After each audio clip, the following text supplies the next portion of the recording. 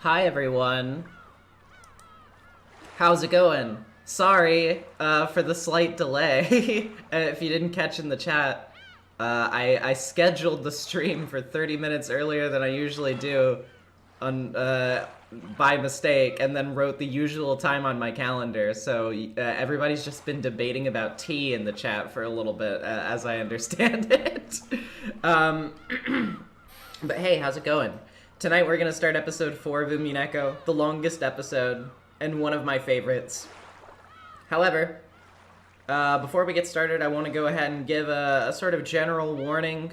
I mean, if you guys have been here long enough, you sort of know what to expect by now. I'll get to those donations in just a second.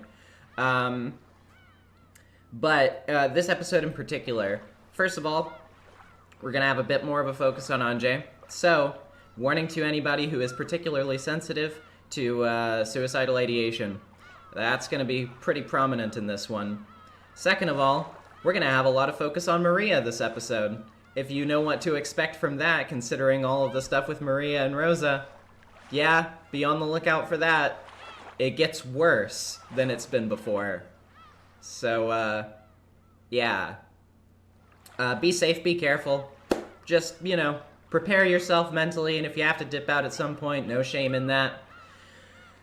And without further ado, let me read these donations real quick, and then we can get started. Citrine Ray with the Canadian $10. My offering to Lady Nesmi, Witch of Voice in retrospect. Thank you for introducing me to Umineko and all the brain rot it has inflicted me with. I like that as a title. You did a good job with that one. Thank you so much. Looking forward to getting into this with all of you. Iconic Laser with the $5. Speaking of When They Cry, I'll say that In Alliance was when I did for the first time reading. Very excited to start this one. Oh yeah, this chapter, this episode absolutely tears me apart. It means a lot to me personally. It's an important one. Anywho, so let's go ahead and get started.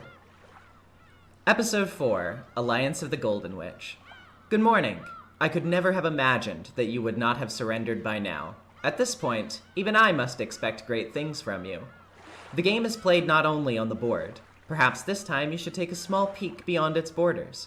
As they say, if you know your enemy, you need not fight 100 battles. The difficulty level depends upon you. How you have chosen to battle up until now will influence the difficulty. Horsefight with the 20 New Zealand dollars. Red Truth repetition request. Umineko episode 4 is peak. That is absolutely true. Okay. Let's go.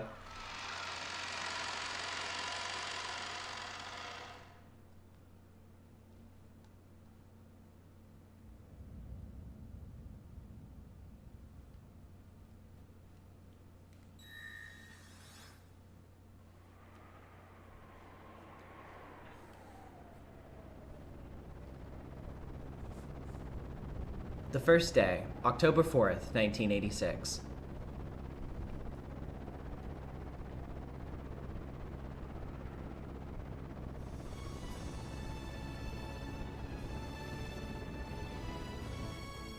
We're just kicking right off with our Hollywood credits, I guess. No? No? You all right, Battler-kun?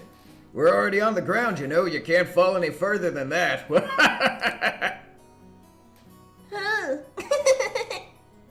Gonna fall! Gonna fall! In the lobby of the Nijima airport, Maria dashed around in excitement.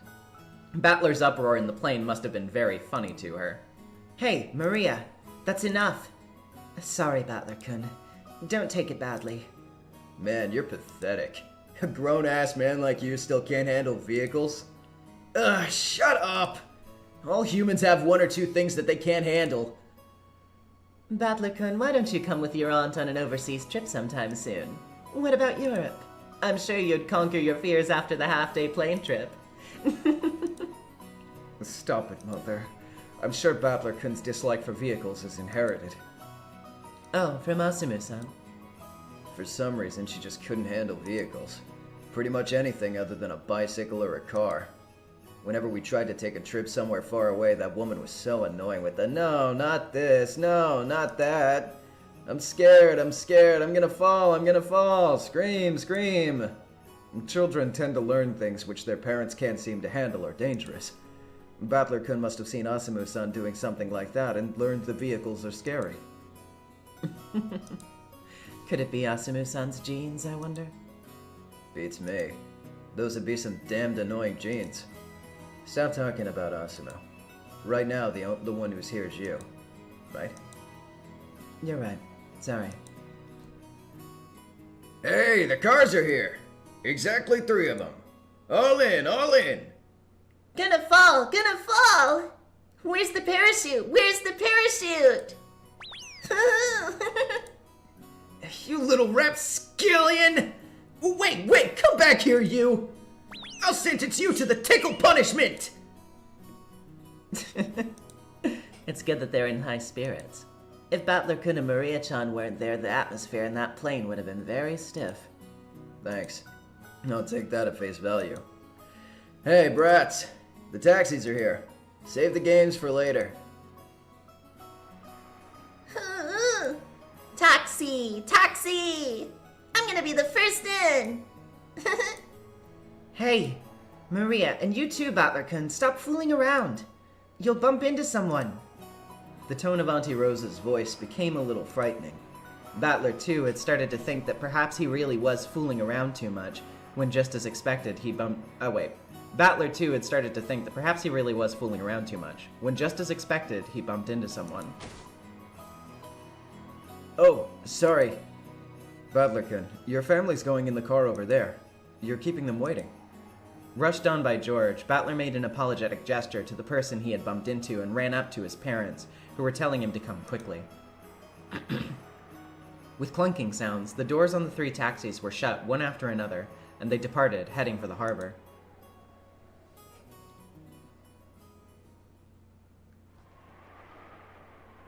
As their taxis dashed away, the entire world grew suddenly dull and slowed to a halt.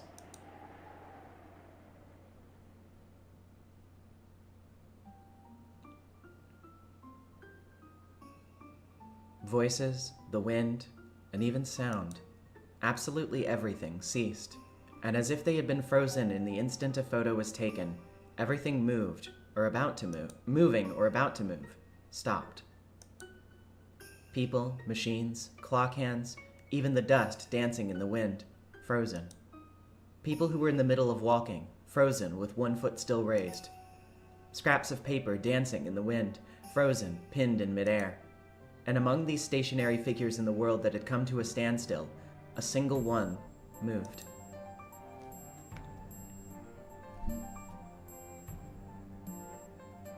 It was a woman. The very woman that Battler had just bumped into. It was truly the slightest of movements. Her gaze dropped, her shoulders lowered a minuscule amount, and she sighed. That was all. In a normal world, that probably wouldn't even count as movement. But in this still world, it looked very out of place. Then, something else moved. It was the black cat that had been dozing in the shadows near the taxi rank. It came up right behind the woman, and leisurely changed its form into that of a human. It wasn't a cat. It was a witch. Of course, the woman was also a witch. As the witch stood there, her gaze still downwards, she muttered, "I can't stop them from going to Hokenjima, can I?" "You cannot. On October 4th, 1986, you were not here. So if I had been here, it might even have been possible to stop them from all going?" What verbal acrobatics a 6-year-old girl could possibly perform to persuade them to turn back, I can't even imagine. But yes, if you had been in this place, the probability wouldn't have been 0. If there's a probability other than 0, I can find a miracle. If I hadn't been sick, and they hadn't left me behind. With her head facing downwards, the witch tightened her fists. They were trembling very slightly. You were sick in bed starting October 3rd, 1986, and Beato's game board is a snippet of time beginning on October 4th. You're not given the possibility of not getting sick. In other words, you're fundamentally an existence which can never step up onto the game board. Thanks for being so patronizing. I'm aware of that. I know that just seeing Mom and Dad and Oni-chan healthy and happy like this, that alone is a very wonderful miracle. I know that all too well. Ange had been trying to stand in the way of her family and prevent them from going outside the airport, towards Rokenjima, but that was impossible for Ange, who could not exist there on October 4th, 1986, just receiving a shoulder bump and words of apologies from her older brother, even though he hadn't known that she was his sister, that was still a miracle. It could have moved her to tears.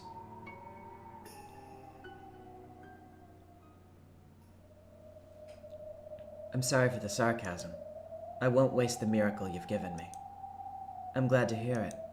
Now, let's go with them. To Rokenjima. Soon, all of the pieces will be gathered. The curtain will open on the 4th game. Beato and Battler will already be seated by now.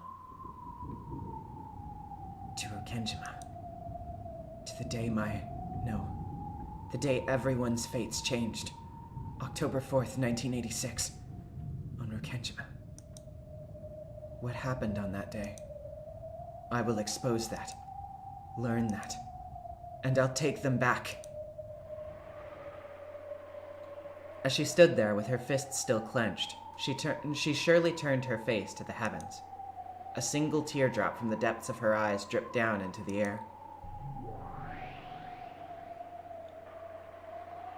And when time started moving again, the two witches' figures were sucked into a blowing gale and erased in an instant.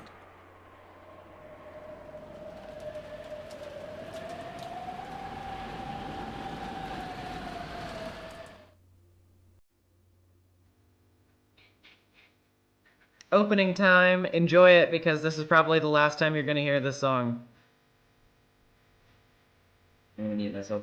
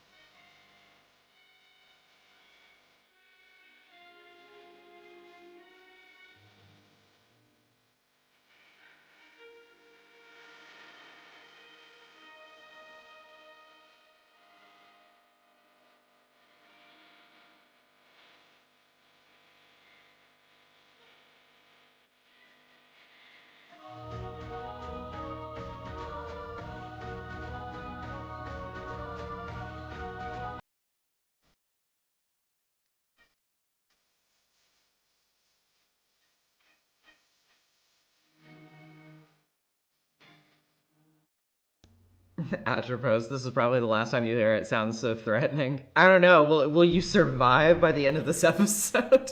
Debatable. Okay. What's this? What's this? Oh, hi. Good morning, milady. My, you do appear to be in a good mood. What a pleasant awakening you seem to have had. Pleasant awakening. I was so excited I couldn't sleep a wink. After all, the curtain is rising on the oh-so-fun 4th game. It seemed that she truly had been so excited that she hadn't gotten any sleep, and yet she showed absolutely no signs of tiredness. Was that due to her youth or her low mental age? Ronove chose not to say that aloud and laughed with a poo-coo-coo instead. I really ran that battler into the ground last time. Ah, that look of you tricked me all over his face. He looked so pathetic. In any case, I do hope he's still not feeling down. Feeling down, you say? Well, how to put it? You know how he's a bit too sincere for his age. Indeed I do. Although one could call that his charm.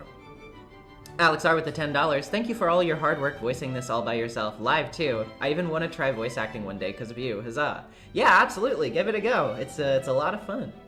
Thank you so much. You could. You certainly could. Well, speaking of that, you know how he completely fell for the thing I pulled last time? Oh yes, completely and splendidly. His pure rosebud-like innocence, arising from never once having been tricked by another since birth, you unreservedly violated.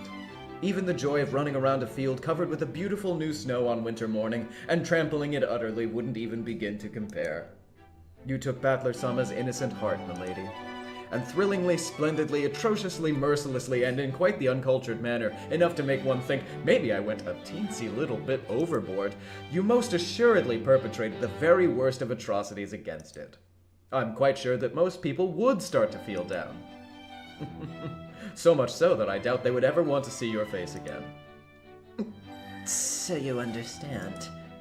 I, also, considering that the fourth game is finally getting underway, I thought that it would be such a pain if he was so disheartened that he wouldn't join us at the table. So, you see, I asked you first, thinking that it would be better to prepare a countermeasure beforehand.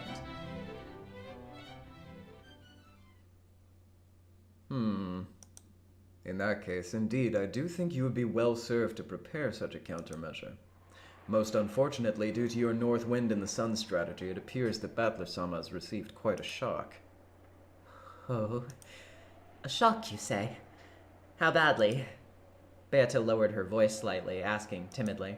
Runove went along with that and lowered his voice in the same way. In truth, he's been curled into a ball clutching his knees for some time now.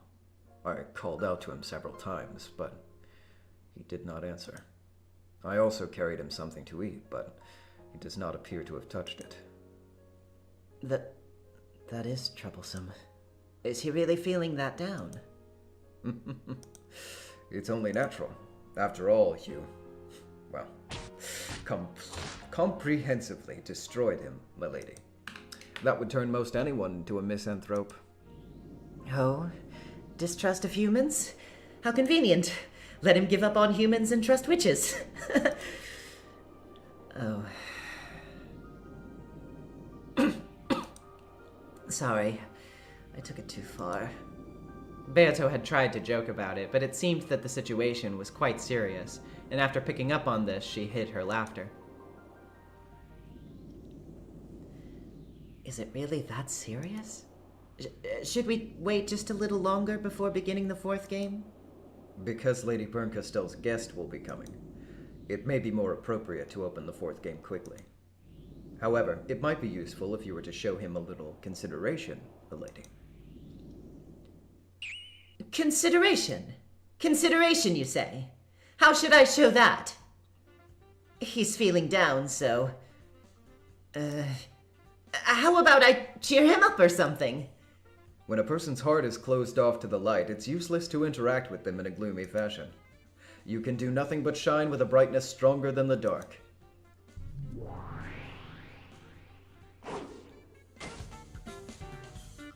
Damn it! Quit messing around! Battler-kun, over here! A croissant baked by Runove-sama would be wasted on the likes of you. Maybe I'll enjoy it all myself. Would be wasted on the likes of you. Okay, yeah. Battler's stomach involuntarily growled at the fragrant smell of the croissant. His breakfast plate was empty, but he hadn't eaten any of it. The biggest glutton of the Seven Sisters of Purgatory, Beelzebub, had waited for Runove to leave and had then come to snatch the food away. Battler had discovered her in the process, and they had been charging about, causing a crazy amount of noise ever since. Junpop45 with the $5. Runove, you decimated and annihilated him, my lady. Battler Shiramiya has been absolutely pwned. 2007 Runove would be like. Even though Beelzebub could have ended it by either giving it back already or else throwing it into her own mouth, she intentionally ran around in circles, making fun of Battler. Give me my breakfast back, damn it! If you give it back now, I'll let you off with a single flick to the forehead. But you just try eating it. What, are you gonna eat me instead? Try it if you think you can. I'd bet I'd be as sweet as honey pancakes. Gotcha! Right now, I'm more interested in that bread than your thighs. Be a good girl and give it here. So you resisted till the end! No way, I won't give it to you! Even the croissant wants me to eat it. Yay, yo! Good morning, Battler! Get a load of this guy, first thing in the morning and he's back to moping already. It's the beginning of a new day and a new game, you know, so get your spirits up and let's get this party started! The door opened forcefully. Like a marathon runner drawn on a certain caramel box. With her hands held high and with an idiotic cheeriness, Beato appeared. For some reason, countless country flags confetti scattered everywhere, creating what was clearly intended to be a perfect party atmosphere. Battler and Beelzebub, who had been grappling on the floor over the croissant, completely forgot about their argument and stared at her speechless. Good morning, Beatrice-sama. Well, that's all for me. Here, Battlerkin, say ah.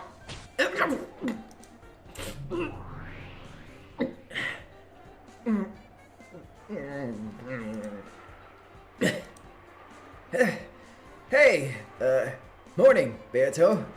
Glad to see you're in perfect form this morning. Battler and Beato both looked at each other. It seemed that neither had a clue what was going on with the other. But... Battler? What is this, Rotobe? He looks like he's in high spirits! He isn't clutching his knees, and he's answering, and was even in the middle of eating!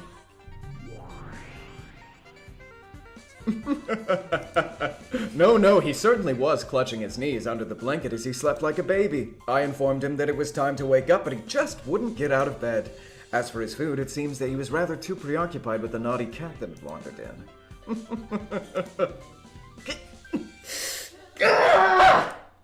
You tricked me! Heh, you should talk. Weren't you the one who played that massive trick on me last time? I don't have a clue what's going on, but I'm glad to see you started your morning with a helping of just desserts. Well, anyway, nice one, Ronobe. I'm much obliged, Battler-sama. The two stuck their thumbs up as though they had forged some kind of male bond, chuckling together. For a while, Beato acted very energetically, trying to hide her embarrassment.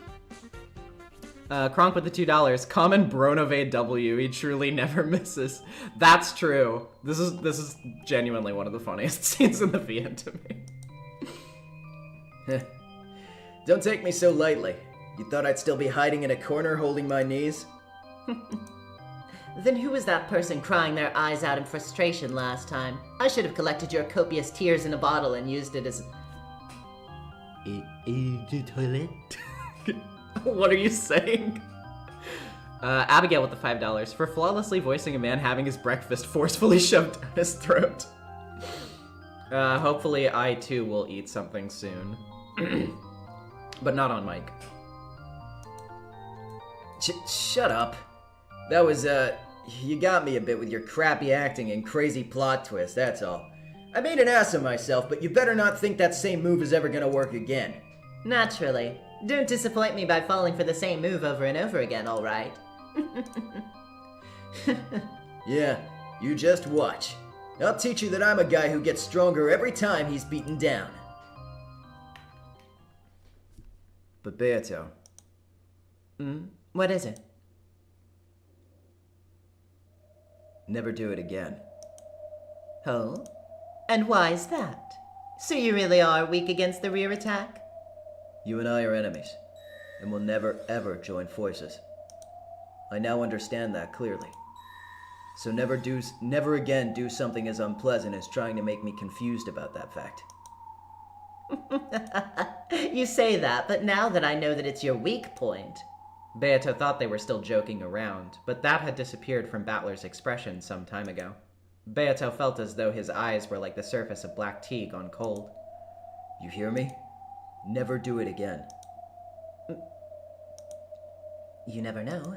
I might do it again when you've forgotten. Never do it again. Pierced by his strong and forceful gaze, Beato held her tongue. She may have thought that Battler would surely be the one to break that silence with laughter. However, Battler's serious expression didn't change in the slightest. So to break that silence, Beato had no choice but to start laughing herself.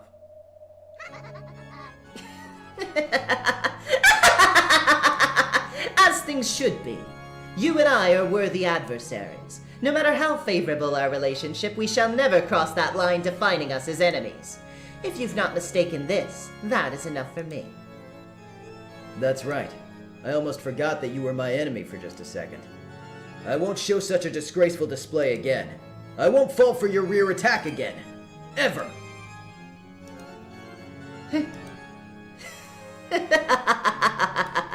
It seems that I'm not the only one who cannot wait for the fourth game. I'm pleased, Battler. Come, take your seat. Sure. Bring it on. Clever little tricks aren't gonna work anymore. Stop acting so tough. You remain in a state of surrender for the last mystery in the previous game. The mystery of Nanjo's murder. I'm still holding off on an answer for that one. But that doesn't mean I've lost heart. I'll break your red truth and deny witches. I guarantee it. A good disposition. You truly are a man like a phoenix. You don't betray my expectations. With that, let us raise the curtains on the fourth game. But before that, it seems that we must welcome a new guest. A guest? I'm sure you must remember that mystery woman who appeared at the very end of the last game without an invitation and spoiled my performance. Her. She says that she wants to join our game, you see. I took the liberty of sending her an official invitation to join us. Ronove, call the guest. There's no need. I'm already here. The voice that answered Beato's call came from the darkness in a corner of the room. Battler turned around in surprise to discover that the mysterious woman was suddenly there. Goodness gracious, how rude. If you were here, the least I could have expected is a simple greeting. I don't make a habit of greeting people before punching them, but I'll give one after I punch. And what will that be? Good night. Have a nice dream. Entertaining. Truly entertaining. Beato cackled and clapped her hands. But that was only Beato, and nothing rose to Battler's face except an uncertain smile. Whew. So, you're the punch first, ask questions later type, huh? Battler met eyes with the woman, shrugging his shoulders as he spoke. But the woman didn't answer, giving only a cold stare in return. You helped me out last game when things were really coming down to the wire. I'm grateful. I don't need gratitude. The way you were acting was just flaccid. I only told you to get a clue. Yes, Battler is flaccid indeed. Beato tried to laugh in agreement, but the woman wasn't listening. She did absolutely nothing except stare at Battler with ice-cold eyes. Well, looks like someone hates me. I'm just annoyed that you aren't fighting seriously. You say I'm not serious? You can't possibly mean that the mess you got yourself into earlier was you being serious. What do you take me for? How long do you intend to go along with this witch's farce? I'm fighting Beato in my own way. And yes, I'm serious about it. Serious? Don't make me laugh. You keep on drinking tea and chatting with a witch for all eternity and call that fighting seriously? Keep the jokes to just your hairstyle. I mean, sure, I wasn't used to this witch's game in the beginning, and I've had hell of a rough time, I'll admit it. But now I'm finally starting to see how to fight and the knack to doing it. If the pathetic way I've been acting makes it look to you like I haven't been serious, you're mistaken. Am I? Of course. I know I've got to close in a lot more before I can grab Beato by the collar. But no matter how long that distance is, it is finite. And with each passing game, I'm steadily closing that distance step by step. No matter how long it takes, I'll close in on that witch and I'll definitely checkmate her. Borrowing one of her common phrases, it might even take me 1,000 years. But even so, eventually, I will definitely win. Why? Because I will never accept losing. I will never stand still, and I'll keep on closing in on her. So in other words, there's just one thing I can say for sure. I will definitely win against that witch someday! That's how it is. You sure are patient.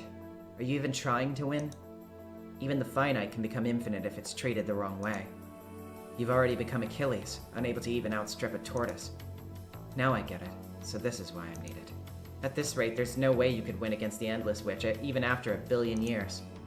Who are you? Who are you? It wouldn't kill you to tell me your name.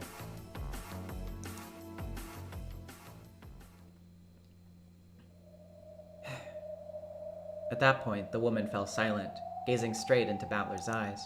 At first, Battler faltered under the firmness of that look, and his gaze wavered slightly. But as her eyes continued to stare into his, gradually, he found himself becoming lost in them. And in their depths, he saw a light that he had seen at some time before. Battler was struck by how strongly they resembled the eyes of a girl who definitely couldn't be here. But that was completely impossible. I know it's stupid, but for some reason I'm getting that feeling. But that can't be right. She's supposed to still be 6 years old. You couldn't possibly be. Ange, could you?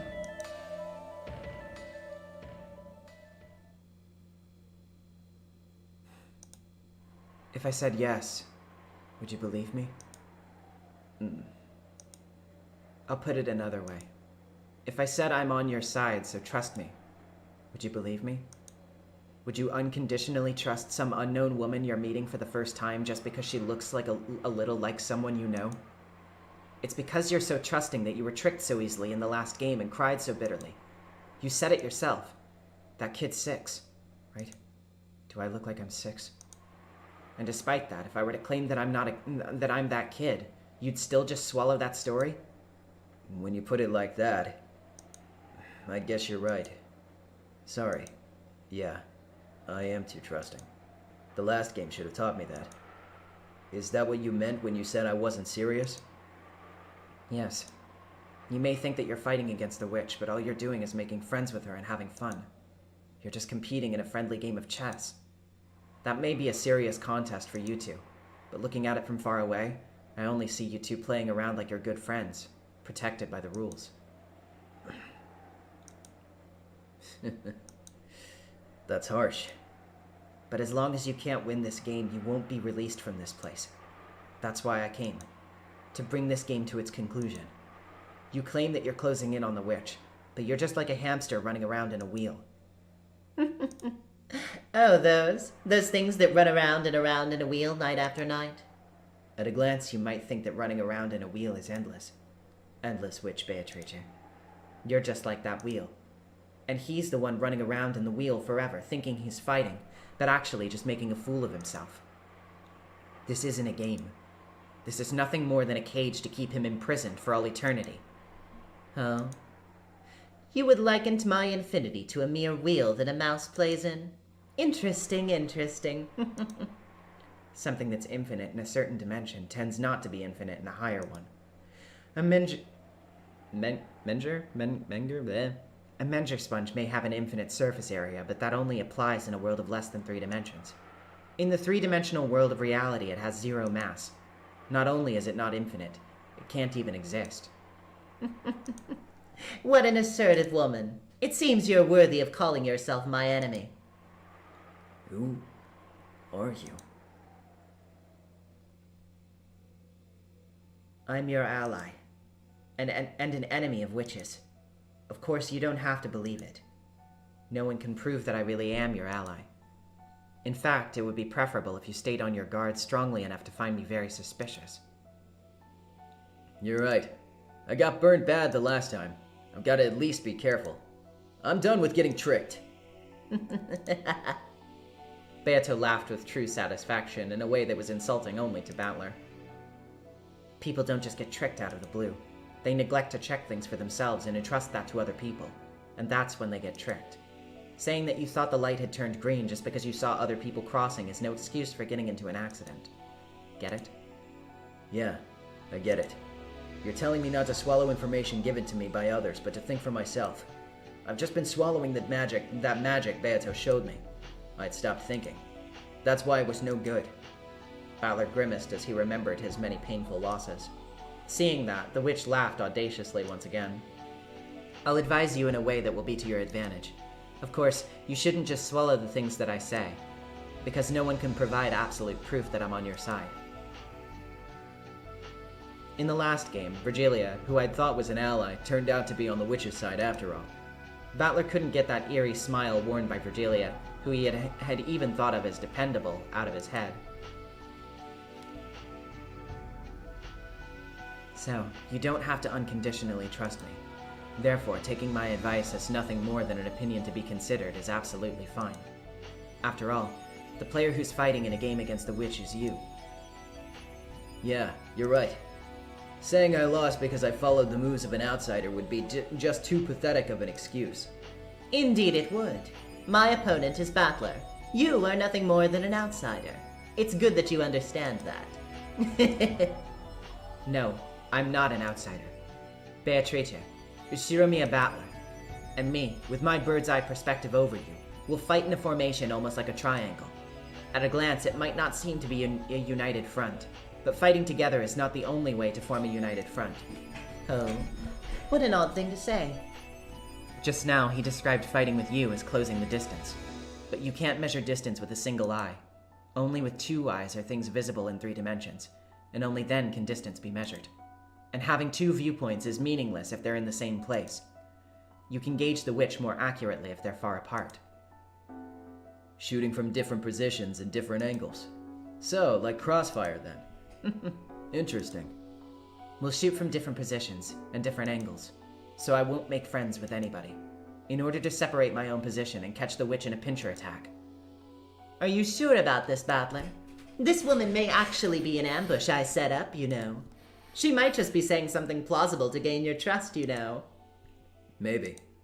She's been saying that over and over again herself. So of course I can't blindly accept her advice. But I can think for myself and decide whether it's worthy of being trusted or not. As long as I don't stop thinking for myself, I won't be tricked by anyone again. Impressive confidence, Shiromiya Battler.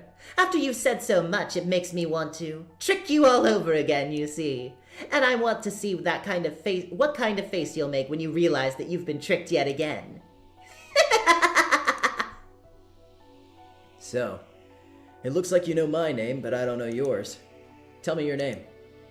For a while, the woman remained silent without the slightest change in her expression. She looked as though she couldn't decide whether to say her name or not, or possibly as though she was deciding what to call herself on the spot. Gretel. Girdle? You wear one? That's my name, dumbass. Call me Gretel. Then should I call myself Hansel? Just kidding. I'm a Shiromiya Battler. Just call me Battler. Nice to meet you. I hate handshakes. Don't take it personally.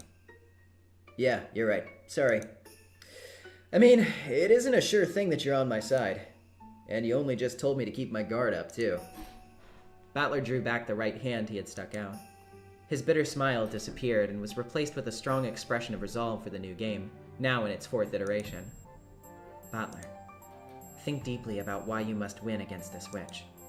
You can't stop with something abstract like she annoys me so she's going down. Have a deep conviction that you'll definitely defeat the witch and escape from this world. Because there's definitely someone waiting for you to come back. For her sake as well, Maybe she had something on her mind. Gretel clenched a fist in front of her chest and hung her head in silence, at a loss for words for a short while. Beata spoke up in a forceful voice, shattering that silence. Good. That should be enough of an introduction for Gretel or whoever. Come, try to remember. What happened on October 4th? The curtain opens on the 4th game. In unison with her voice, the clock, which had been turned back to October 4th, 1986, started to move, as though blown by a suddenly raging storm.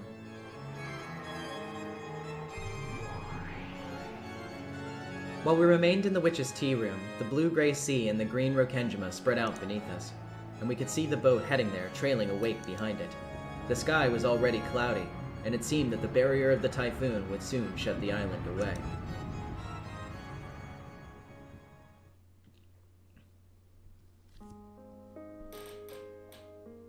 The boat docked in the harbor, and Goda, who had been waiting there, could be seen helping to unload it. And finally, The boat dropped off all of the passengers and began to separate from the island.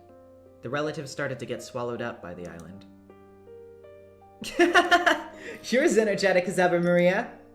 Maria-chan, you'll trip if you don't look out. Be careful. Gonna fall, gonna sink. All my fondly remembered cousins I had loved so much dashed away through the beach, disappearing as they were sucked into the forest path leading to the mansion. And of course, Oni-chan could be seen among them too. Damn it! Hold it, Maria! You nimble little brat!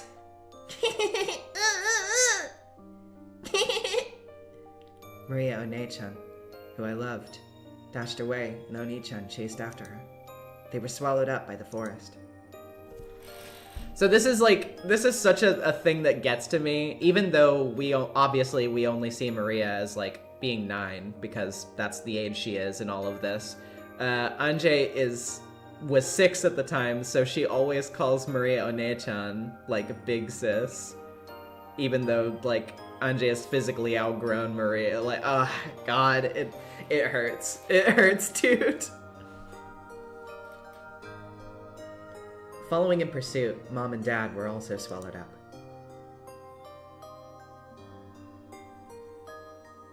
The rest of my relatives were swallowed up too. Swallowed up, leaving only me behind. To answer you real quick, Tofu64, asking about Gretel. Gretel is derived from Hansel and Gretel, which is a fairy tale, and Hansel and Gretel are brother and sister, so, yep. And yeah, as Digimaniac says, they fight against a witch who tries to eat them. You idiot. How long are you going to joke around and play with a witch in a place like this? Come back quickly. Oni-chan. Don't leave me all alone. Realize what a cruel and lonely world I ended up isolated in.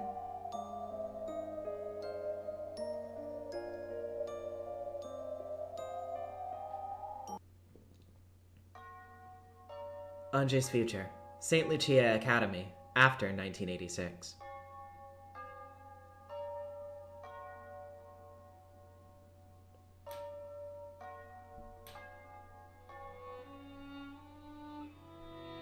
Good day to you. Good day to you. Good day to you is the standard greeting used here. No matter how many years pass by, this style of greeting still feels very awkward. Oh, okay, it's still Ange. I had responded to the greeting in order to stifle that awkward feeling, but the classmate who had spoken looked at me blankly. Oh? Oh? What's this? I think you must be mistaken. Their choice of words and manner were certainly what you would expect of a school for rich girls, but at their core they were as innocent and cruel as any children of that age. It seems they found it funny that I'd mistakenly thought the greeting had been directed at me. No, it might be the opposite. Maybe I should say that they didn't know what to do after being greeted by an introverted kid like me. No, judging by the looks of my classmates, glancing this way over their shoulders and whispering to each other, there were even some who seemed to consider their refreshing morning ruined. I'm depressing, because no one likes me. So, trying not to get in the way of everyone's refreshing morning anymore, I entered the classroom in a low crouch, almost like I was cutting across the aisle in a movie theater while the movie was running. This is an all-dorm academy called St. Lucia Academy. It's not a school that just anyone can get into simply by passing a test. It's a hidden rich girls' school, known only to select a group of celebrities from various circles, for lofty nobles who truly wish their daughters to be brought up like saints. This is probably the ideal academy in which to protect them from the impurities of the common world. But at the same time, it was probably also a convenient place for nobles to confine daughters who they didn't want the public to know about. As well as an academy isolated from the impurities of the common world, it also held excellent potential as a prison school. I was truly among the latter, and spent my days confined in St. Lucia Academy. As the weeks, months, and years dragged on at a mind-numbing pace. Of course, there weren't that many students like me, and you couldn't tell us apart at a glance. However, even if they didn't come forward, you could usually guess from their appearance. Because they were always hanging their heads, all the time, with an expression on their faces as though the whole world had abandoned them. And every class had 1 or 2 kids like that, so even if they didn't speak up about it, you could guess who they were. So, even though I never confessed that I was one of those kids, at some point everyone in the class knew. Just like how the seriousness of your injury grants you status in a hospital room here, status is granted by the nobility of your birth. Those who aren't permitted to go out in public are probably nothing more than filth to them. They must think that getting involved with students like that would dirty them as well. Whenever such a rumor sprang up about a particular student, those fastidious girls would about face and grow cold and distant, chasing that student out of all possible social groups. I have that to thank for this quiet and solitary school life of mine. Well, that's only if hearing people whisper behind my back, finding my things lost or broken all the time, and having everyone pretend like they don't know anything about it can be called a quiet school life. I must be wearing a weary expression already this morning. I can understand completely why my other classmates who had been enjoying a refreshing morning would want to click their tongues upon seeing it. Consciously trying to do my best to avoid tainting my classmates' morning, I quietly took my seat. Then, unusually, someone came to talk to me. It was the class leader. Good day to you, Shirimiya-san. You seem to be in a bad mood this morning. Are you certain you're getting enough sleep? Is there some business that you have with me? You do know that you're the only one who hasn't submitted her questionnaire for the class presentation? Did you forget that the deadline was yesterday? I'm pretty sure I heard something about that sometime last week, but I think the questionnaire hadn't been passed out yet. All the necessary information would be written on that, so it should have been no problem to forget about it until it was handed out. I wasn't given a questionnaire. You must have been. The dormitory leader distributed a copy to everyone. If you lost it, all you have to do is honestly say so. I lost it. I'll fill it out right now, so could you give me a paper? Again, either someone lost my paper or they intentionally didn't tell me about it. But I have no way of knowing who was behind that. In the end, treating it as though it was my own carelessness would settle everything more quickly and without any drama. Once you filled it out, drop it in the questionnaire box in the student council room yourself. Our class is the only one, that didn't get everyone's in by last night. As I hung my head at the class leader's scolding, I could hear the giggles and whispers of people watching, coming from no direction in particular. Ushirimiya-san did it again, because she never concentrates. She is unsuitable for this school. She has neither class nor manners. Sorry, girls, but I've dealt with much worse when it comes to unfair personal attacks. I froze my heart and let those arrows of ridicule pass by as I quickly filled out the questionnaire.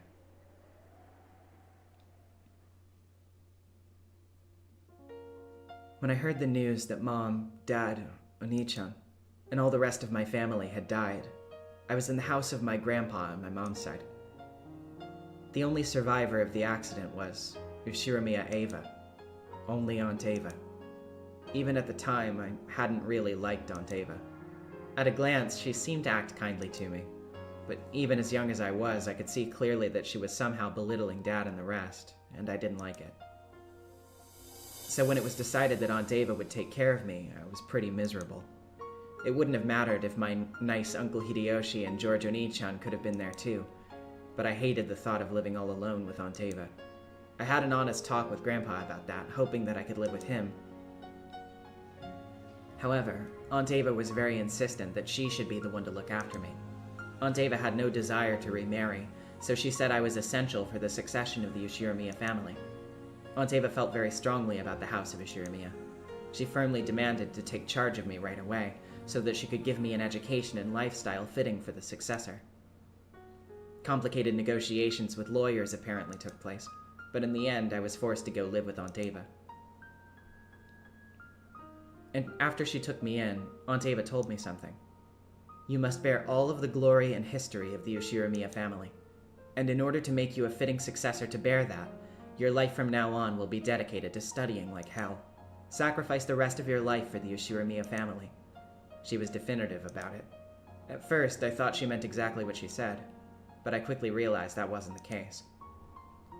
Because even then, in Aunt Ava's eyes, the one most fitting to be the successor was George Oni-chan, who had passed away.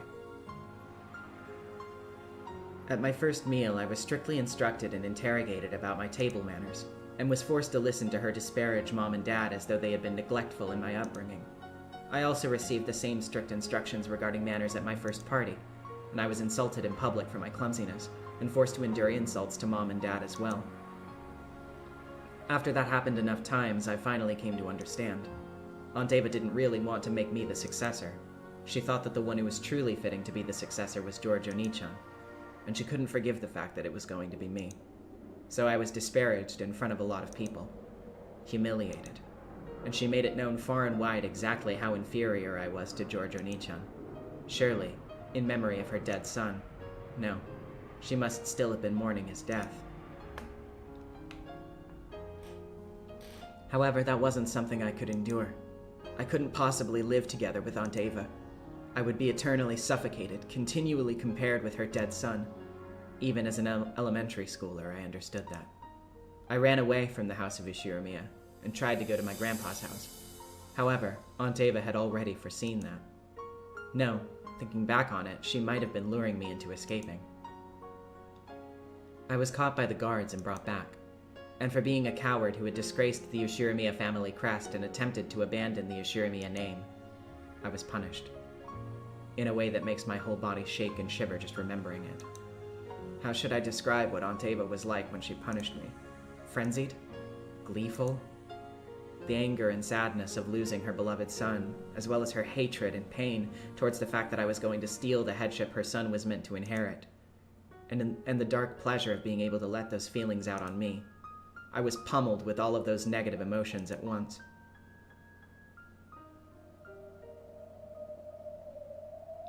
Then, all of my free time and freedom was taken away and I was put under round-the-clock surveillance. I may have lived in a gorgeous mansion and been dressed in expensive clothes, but my heart and my dignity were being trampled upon, and I was the Ushirimiya family's slave, its cattle. Compared to that lifestyle, the derisive laughter of my classmates here even felt refreshing. It was no match for my heart.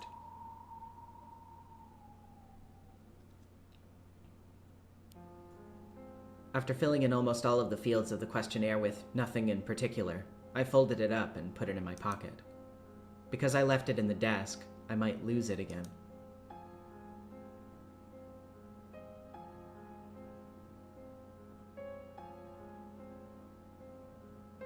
After dropping it off in the box in the student council room during lunch break, I finished lunch by myself, as usual, and headed behind the school building, where no one was around.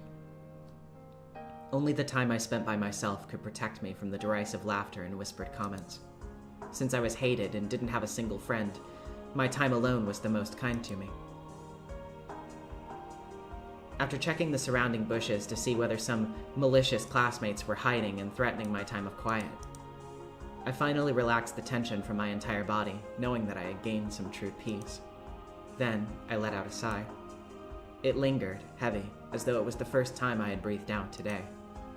My previous favorite place behind the vegetable garden storehouse had been found out by my classmates, and now they would mess with me there, so this was my new lunchtime hideaway.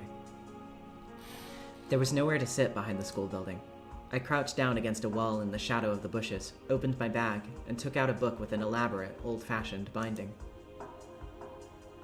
Just glancing at it, you would probably think it was a religious book written in the Middle Ages or something. But this isn't a book. It's a diary. Of course, it's not my diary. There aren't any special things worth writing about in my daily life. Every single day is just gray, cold, and dry. When nothing changes from day to day, there aren't any notable changes worth writing down. This is the diary of Maria One-chan, who I had been very good friends with. She was 3 years older than me and a bit of a funny person, but One-chan was always a warm, wonderful cousin. She would always grab me by the hand and invite me to play some fun game. I remembered that getting to see her was the most enjoyable thing about family gatherings. Though I prefaced this with "for an elementary schooler," the handwriting that greeted me when I opened the diary was fairly accomplished, and while admittedly it had been written using every other line, the pages were dense with text. Was she just hopelessly obsessed with jotting everything down in her diary? Probably not. To her, writing her daily life down in a diary was probably like having a conversation with another part of herself. So rather than a journal in which the events of her day were simply listed, Maria One-chan's diary was written like a letter to another Maria, telling her of the events of that day. I'd found this diary among her belongings after her death, and had secretly taken it home. At first, I had felt that reading someone else's diary might be boorish, and had been satisfied to just keep it by my side. But I was unable to resist turning over a page or two, and slowly but surely, I found myself reading through it. And now, she had become my only friend. I gently opened to the page with the bookmark. Sorry to keep you waiting, Maria One-chan. Could you tell me more about your life? At the same time, a very, very soft breeze blew, tickling the pages, and I thought that the open diary might have sparkled faintly.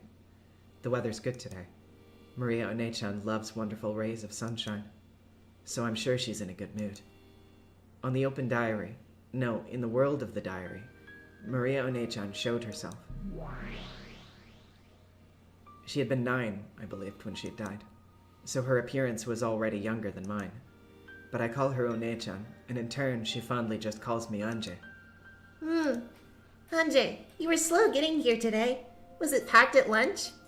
Yes, it's always packed, because groups of friends install themselves in the seats and stay there even after they've finished eating.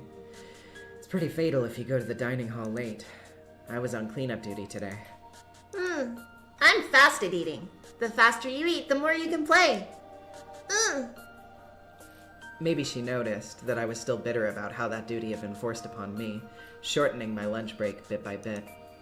By a bit, Maria One-chan brightly changed the subject. Grateful for that consideration, I responded that I eat slowly. Maria said something about how she'd teach me the trick to eating fast and cheered me up. I read it in the diary.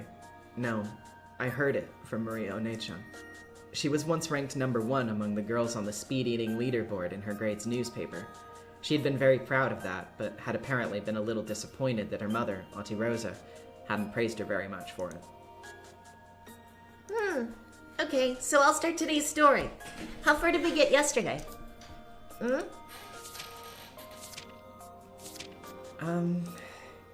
This far. Up to where you got Sakutaro as a present. You promised that you would tell me about Sakutaro. Talk about Sakutaro. Sakutaro is a really cute stuffed animal. I'm sure you'd like him too, Ange. Yes. Tell me about that. The lunchtimes I spend listening to your stories are the only times I can feel relaxed at school. I'll talk. So, about Sakutaro, Watching Maria One-chan, who's always in a good mood, makes my heart feel warm as well. As I listened to her tale, I began to get absorbed into her world.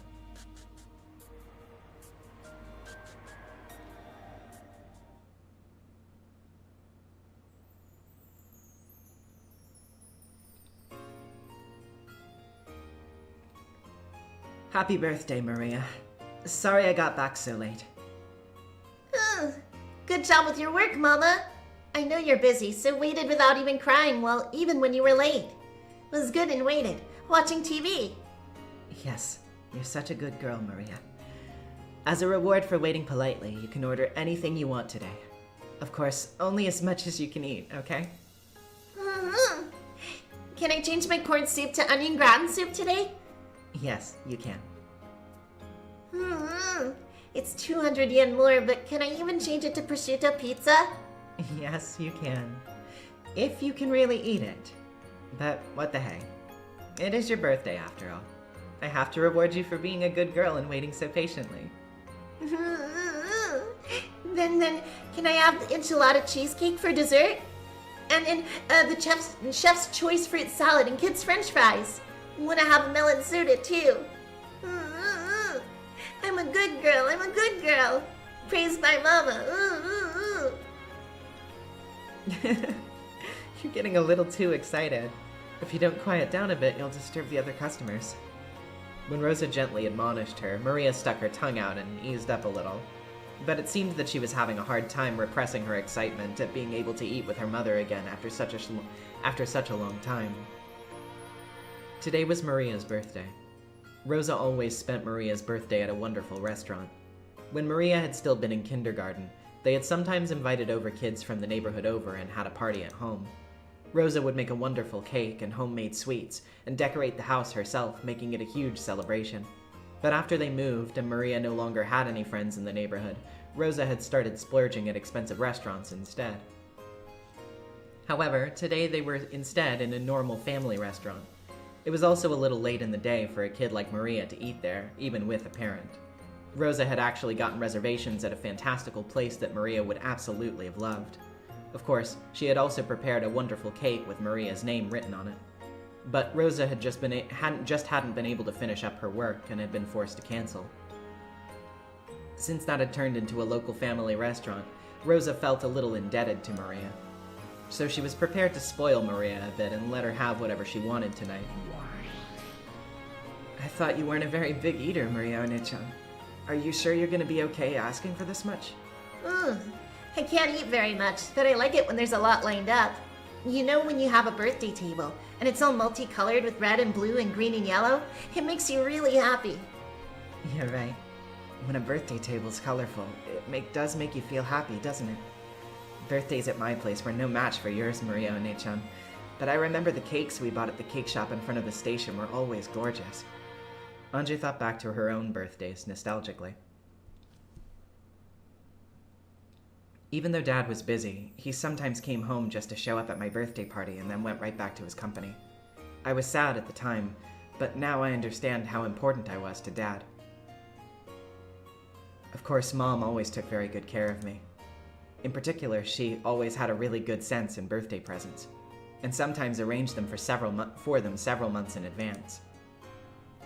Even though we always sent an invitation to Battler Oni-chan, he didn't get along with Dad or something, so he didn't always come.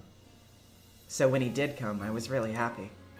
The birthday parties when the whole 4-person family was together made for fun memories that I'll never forget. Your birthday looks like a lot of fun too. Battler and Uncle Rudolph are the life of the party. Noisy and laughing. Battler got covered in soda. Maria One-chan peeked into my happy memory. It's kind of embarrassing looking at myself, quietly sitting there, wearing the origami helmet that Dad had made me as a party trick. In my hand was a paper gun that Battler Oni-chan had folded for me, and Mom was taking a commemorative photo. It was the happiest moment of my life. But your birthday's just as good, Maria One-chan. So you get him today, right? Sakutaro. Was really looking forward to it. Was so excited the whole time, wondering when Mama would show me the wrapped present in the side of her bag. Sakutaro is the name of the stuffed animal that Maria One-chan was to receive as a present today. For quite a long time, Auntie Rosa had been making a stuffed animal to give to her as a birthday present today. It was apparently to be a cute lion stuffed animal. And Maria One-chan had already given it the name Sakutaro, even though she hadn't received it yet. Today, she was looking forward to meeting Sakutaro even more than celebrating her own birthday. Auntie Rosa ran a clothing design company. It did actually seem to have a brand name too, for what that's worth. I think it was just called Auntie Rosa in English. The slogan was apparently, "I can't forgive the way I was before today." Unfortunately, I've never met anyone who knew of that brand name. Maybe it wasn't that famous. So, in any case, Auntie was pretty skilled with her hands. I heard that some of the clothing that she wears she made herself. So making a stuffed animal had to be well within her capabilities. A handmade stuffed animal. That sounds kind of wonderful. By the way, why did you call it Sakutaro? Actually wanted to call it Sakura, but it's a male lion, so I was told to give it a boy's name. So I added a boy like Taro and called him Sakutaro. And I forget when the "oo" at the end went away. Why Sakura? Main character in an anime on TV. There was apparently a popular anime at the time whose main character was a girl called Sakura. The fact that she'd simply borrowed the name of a character she liked was, how should I say it, as innocent and cute as you'd expect from her age. Mama! Still no Sakutaro? Want to let Sakutaro join in on my birthday too. Presents always come at the end, remember? If you open it now, it'll get dirty.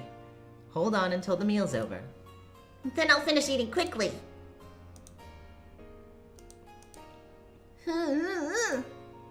As soon as she proclaimed that, she started tearing into her meal. Auntie Rosa scolded her, telling her not to make a scene. It seemed that she hadn't seen it coming immediately. I'd been thinking that if I were as straightforward as Maria One-chan, that would probably be exactly what I would do as well. So it brought a kind of warm smile to my face when my expectations weren't betrayed. In the end, Auntie Rosa succumbed to her daughter's eyes, sparkling with anticipation, cleaned up the table, and took out the long-awaited wrapped present. Happy birthday, Maria. I couldn't spend much time on it, so I couldn't make it very well. If you made it, Mama, I'm happy with anything. Sakutaro! Sakutaro! Auntie Rosa spoke slightly humbly, but Maria One-chan was ecstatic even before opening the wrapping. I could really understand that feeling. It's not a matter of quality. Just the fact that it was a handmade present was more pleasant and pleasing than anything. Can I open it? Can I open it? I'd really prefer you leave it until we got back home, but just for a bit, okay? We'll just take a look and say hello and then put it back, alright? You can give him a proper greeting once we get home. We're in public, so you can't fool around, understand? Can you promise? Promise, promise! So can I open it? Can I open it? Mama! Yes, but just for a bit, okay? Yay! Before Auntie Rosa finished her sentence, Maria One-chan started unwrapping the present.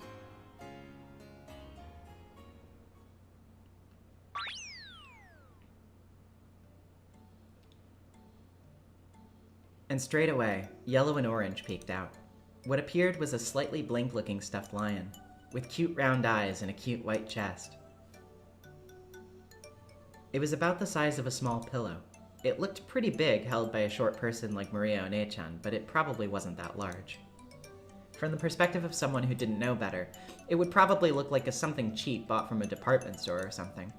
But to Maria One-chan, it was her mother's handmade stuffed animal, the only one of its kind in the world, and irreplaceable. Sakutaro! Sakutaro! Cute, really cute! Thank you, Mama. Thank you, Mama. Thank you so much for making a cute stuffed animal for me, even though you're so busy with your work. Please don't praise me so much. It makes me feel embarrassed. I couldn't take much time, so I couldn't make anything that good. I actually wanted to make one so big that you could wrap your arms around it. No, this is good. With this size, we can always be together. We can go out together. Sakutaro, I'm your One-chan. And you? It really is a cute stuffed animal. So, this kid is your best friend, Sakutaro? Can't go to school together, but we're always together at home, and he's my best friend. You know, Sakutaro is very innocent and cute, but he's always nice to me. Cheers me up when I'm feeling down, and plays a lot with me when I'm feeling good. So I'm not lonely anymore. Not lonely when Mama's busy with work and I'm all alone. And even if no one plays with me at school, not lonely at all. Sakutaro, right, Sakutaro? Uryu.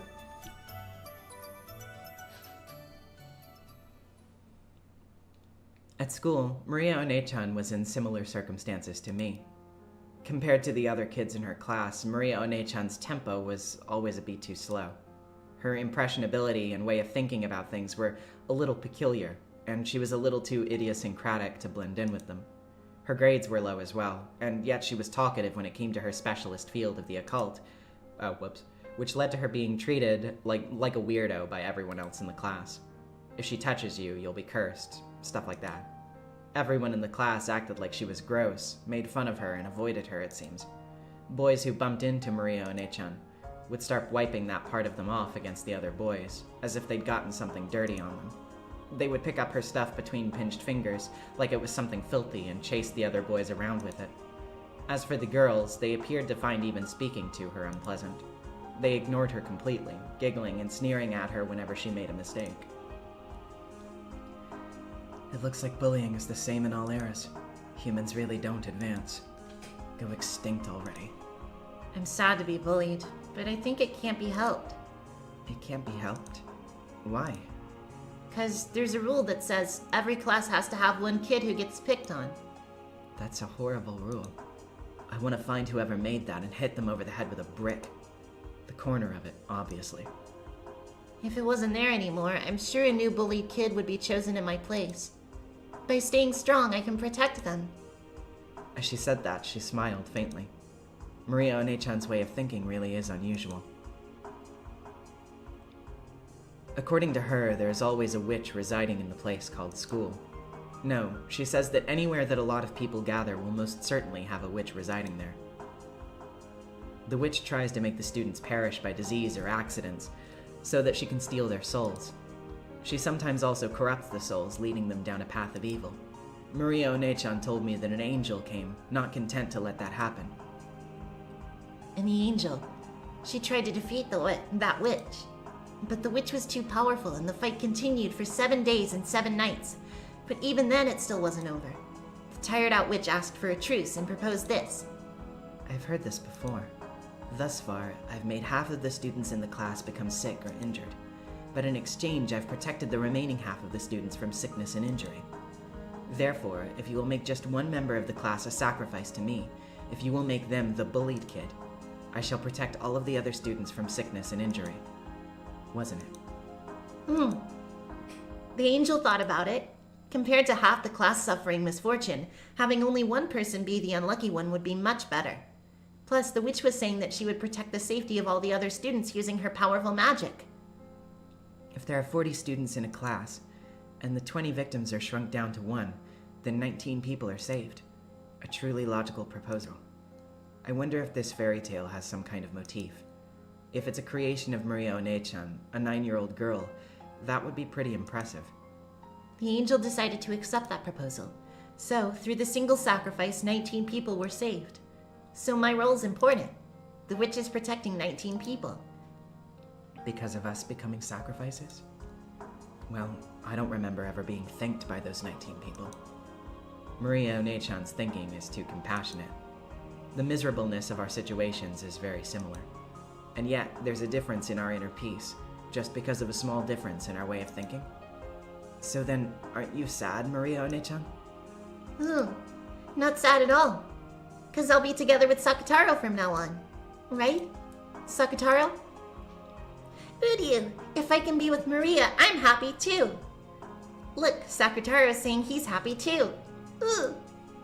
Maria One-chan held up the Sakataro stuffed animal, playing both sides of the conversation herself. I don't understand, but that's exactly why I want to reach Maria One-chan's level. It's what makes me so strongly interested in her tale and her words. Ange, is it tough because you're all alone? It is tough. But just the time when I can be with you like this is different. Because I'm not all alone. Then if Sakataro becomes your friend too, it'll be even more fun. Okay, starting today, Sakataro is your new friend. Right, Sakataro?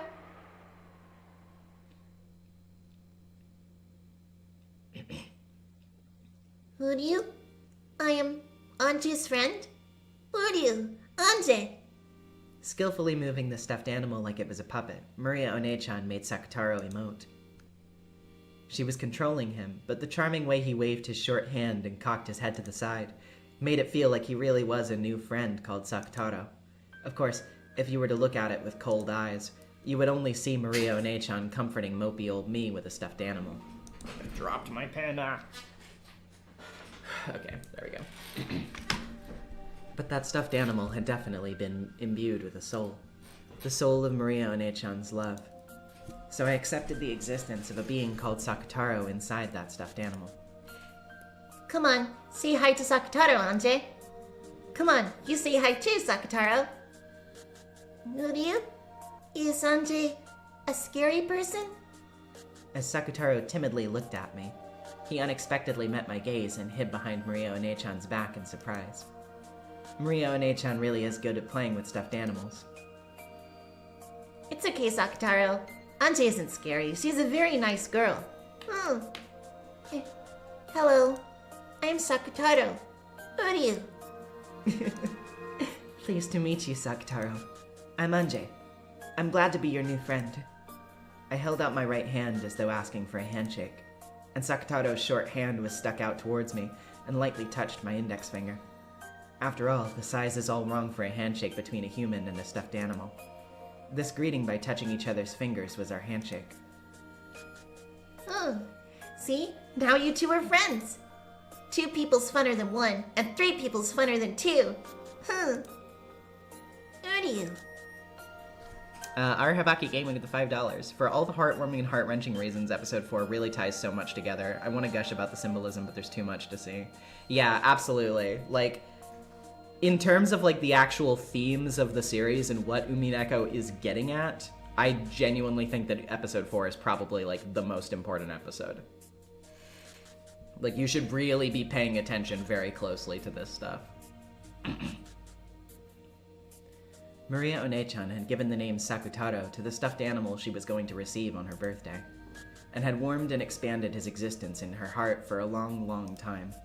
Therefore, even before she had met him, his existence had been sublimated into a personality. From the very first moment they met, the two of them were already friends. Of course, I don't think anything could be as personified and loved as Sakutaro was, but that wasn't anything extraordinary in Maria One-chan's eyes.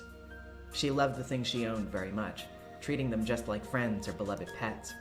Maybe it was partly that Auntie Rosa hadn't let her keep a pet, or maybe just her innate desire to treat things as though they were precious. Maybe it was that she was so isolated she had been forced to find friends closer to home. Because all of those various circumstances, this wasn't anything extraordinary from her perspective. Yet, even so, Sakutaro, no, maybe I should call him Sakutaro like Maria One-chan. Oh, okay, without the U, like Maria One-chan. It was certain that Sakutaro was a stuffed animal. No, a friend who was more loved than anything or anyone.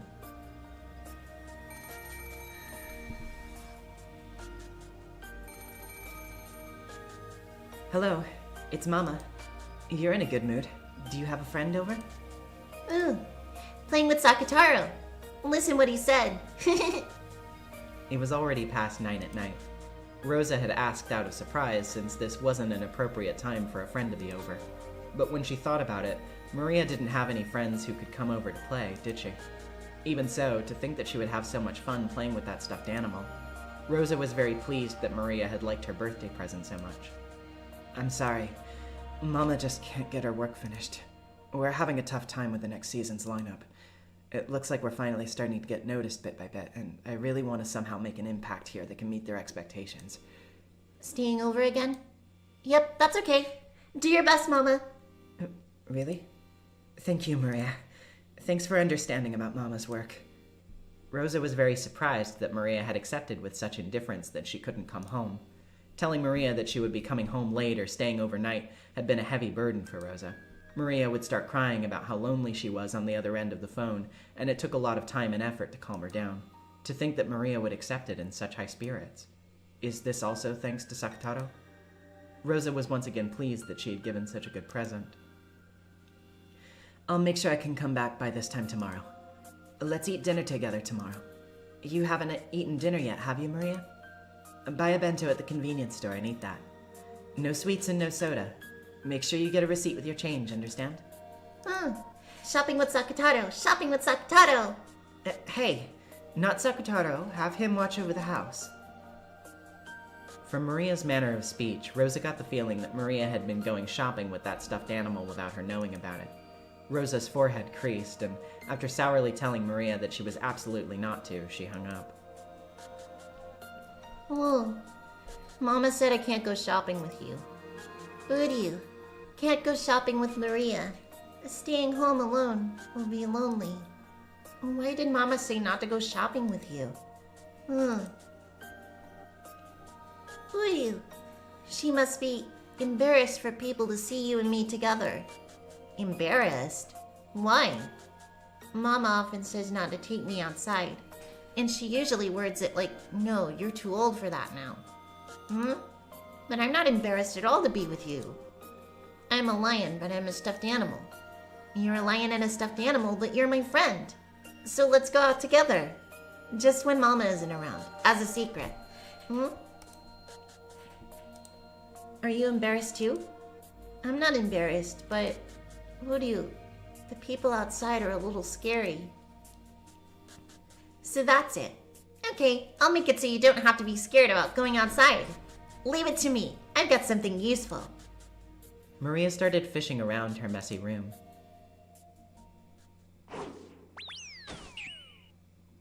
Rosa often told her to clean it up, but she was just bad at cleaning up her room. However, she knew more or less where everything was. So much so that whenever Rosa would take it upon herself to tidy up, Maria would have trouble finding things. Found it! Look, Sakataro! A knapsack! Maria proudly held it up high. Sakataro looked at the gaping open knapsack and shifted uneasily. Uryu, Maria, you weren't saying... Ugh! This way we can go shopping together and you won't be scared.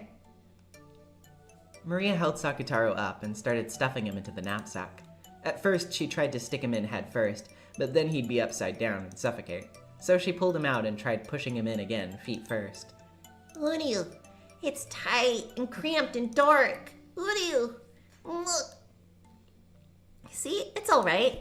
If you stick your head out, it isn't cramped and it isn't dark, so it won't be scary. And it's a good view. Ugh. Uryu, you're right. Will it be okay for me to go shopping with you now? Yep, it's okay now. What should we get for dinner tonight? Come on, let's go out, Sakataro. Fen, I'm doing just fine. ERA, you, got here, we're about like an hour and a half in. If you wanted to like scroll back and like play on higher speed or whatever, you'd probably be able to catch up with us because we're still gonna be going for a while.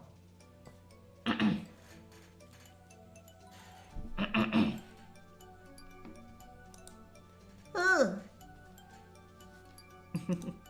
Looks like you're having fun, Maria One-chan. Yep, it's really fun. Even things that would be lonely and boring all become fun with Sakataro. Any human friend would have to go home when it gets late. But Sakataro doesn't go home, so he can be with me all the time. He'll watch TV with me, be together even in the futon, and even hold my hand on scary nights with thunder. He'll even chase away the monsters in the closet and under the bed. Sakataro's reliable. Uryu, I'm a lion, so if there's any monsters that scare Maria, I'll show my courage and chase them away. Uryu, go! They were so close that it made me a little envious. I'm supposedly older than Maria One-chan, but I can call her nothing else. Even now, she stands above me like an older sister, and I'm yet to reach her level. If only I had a friend close by like Sakataro. But both me and Sakataro are friends close by. We're always right by your side. It's just that your magic is weak, so you can't perceive us unless you open my diary like this. Perceive? You know some pretty difficult words, Maria One-chan. According to her, this world is full of magic and spirits, as natural and nearby as a light breeze. You don't normally notice or see the wind, but when incense or something trails smoke, you can see it, right? Right. And even if you can't see it, it's always nearby. That's it.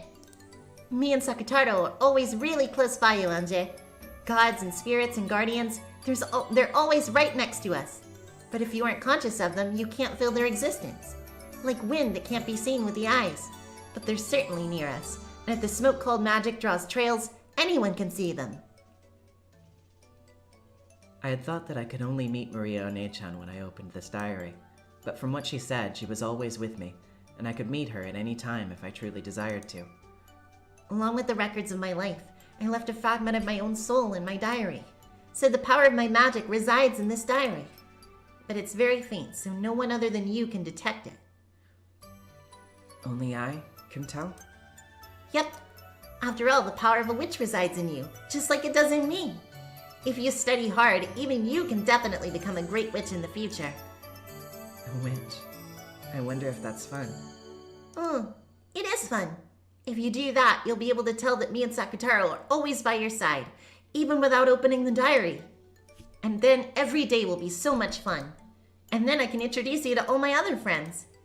And then every day you'll have a lot to do and it'll be very lively. That might be fun.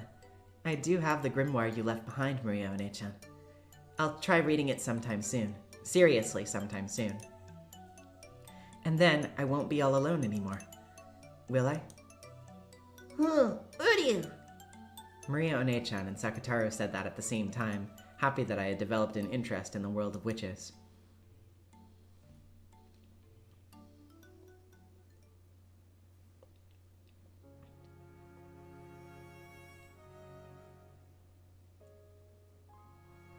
With half of Sakataro's face peeking out of the knapsack on her back, Maria walked through the late-night shopping district in high spirits. It was only to be expected, given the time. Everyone in the shopping district was either a shop owner lowering the shutters on their shop, or an employee rushing or else staggering back home. Amidst all of that, Maria, in the best of moods, as though she was hiking, probably stood out a great deal. The occasionally passing employees glanced backwards over their shoulders at her with the eyes of someone seeing something out of place. Office ladies giggled at the cute stuffed animal poking its head out of the knapsack. The supermarket had been closed for a while by this time. However, the recently popular convenience store stayed open until late into the night. It was very convenient for Maria, whose mother's return was often later still. Maria took the knapsack off her back and, hugging it close to her chest, she headed over to the sweet buns corner. She pointed to each of the sweet buns she had eaten before, explaining to Sakataro that this one was delicious, and that one was pretty good too. Sakataro seemed to be enjoying it a lot. I'm gonna have the 3-flavored bun. With just this one thing, you get to eat red bean jam and cream and strawberry jam. But sometimes it's green pea jam or white bean jam. There should be one kind of bean jam. Ooh, it sounds fun with all the different things inside. Ooh. And I'll also have a fruit yogurt. There's fruit in it, but it isn't a sweet, right? Yep, I'm sure Mama will be fine with it. Do you want one too, Sakataro? Would you? Can I? Well, what about the money? Ooh, no problem. Look, it's Shotoku Taishi. Ooh. 5,000 yen. So I can buy you whatever you want too, Sakataro. Let's eat together. Do you want a yogurt too? When Maria made to grab another one of the same fruit yogurt, Sakataro tilted his head as if he was a little worried. Would you? But I can't eat a big one, so a little one's fine. Ooh. Then what about this small yogurt? It's 30 yen. That's cheap. Would you? That's good enough for me. Yogurt with Maria. Yogurt with Sakataro. Maria put the 3-flavor bun and the 2 yogurts into a shopping basket and brought them to the register. The man working the register, previously in charge of the tobacco shop that had been in this spot until last year, rang her up. I seem to be seeing you a lot this time of day, little lady. You're a good girl, but next time come with your mother when you go shopping this late, alright? Mama said it's okay, so it's alright. Mama always comes home late because of her work, but we aren't lonely. Are we, Sakataro? Would you? Really? That sounds tough. Here you go. I'll throw in a free soda. The man working at the store took a can of leftover soda or something from behind the register and packed it into the bag with everything else. Thank you, mister. Ooh, isn't that great, Sakataro? Would you? Since she had been told not to buy the soda, she couldn't take it back home, so she decided to drink it on her way back and not bring the empty can back home. With the plastic bag with the sweet bun in it hanging from her elbow, and hugging the knapsack with Sakataro in it in that same arm, the two of them walked home drinking the soda. Oh, yuzu and chili pepper soda tastes pretty weird. You want to try too, Sakataro? Uryu? Uryu. Uryu, that was mean, Maria. Nasty. It sure is. Of course, it's not like she could actually make a stuffed animal drink soda.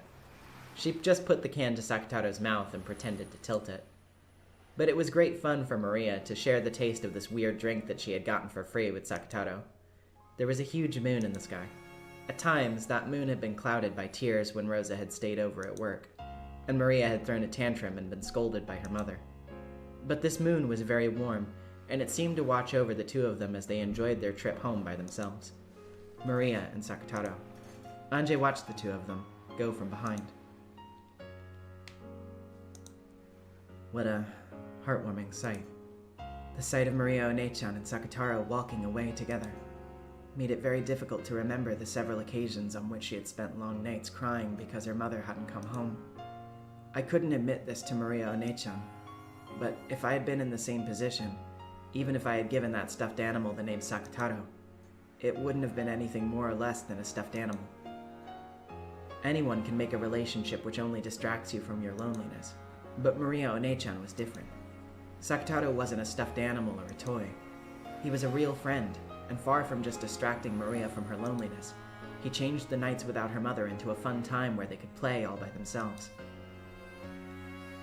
Was it because Sakutaro was a special stuffed animal? Because her mother had made it herself? Because it was very, very cute? Probably not. If there's a secret here, it doesn't lie within Sakutaro. I think it probably lies within Maria One-chan.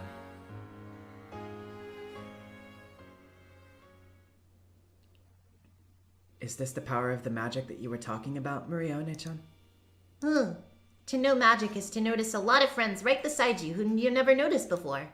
It's as fun as having a bunch of new toy shops pop up all over the neighborhood. If I too, locked up in an academy without a single friend, had the same kind of power as Maria One-chan, I wonder if I could make my days just a bit richer. I wonder if I'd be able to if I would become able to honestly shed tears on the nights I feel like crying, and crack a smile when the nights are gray. Yep, you could. You can, Ange. After all, you have the qualifications to become a witch. The qualifications to become a witch? I also have the qualifications to become a witch, so I still have a lot more studying and training to do. I know we'll become wonderful witches, flying in the sky on our brooms and drawing rainbows with our wands, making candy fall from the sky. I know I can do it. And when I do, I'll show you too. It'll be like that scene from A Wonderful Dream. Maria One-chan said that, making an absolute promise with her smile. There's no way we can become witches, but when I listen to her speak, I can believe that maybe we really could. Because the fact is that on this troubled night, when not a single flower of a smile could bloom, her magic had certainly given birth to a smile. I wonder if I can become a witch. You can. You got a little bit older, so your soul is slightly bound by gravity. So training might be tougher than for me. But you definitely can. After all, you've already experienced a glimpse of magic. I have? Magic? Yep. Come on, look, I'm not in this world anymore, but you've summoned me, and you're talking with me. This is magic? Yep. You've filled the fragment of my soul that I left in the diary with magic, keeping me revived. Didn't I just say it? You're able to reunite with me and have a conversation, and show a smile every once in a while. So you must have some magical talent, Ange. Maria One-chan guarantees it. You told me just now, One-chan, that you're actually nearby all the time, even though I've been thinking that I can only see you when I open the diary. If I had more of that power of magic, I could see that. And just like now, I could have a conversation with you? Anytime? Yep, we can talk anytime. I'm always by your side to say good morning, and I'm even there during class. Let's talk together during boring classes to take your mind off things. I can also be someone to talk to during meals, so let's always be together like this during lunch break. I'm with you there after school too, and of course I'll always be by your side even when you return to the dormitory. It's just that you never look at me except when you open the diary. Even if I close the diary, you'll be by my side, right? Yep, I'll be there. So if you try and see me and try to talk to me, I can definitely answer. If you look hard and try to talk, I'll give it a try. It won't be easy, you know. It's not going to go great right from the start, okay? I understand. I'm sure it won't be easy. But I want to be like you, Maria One-chan. Okay. Then look at me closely. Look hard. Yeah.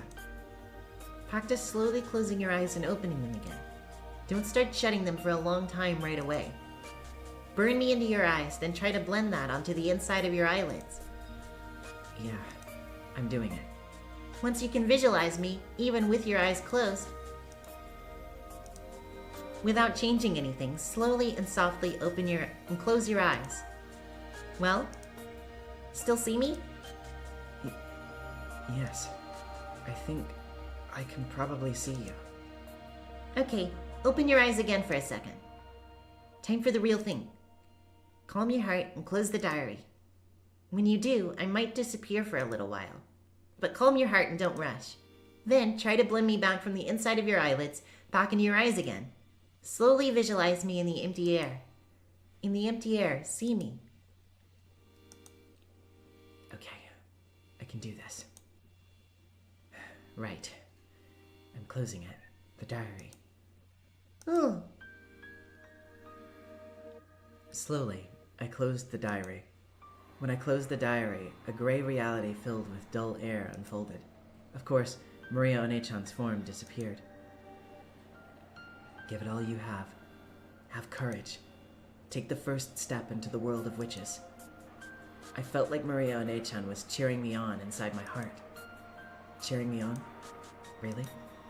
Isn't that just what I'd like to imagine? No, that's not it.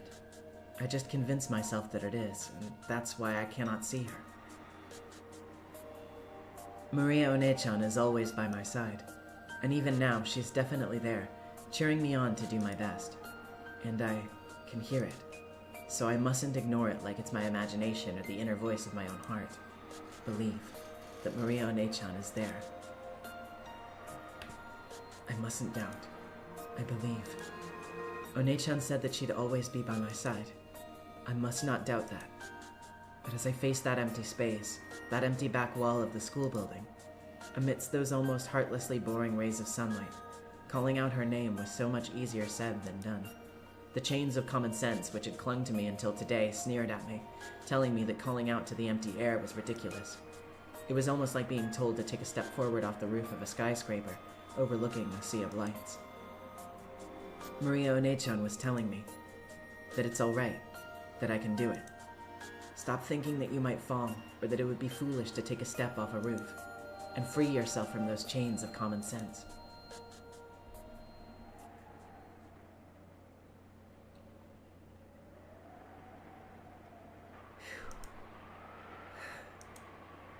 Yeah.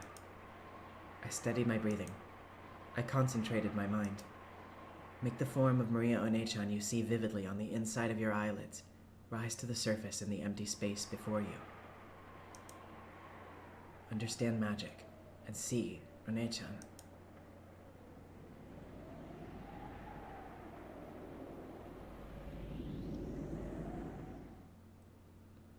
Maria One-chan. Huh? Is someone there? Suddenly answered by the sound of rustling bushes and a wild cry, I came to my senses. Apparently, I hadn't been the only one behind the school building. Oh, I thought somebody else said that, but it was still Ange. No, I'd been so immersed in the world of the diary that I hadn't noticed that someone else had come afterwards. I recognized a group of 3 beyond the bushes. They were girls from my class. It felt as though they had come behind the school building to gossip about someone or talk in secret. I hurried out of that place, because if it became known that I had been alone in a place like this, mumbling to myself, it would probably create more things for me to deal with. She said that, right? She did say that? Maria One-chan or something? Messed up. I think the nutcase is seeing ghosts or something. Shirimiya-san is so funny. I could hear the shrill, loud laughter from behind. Irritated and feeling that Maria One-chan had been made fun of, I left that place at a quick pace, and then a half run once I turned the corner. And I might have made it to One-chan's world with just a little more time. Frustrating, aggravating. Why does everyone get in my way? I've never gotten in their way, not even once. I ran and ran, but it still felt as though I could hear their shrill laughs.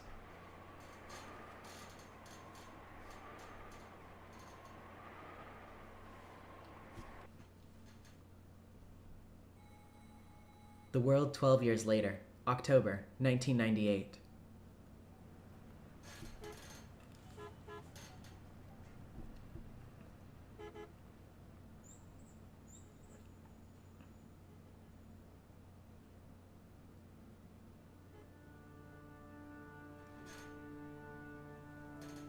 Rumor has it, Ange-chan, you jumped off the top of a building.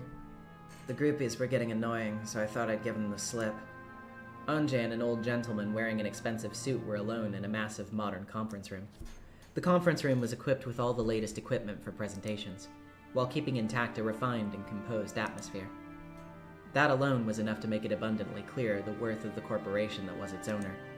However, Ange couldn't have cared less. Looking aloof from the world, she sat slovenly in one of the high-class chairs for executives, with salaries probably north of 20 million yen.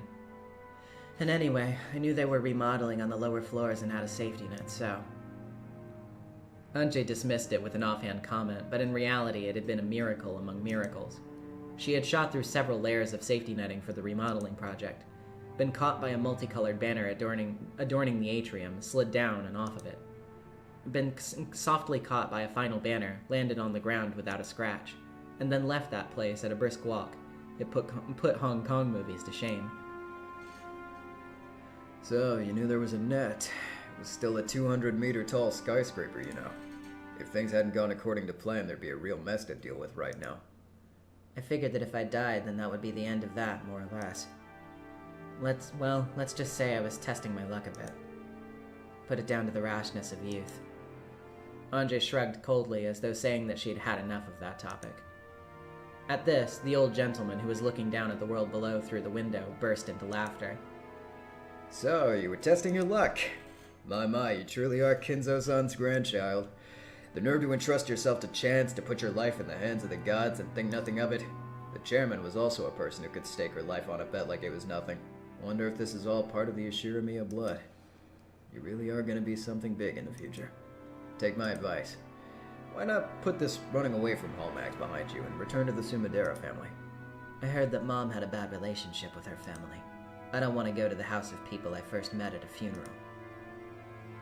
The Sumadera family is my mom's family. It's a bit of an old family from Kyoto, and unbelievably strict in a way you could never have imagined from the frank way Mom acted. The only person in the Sumadera family I'd been on good terms with was Grandpa, who was living separately under the guise of retirement.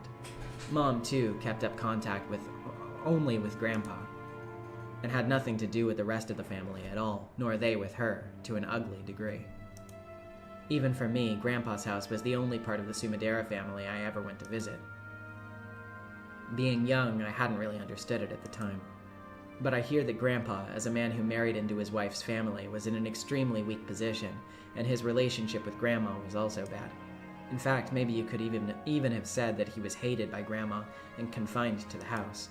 It isn't hard to imagine that because she had a soft spot for Grandpa alone, Mom was probably also hated by the Sumadera family. As her daughter, I was also probably hated quite a bit.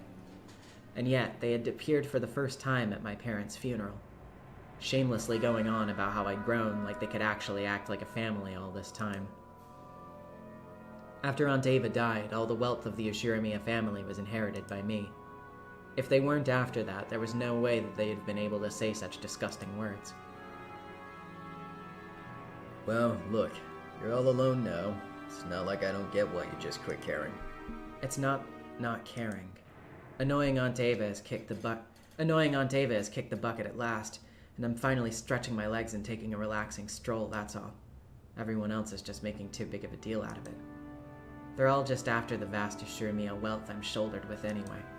They must think that if they become my guardians, they'll be able to do whatever they please with that wealth. Just how many people have tried to act like a substitute parent and get close to me? Anja-chan, you know, if life's treating you rough, you can come talk to me anytime if you want some advice. I think of you as my true grandchild. Let's make that a no thank you for now. More importantly, let's get back on topic. Anja-chan, ask me as much as you want, but I'm hiding nothing.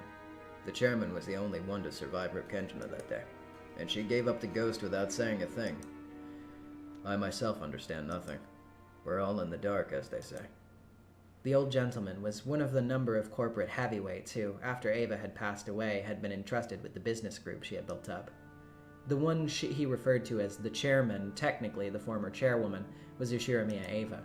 His company had once had a friendly relationship with Hideyoshi's company, and he had been a close friend of both Hideyoshi and Ava. For that reason, after Ava lost Hideyoshi, he had become the only person to whom she could reveal her true thoughts. When Ava's heart had been torn by the loss of her family, and she had taken it out on Ange, he had also acted as a buffer between the two, so although Ange didn't trust him, she too found him an easy person to pay a visit. That crime? No, accident, I guess. If I call it a crime, I'll get in trouble. Sure, I had my questions, just like the rest of the public in the talk shows. At the time of the accident, why was Aunt Ava in a place 2 kilometers away from the mansion, all alone? And on the night of the storm, on the night of a storm. At the time, Kinzo-san was unsure as to who he would choose to be the next successor. Publicly, it was to be the eldest son, Kraus-san, but he wasn't trusted. He wasn't well trusted by Kinzo-san. So, to fairly determine a successor from among the 4 siblings, he made this game-like test called the Riddle of the Epitaph? Only officially speaking. Kinzo-san probably planned to make Ava-san the successor to the head from the beginning. He wanted to leave the family to Ava-san, who unlike Kraus-san was extremely diligent and brilliant, even at the cost of taking back his own rule that the eldest son would be the successor. The new rule about giving the family headship to the one who solved the epitaph was probably nothing more than a farce so he could snatch away the position of successor away from Kraus-san. What do you mean by farce? There was no need for anyone to solve the epitaph. Once it had been displayed for an appropriate amount of time, Kinzo-san would just call Ava-san, who he truly wanted to succeed him, and give her the answer. In other words, that in itself was the proof of the succession to the headship. There hadn't been any mention of this on the talk shows, has there? Well, that's because if you start going on and on about the succession of the head, it's going to strengthen the murder theory. I'm no fool myself. I'm not going to go out of my way to say things that could invite misunderstandings. The way he told it went like this. At the time, the head of the Ushirimiya family, Kinzo, diagnosed with little time left to live, was troubled over the problem of who was to succeed him. Normally, the successor would be fixed as the oldest son, Kraus, as laid out by Kinzo himself. But in his later years, Kinzo began to think that Ava was more fitting to be head. However, Kinzo, stubborn even to himself and obstructed by the title of successor that he had given to Kraus, searched for an official stance by which he could skip over Kraus and select Ava as his successor. That official stance was the Riddle of the Epitaph. The primary successor was still Kraus, but there was a new rule saying that if someone appeared who could solve the riddle, they would be chosen as the successor to the head. And on the day of what would probably be his final family conference, Kinzo had told Ava the answer to that riddle himself. In short, it was the same as proclaiming that Ava was the successor. On that day, Ava-san was summoned by Kinzo-san, and that was revealed to her. And so, that she could succeed the head, he called Ava-san to the hidden mansion, Kuidorian, known only to the head. And the claim is that she escaped harm in that accident because she was waiting at the hidden mansion just beforehand?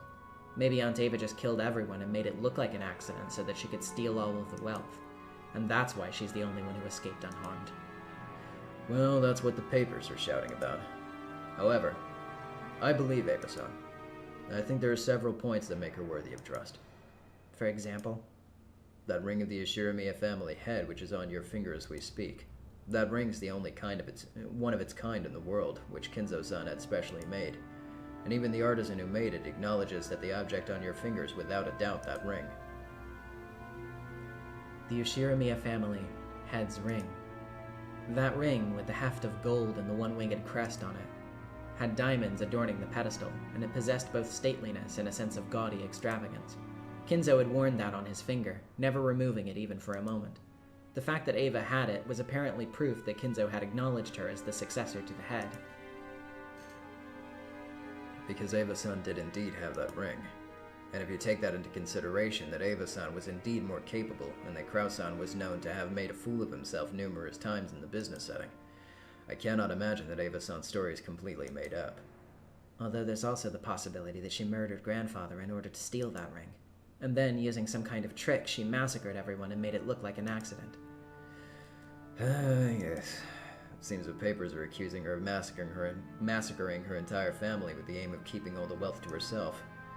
It's true that Ava-san was the kind of person to take drastic action when it came to the crunch. It could be possible that she committed the only murder she planned on committing in her life to grab this chance to make the Ushirimiya wealth all of her own. But you know, I don't think that's true. What's the second point making her worthy of trust? Ava-san's family. Hideyoshi-san and George-kun. You might find this difficult to believe, Ange-chan, but Ava-san was a person who treasured her family greatly. He was right. I found it very hard to believe that, or admit it. but deep inside, I knew. Aunt Ava really had been a person who treasured her family greatly. The root of her twisted personality had been nothing more than the sadness of losing her beloved husband and son. Having been used as an outlet for all that emotion, I had no feelings of sympathy for her at all. But even so, it's not like I couldn't imagine that losing her entire family had dealt her an incredible shock sufficient to transform her personality. You're saying that there's no way Aunt Ava, who loved her family, would have abandoned her husband and her son? That's right.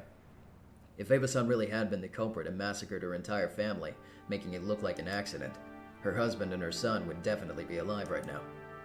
She'd have tried to wiggle out of it by saying her family was the only one in the hidden mansion by coincidence. If Hideyoshi-san and George-kun had both been alright, even I would have probably suspected Ava-san.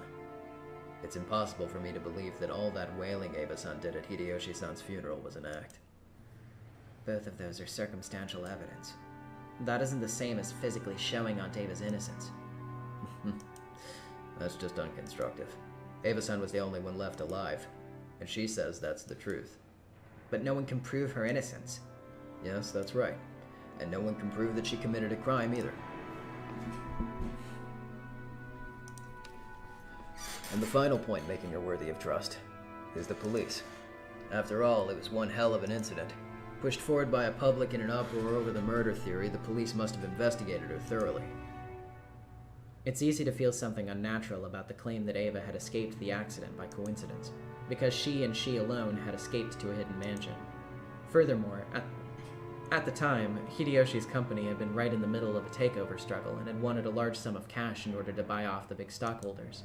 It shouldn't be too hard to find a motive there. But as a matter of fact, en route to the family conference, Ava's person had been perfectly clean. Nothing unnatural was found on her that could have been used to brutally murder her family and make it look like an accident. The servants who had escaped harm by being off duty on that day also stated that they hadn't seen anything strange regarding anyone related to the event, Ava included. Putting all of that together, it could only be concluded that Ushirimiya Ava had headed to Rokenjima for a normal family conference, no different from usual, and become involved in an accident. The police placed her under all that scrutiny, and they still couldn't find evidence that it was a crime. That was the police's conclusion. Doesn't that put an end to Rokenjima Gate? That just means that the police couldn't find the evidence of her crimes, doesn't it? Oh, come on, you could go on forever that way. It becomes a devil's proof. To expose a crime, you just need to find the evidence. But what can you find to show someone's innocence? It's impossible to prove a negative fact. Did Aunt Ava commit a crime or did she not? Because we can't find the data to decide that, the truth will remain a mystery. In other words. Well, to put it in the words you're hoping for, that's how it is. Even Ava-san couldn't conclusively prove her own innocence. An unfortunate accident occurred on the island, and Ava-san survived by chance. And that's literally all we know. In short, as Ava-san's the only survivor, it all comes down to whether you can believe her story or not. I believed. What she told me about the ring and her admirable love for her family, and the tears she showed at the funeral. Taking all of that into consideration, I decided I believe her story. But I don't believe it. If she wanted to still steal the ring, there were probably many ways for her to do so, and no one knows whether her relationship with her family really was good. It's impossible to prove that the tears at the funeral were the real thing. Anyway, in the first place, I hate Aunt Ava. So that doesn't exactly inspire me to believe her story. Do we even know the official way that they died here? I know that we have causes for episode 3, but that's not necessarily the truth in this world. Yeah, only to clarify, the outcome is all that we know. The actual way that everyone died is still completely up in the air. How does one view the truth of the incident? Oh, how does one view the truth of the incident? You and I are at loggerheads on the issue. Even though the information we're given is exactly the same, we develop completely different opinions. This kind of thing happens all the time in politics and economics. No matter the enterprise, it will always result in a division of opinions. Do you know why? No. It's about whether you have love. Depending on whether you feel love for the other side, the way you see things is completely different. If a person you like gives to the poor, you can respect them, right? But if someone you hate starts donating, you fiercely protest that it's a publicity stunt or they're handing out favors. No matter what they do or don't do, you thank them if you have love and criticize them if you don't. That's how the world works. Can you believe Aunt Ava or not? You're saying that's the only difference? Those who suspect her will probably take anything she does or doesn't do and view it as her truly unnatural. And it works in reverse. As for me, I think that perhaps except in extreme cases, truth in this world doesn't exist. No, even if truth does exist, whether you believe it or not is determined by whether or not you have love. Can you really call truth truth if it isn't absolute?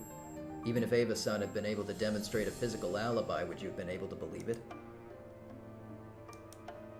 He has a point. I hate Aunt Ava, so I'll probably deny all information beneficial to her, and maliciously interpret all neutral information. In other words, inside myself, the truth is already decided. And yet, I'm still unsatisfied, still searching for the truth. So what exactly is this truth I'm searching for? That's how it is.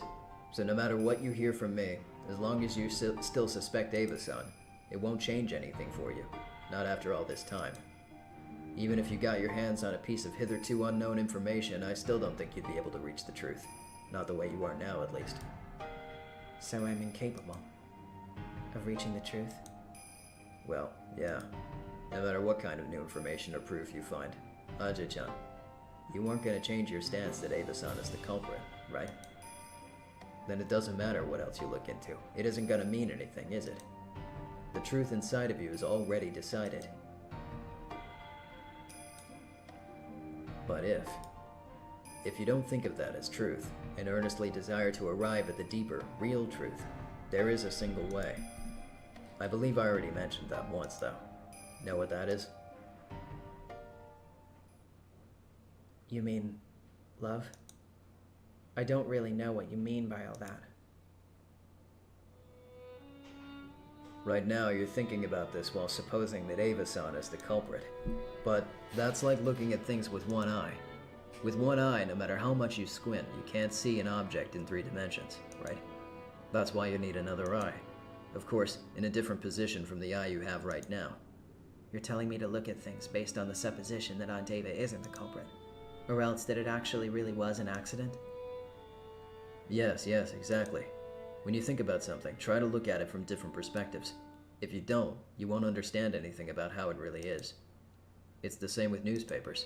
With only a single newspaper, you can only see things from a single viewpoint of the writer who wrote the article. Sometimes it takes reading multiple papers before you can process the information rationally and in 3 dimensions. Without love, the truth cannot be seen. It's got a nice ring to it. Maybe he found it amusing that a cheesy phrase like that had popped out of his mouth. For a while, he laughed, looking pleased. 1 second, I gotta respond to something.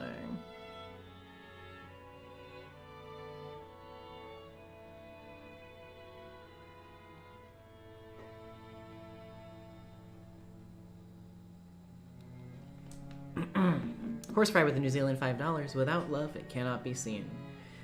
Has to be reiterated once again. By that, he was simultaneously declaring that he had told everything that he knew, and that it was about time for me to leave. Understanding that, I got to my feet. I understand your feelings now, Anja-chan. You should do as you like for a while, until you're satisfied. You were 6 years old at the time. You lost your family before you could even make sense of it, and I fully understand you feeling like you still don't have closure. You may learn the truth, and you may not. Ava-san may be the culprit, and she may be a victim. I pray that you find the truth that you believe in, Ajay-chan. A journey at such a young age may be a valuable experience. Atropos saying Rule of Rose seems to have a lot of similarities with Umineko. You are actually not wrong at all. There are actually a lot of similarities between this and Rule of Rose, I would agree. Thank you very much. I'm truly sorry to be such a bother when you're so busy, Okunoki-san.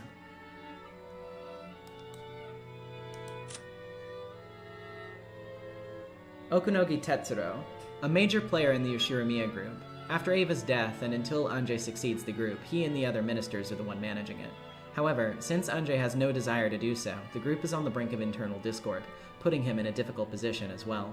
He was previously the president of a foodstuff distribution company and had a very close relationship with Hideyoshi's company. Because of that long-lasting association, Ava particularly trusted him, and he was appointed to a significant post in the group.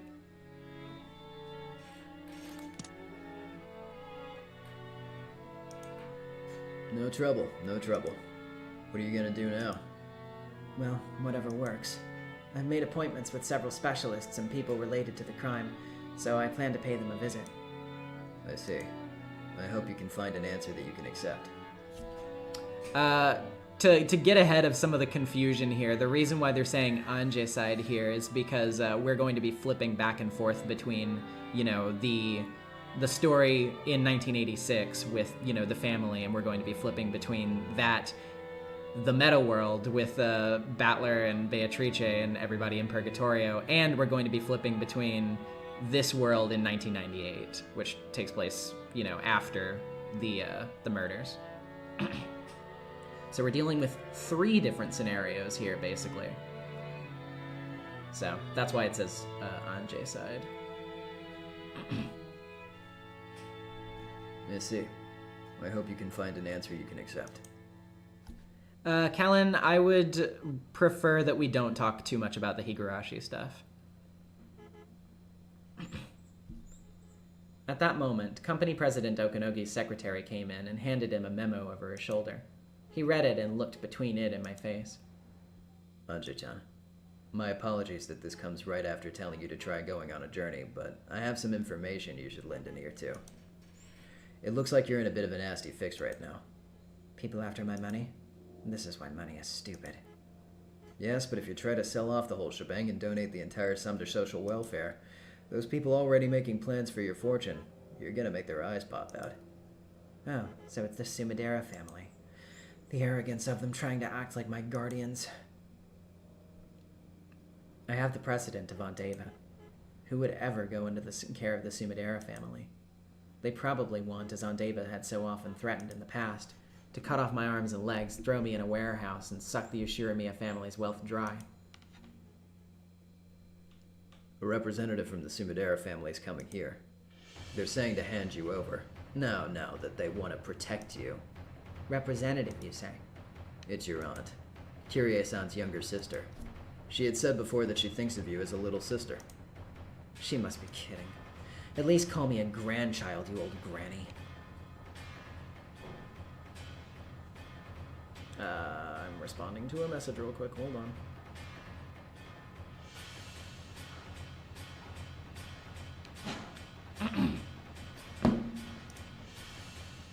Judging from the context, it seems they're not planning on taking your wishes into consideration. I have a car waiting in the parking lot 2 stories underground. Go. The Sumidera family is telling you to hand me over, right? Is it really alright for you to let me go? You'll definitely be someone big in the future, Ange-chan. Let's call this a favor to be repaid upon your success. Go, quickly. Although, the reason why I'm saying not to talk too much about Higurashi, not only just because if there are some people in the chat that want to check it out, I don't want them to be spoiled, but, you know, depending on how the Umineko stream series does by the end, maybe I might read Higurashi for streams. Who knows? We'll just have to wait and see. After bowing silently and deeply, Ange left that place at a dash. After watching her leave, the secretary straightened her glasses and whispered, The Sumidera family told us to stall her. Is it alright to let her go? We did stall her. More than enough. If they still don't make it in time, that's the Sumidera's error. I told Ange-chan to run for it, and I informed the Sumideras that Ange-chan was here. Whether she's caught or not, neither one of them will blame me. Everything in this world is love, you see.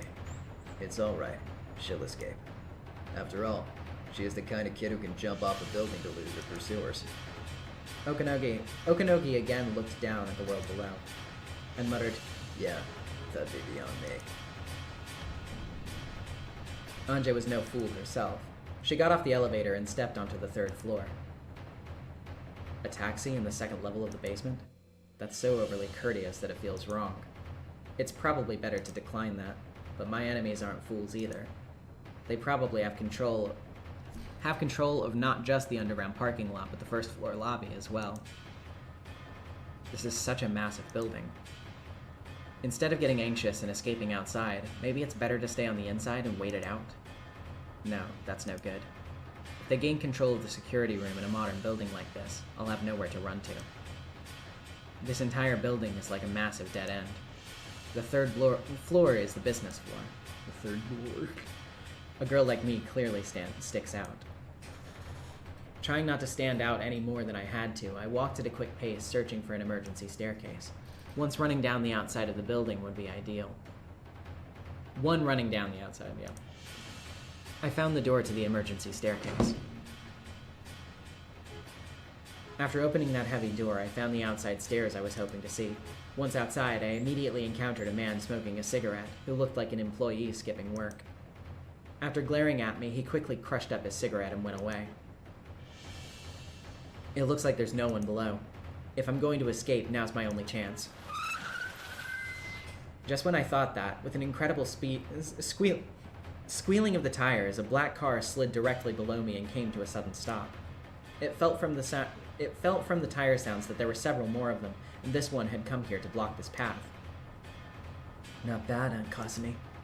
Even your niece is leaving by an emergency exit, gets a car sent to pick her up. Bam, bam. The car doors opened forcefully. 3 men in black suits jumped out, and they looked up at the emergency staircase. Ah, shoot. Our eyes met. 12. Target found. Northwest side emergency stairs, 3rd floor. Send support. Ange-sama! Please do not move from there! Forgive our roughness! The 3 of them began to clamber up the emergency staircase. They already announced that they're planning to be rough. This is pretty bad. They've probably been ordered to bring me back by any means, with one of my arms yanked off if necessary, just so long as I'm still breathing. Clank, clank, clank, clank, clank. Their heavy, wild footsteps became a helix and began to rise from the lower floors, getting closer. In the entrance lobby of the building, a woman was walking forwards at a leisurely pace, with 7 black-suited guards in tow. Seeing this ostentatious entrance, the security guards for the building ran up to them, asking if they had an appointment. How typical of Tokyo people. You require a name to even understand the status of the person you're talking to? My apologies. The policy at our company is for guests to take a security... Back down, plebeian. I came because I was called by your president. Call Okanogi Tetsuro here. To think that he would call me here and then not welcome me. How typical of Tokyo people. My apologies. Welcome to the Ushiramiya group, Sumidera Kasumi-san. Sumidera Kasumi, daughter of the declining noble family Sumidera, Ushiramiya Kirie's younger sister. She hates her sister Kirie so much that she loathes everything about her, so she also strongly hates Ange. She's the opposite of the freewheeling person Kirie was and holds appearances in high regard, possessing a strong ambition for philanthropy. However, that is nothing more than a manifestation of her complex towards her sister, causing her to crave the limelight. There are several opposing factions in the Sumidera family, and they are constantly engaged in a secret feud over who will control the vast wealth Ange holds. With his secretary behind him, Okanogi dashingly appeared from the elevator. Even though both of them wore bold smiles, they were caught in a tension reminiscent of the smell of gunpowder. Where is Ange? I came to collect my sister's darling, darling daughter. Strict observance of time is our motto here at the Ushiramiya group. The former chairman herself said that those who can't keep time can't keep contracts. They called me all the way to Tokyo to be greeted by this mess. You let her go, didn't you? She got away. It's the wording I would have preferred. We did stall her for quite some time, believe it or not. I'm not surprised she smelled a rat. There wouldn't have been a problem if you'd come on time, Sumidera-san. This is why you provincials are such a hassle. You're never ever punctual. What did you say just now? What did you say to me? You couldn't sense any of Kirie's sociability in the face of her younger sister Kasumi. She wore on her face the arrogance of the ancient Sumidera family towards the ruined Ushiramiya family, as well as pride, because she didn't want anyone to notice that her family was declining so much that they couldn't ignore the Ushiramiya family's wealth. Even at a glance, it was easy to understand why Ange hated everything about her aunt. Kasumi couldn't stand even with a single insult, and while she still smiled, her eyebrows twitched. At that time, one of the men in black suits behind Kasumi whispered to her. Ange's has been found. We're dealing with her as we speak. Oh, I'm glad we made it in time. Thank you, Okanoki. It seems I can finally take my naughty niece home. I've been so eager to have a nice long talk with that girl in my tea room that I already have the tools ready and waiting, you know.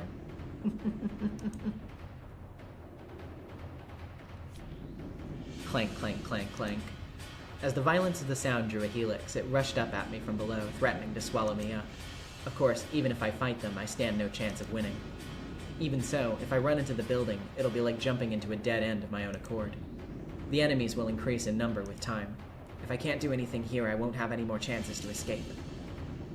Then, 3 muscular black suits came into view below me. 1, 2, 3. 3 people. In other words, everyone who had gotten out of the car. If there had been just one of them, I might have been able to wait for the moment of arrival to dropkick him as hard as I could, which might have worked out. But really is impossible with 3 of them. Wait, 3, huh? 3 might be just about doable. I can do it.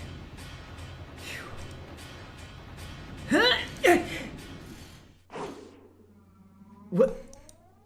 You idiot! Stop! Look out! Ah!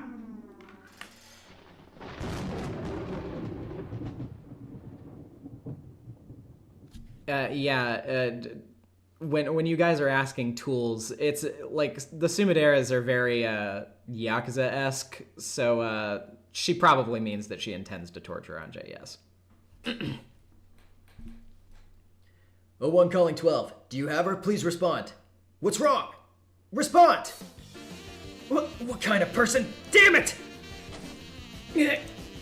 Ouch. Oh wait, okay, that was Ange. Ouch.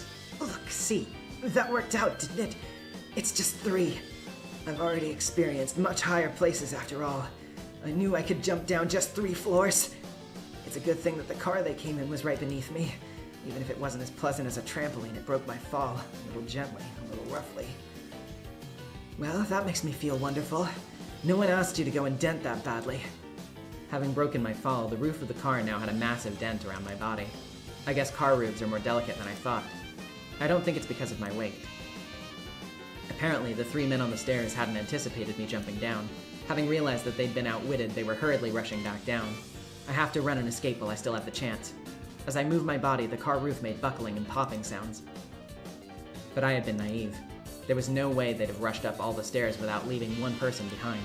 There was one black suit left in the driver's seat of the car that had broken my fall. He stuck his head out the window, and when he realized that the thing that had fallen on him was me, he jumped out. In a rush, I jumped off the roof, but his reaction was really fast. Either there was a massive reward for capturing me, or a harsh punishment for letting me get away. 15, secured, secured! Ow, ow, ow! Get your hands off me! Let go! I was mercilessly held down against the asphalt. I was being crushed face down, covered and pressed down on from above. It was a hold without a trace of elegance, but it really was logical and left me absolutely no room for resistance. I tried to push back with both hands, searching for a way to resist, but I was being pushed down solidly, and I couldn't even tear myself off the asphalt.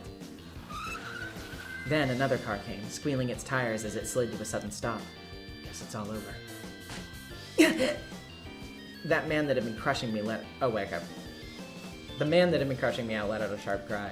He had yelled close to my left ear, making it ring. What in the world? The black suit and I were unceremoniously rolled over. After being turned face up, the first thing I saw was an arm stuck out right in front of my eyes. Amakusa, where are you here? Let's talk about that after we've lost them. To the car, quickly, Missy! Amakusa grabbed my arm and easily pulled me up, spinning me around with himself as the center of gravity. The thought that it was a little like a dance lasted only the few brief moments before he flung me through the open door into the driver's seat. I climbed over the handbrake and slid into the passenger seat. Pushing me through, Amakusa also got in and took up the driver's seat. Since we had suddenly taken off while I was on all fours, I had to kick and struggle around on the seat for a while like a turtle flipped onto its back. Amakusa checked the rearview mirror for cars in pursuit, but flew into the artery of the big city without lowering his speed in the slightest. We sewed our way between cars, one after another, just like a chase scene in some action movie. Tossed about by his horrible driving, I had trouble getting myself reseated. Any injuries, Missy? All good. Humans are surprisingly durable. From now on, whenever I miss a down elevator, I'll just jump out a window instead. Looks like air times are your hobby, Missy. Still, I recommend that you bring a parachute next time. I'll do that if I remember after jumping. Cool. He smacked the steering wheel, guffawing. Need an explanation for this flippantly spoken man? His name is Amakusa Juza. He was originally one of Aunt Ava's guards. If I remember correctly, she hated him for being too jokey and too chatty. He was especially young amongst the guards, but contrary to his outward flippancy, he had hopped from the 1st Airborne of the JSDF to the French Foreign Legion, placing himself in overseas private military companies and high-class security companies one after another, making for a pretty incredible and unique career. But I heard that he ran off from both the JSDF and the French Foreign Legion, and that he'll be arrested if he enters France again. Both of these flippant episodes were very typical of him. Apparently, the guards have been sternly told not to chat with me unnecessarily, but I recall that didn't stop him coming to take a pass at me. Aunt Ava had particularly disliked that, and I believe she dismissed him right before she died. Inland Marseilles with the $5. Greetings to this guy, plus his pinstripes, plus his "The World Ends With You" ass label pins. Yeah, he really does look like a "World Ends With You" character, doesn't he? It's nice to hear that casual tone once again. What have you been up to since getting fired? Coaching people at Blackwater. Came to the country for some time off and President Okanogi offered me a high wage. And you ran off again? What use is a man like that, I wonder? Doesn't count as running off as long as I come back by next week.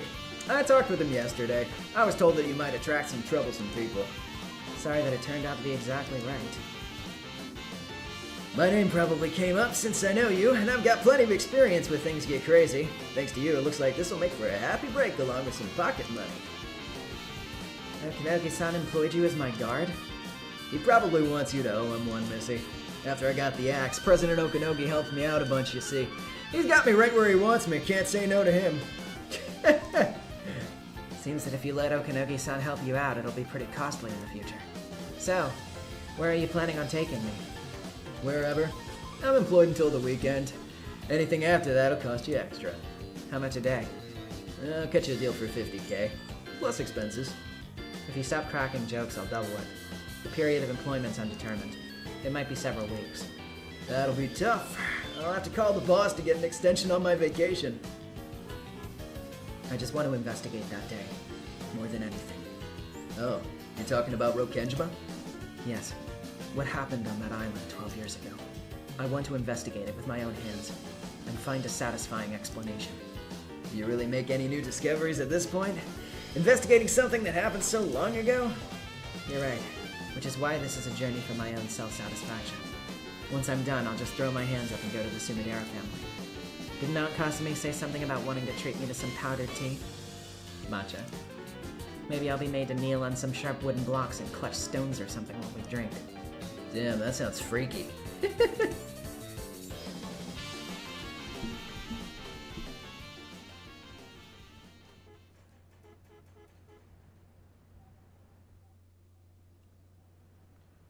My apologies. Oh, wait, okay. My apologies. We lost sight of her. A single man thought to be an associate assisted her in her escape. Judging by his position of a stun gun and his driving skills, he's no amateur. I see. Thank you. I'm disappointed, Okanogi. Shall I take this as your answer? Letting her get away was your screw-up. Not my problem, I'm afraid. I'd dearly like to treat you to some matcha in the near future as well. The next time you're in Kyoto, please do stop by. Let's go. Leaving already? You could have some chesuke before you go. I forgot to check the last cultural note, so let me do that real quick, because we need to check this one anyway. So what was this? When they were talking about the caramel box earlier. Glico Caramels. The Japanese confectionery company Glico, also famous for producing Pocky, began its business in 1922 with boxes of Glico Caramels, which featured art of a running man triumphantly smiling with his arms raised. The marketing was that a single caramel gives you the energy to run 300 meters. The Glico Running Man became an iconic trademark and mascot that the company still uses today. Then there's Shotoko Taishi, or Prince Shotoku, 574 to 622, is the extremely culturally influential Japanese regent depicted on the old 5,000 yen and is that 10,000 yen banknotes issued from 1958 to 1986. His name was used to refer to those notes informally. In modern Japan, 10,000 yen notes are sometimes referred to as yukichi after Fukuzawa Yukichi, the figure on the new 10,000 yen banknote that entered circulation in 1984.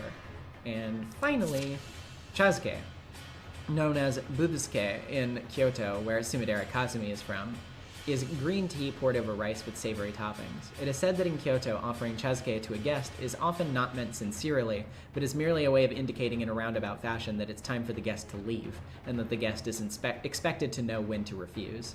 Effectively, in this sense, Tetsuro brazenly steals a phrase from Kazumi's own cultural roots to tell her to not let the door hit her on the way out.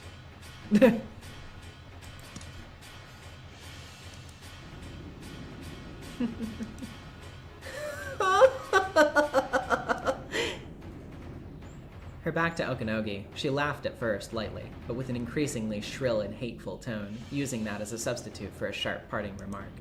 At the exact moment she stopped laughing, the look on her face changed dramatically to that of a demon. But because her back was facing him, Okanogi never saw that expression. Okanogi watched her go, laughing coolly. His secretary whispered over his shoulder. Is that all right?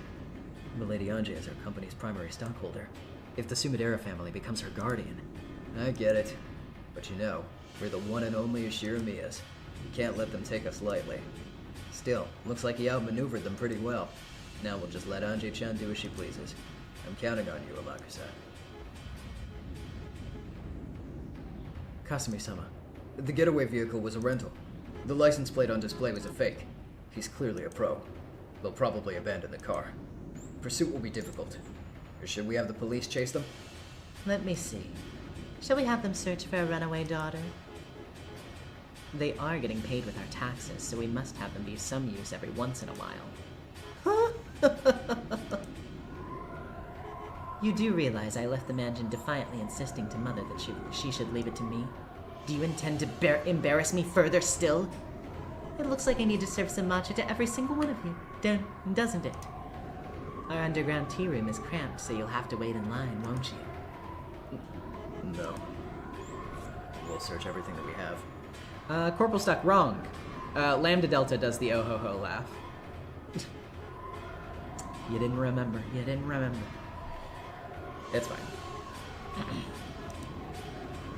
She really is a cute kid, just like Nesa. Especially that unrestrained, self-centered side of her. Now I can't see her as anyone but Nesa. I'm truly looking forward to it. To think that I'll be able to invite Nesan's daughter into my tea room.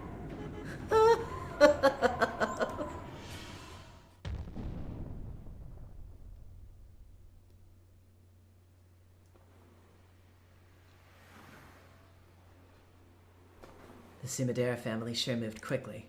Did Okanogi-san sell me out? You're joking. He's my client. If he'd sold you out, he wouldn't have hired me, right? I guess that's true. So, that's why you got off the elevator at the 3rd floor? Having a car waiting in the underground parking lot was suspiciously well organized of him, you see. I thought that he might have sold me out. Although at this point it's impossible to prove there was an ambush set in the parking lot or not. Right. Damn, poor guy. Looks like he didn't have your trust, Missy. That car in the basement was mine. He was talking about you? I freaked out when the elevator was empty. If I hadn't been able to listen in on their radio, who knows what would have happened by now. So, what? If I had obediently believed Okanogi-san and gone to the parking lot, there would have been no need for me to do the jump off the 3rd floor? Pretty much. Well, it turned out alright in the end. Well, that's something. If I hadn't suspected President Okanogi, I could have easily escaped without getting caught in a tough spot. President Okanogi might have sold me out. No, because paranoia told me that it was better to suppose that he sold me out, I assumed and decided that he did. Because I wasn't able to believe him. My truth, regardless of his truth, became he sold me out. I thought back on President Okanogi's words. Can you really call truth truth if it isn't absolute? Truths can change completely depending on whether you have love or not. In the end, perhaps this thing called truth doesn't exist. For each person who speaks of it, another truth is born from their interpretations. That's all there is to it. If I can't accept something that indeterminate as truth, then where does the truth that I really want to find exist? And is that something that can be seen with the eyes? I might be surprised to discover that even if the truth is thrust in front of me, it may be something that I cannot see. Without love, it cannot be seen, is it?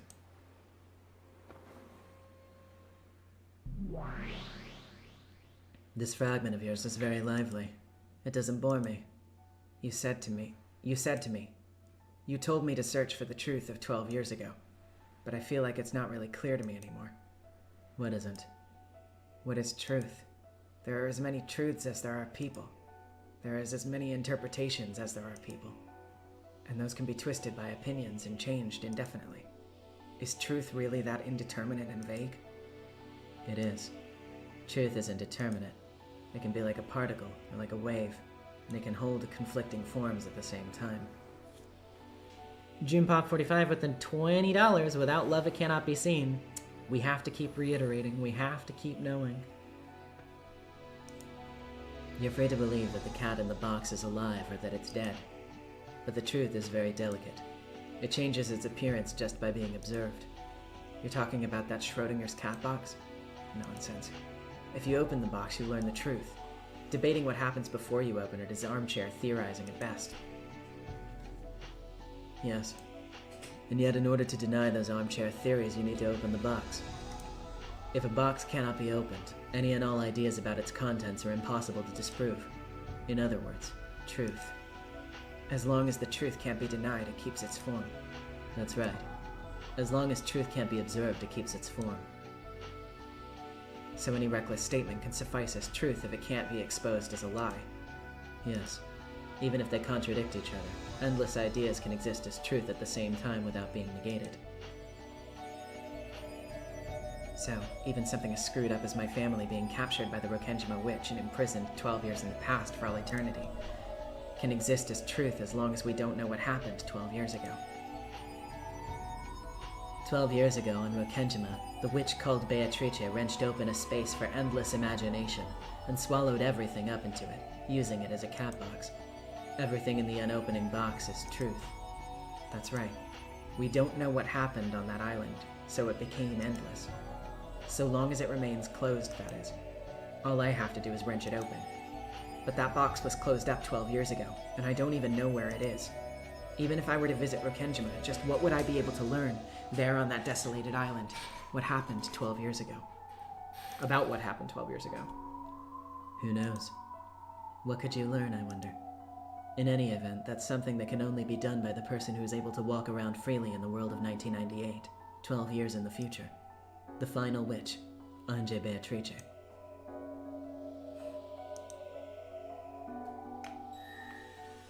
Beatrice's game board spins the 2 days from October 4th to October 5th, 1986. In other words, this means that you're a piece who can move freely outside her game board. And even Beatrice cannot influence this future that lies outside the game board. When you put it like that, it sounds like I'm a pretty overpowered piece. The future of 12 years later in which you're placed certainly is distant.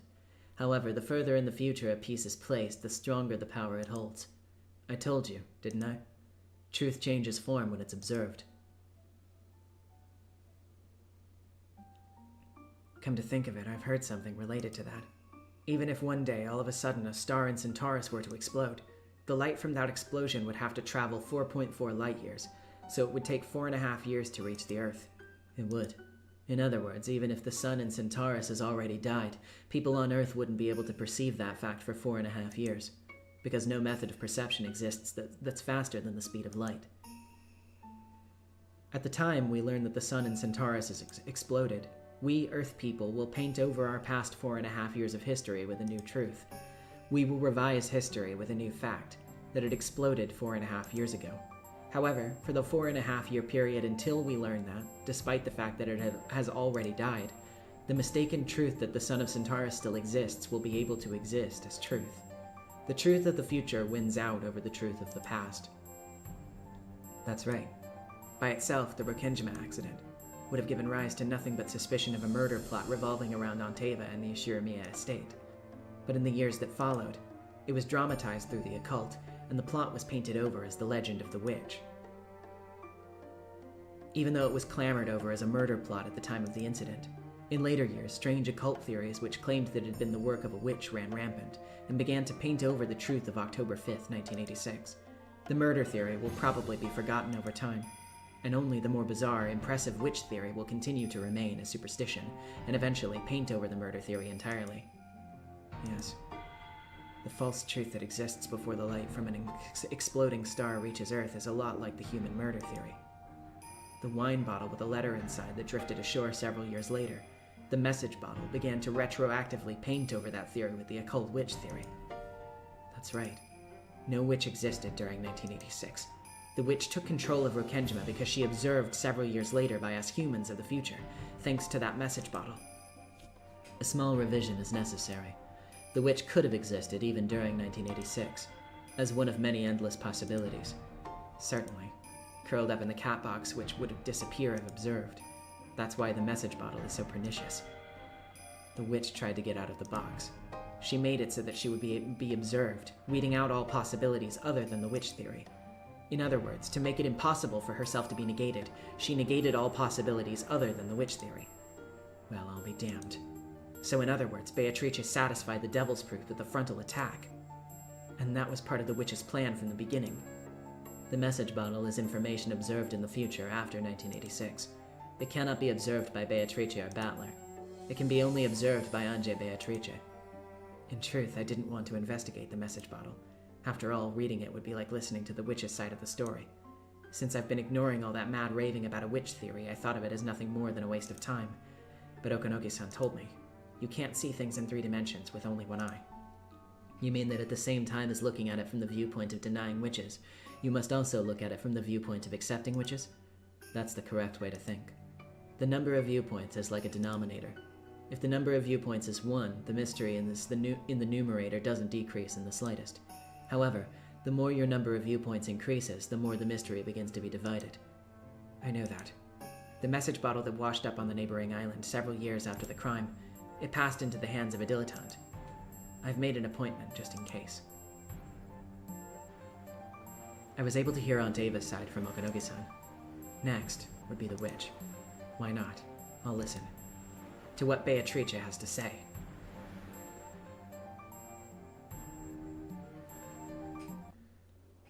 Ooh boy, I don't know about you guys. I know that, okay, we're back on October 4th, 1986, by the way. I don't know if you guys are like me in this respect, but I love the, like, philosophical prose. Like, I love it. It's one of my favorite parts of Umineko, actually. So, this is like candy for me. I love this shit.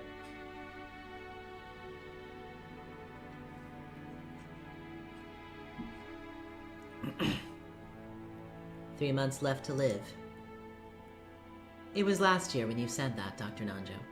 Can we see Amakusa's fit? I brought him up whenever his profile appeared, but I can pull it up for you again real quick, sure. Let's see. Here he is. Oh, did I not bring up his thing? No, I didn't. A former guard of Ava's, an extreme thrill seeker who accepts dangerous jobs for little pay. He had served as Ange's bodyguard before, but after he broke Ava's strict order not to talk to Ange countless times, Ava ultimately took a dislike to him and let him go. Ange herself didn't find him all that bad because he was someone she could talk to. JSDF, Foreign Legion, private military companies, this man has traveled them all and has skill in counter sniping and escorting VIPs. So yep, there you go. Now you can see.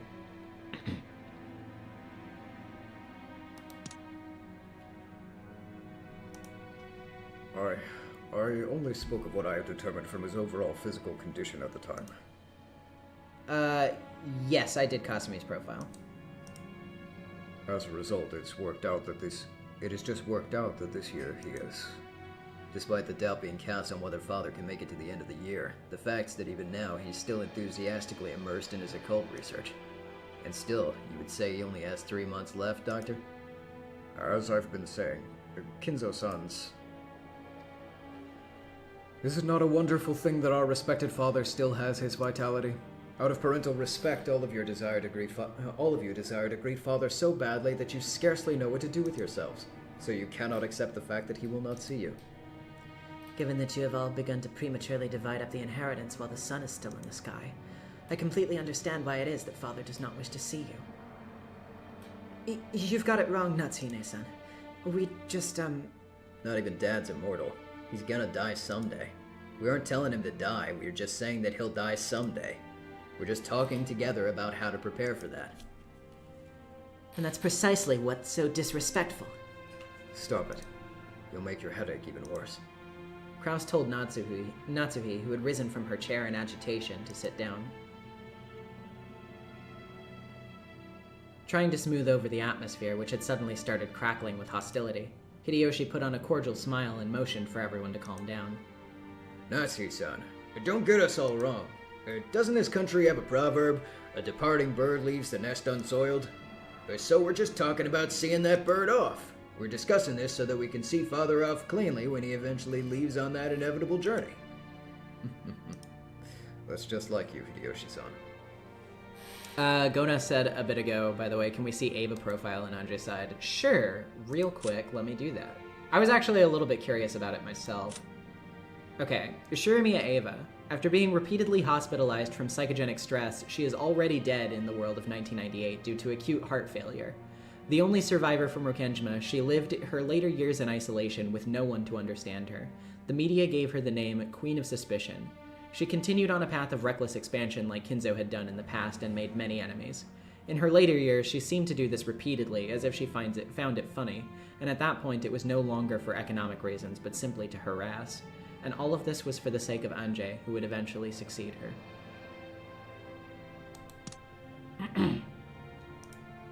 Even though you're saying the same thing, you make it sound so intellectual.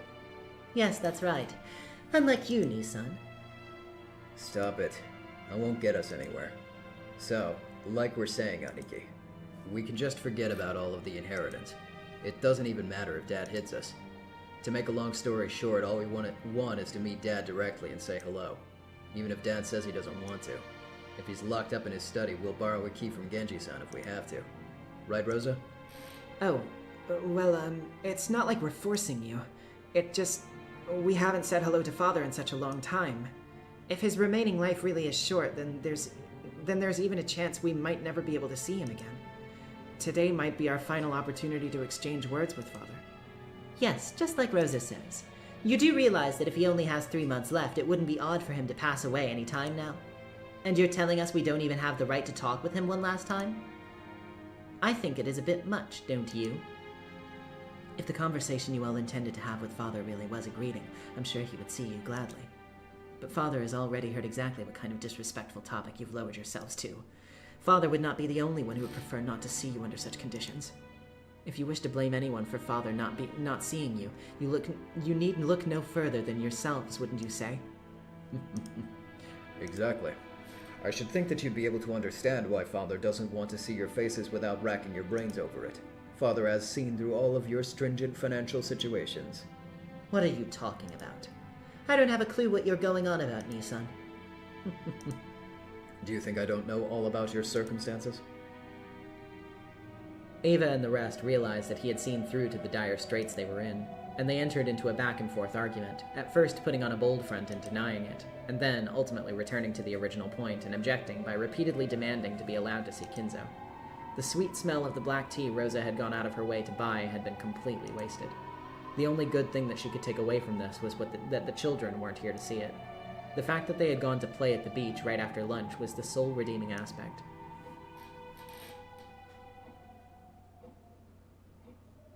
Ava was attempting to get violent with Kraus, and Hideyoshi and Kyrie had cut in between them, trying to calm both sides. Then Kyrie sighed deeply and spoke. I'm sorry, Kraus-Nissan. I know I'm an outsider, but I wonder if you'd let me speak for a moment. I have a proposition. What is it, Kyrie-san? First, and this includes my husband as well, For many years, we have made light of the efforts you have made by living with Father and taking care of him. Don't you think so? Well, I guess so. We've got it easy since we get to go out into the world, but Aniki's been babysitting Father for decades now, and sure, that must have taken a lot of effort. I'll accept that, but what's your point, Kyrie? We must acknowledge that Kraus-Nisan is Father's caregiver. Isn't that true? We have always feared Father and have been pushing the task of taking care of him onto Kraus-Nisan. I believe everyone here would acknowledge his efforts. Wouldn't you, Eva-Nisan? And so what? Nisan is Father's caregiver? Who is an outsider like you to decide things? Okay, calm. Kyrie-san, what are you talking about? Kyrie, please continue. We should be more grateful towards Kraus-Nisan and Natsuhi-san. We should say thank you for always taking care of Father. It's because we have no feelings of gratitude that we have these unproductive clashes. Isn't that right, Kraus-Nisan? Oh, now this is a surprise. I did not think that you'd be able to understand our efforts, which even my true siblings have not stopped to consider. It's a natural duty for the successor to the Ushirimiya family head. Yes, it is a responsibility of the successor to the head, isn't it? And it's precisely because you take care of Father that we must acknowledge you as the successor. Excuse me! Am I going to be consulted on this at any point? You outsider! What gives you the right to— Wait, Aniki. She's right. It's just like Kyrie says. You're the successor, Aniki, because you're taking care of Dad. It's just like you said. Rosa noticed, and then Ava too. Ava's barking demeanor towards Kyrie for advancing the discussion on her own disappeared in a flash, and she instead stared at Kraus and Natsuhi. Natsuhi couldn't understand the sudden change and was slightly flustered. Kraus-Nisan, if you would accept just a few conditions, we won't ask you to let us meet Father again until he dies. Of course, we won't tell you to let us see him until at the moment of death, either. We would even be absent at the funeral. Oh, I haven't a clue what this is about. But very well, I'll humor you. Tell me the conditions. First, the term successor to the head refers to the caregiver of the current head, Ushirimiya Kinzo. Go on. Second, the duty of the caregiver is to look after Ushirimiya Kinzo for the rest of his life. To make things simple, the caregiver's job is to care for him until his final moments. You were prepared to do that from the beginning, Kraus-Nisan, so there are no problems. Naturally. I have no objections whatsoever to either of those conditions. I am already carrying them out. Third, in the remote chance that the caregiver is neglectful in his responsibilities of supervision, he will be stripped of his rights as a caregiver. With that sentence, all slack disappeared from Kraus's face. Natsuhi alone was still having trouble understanding what it meant.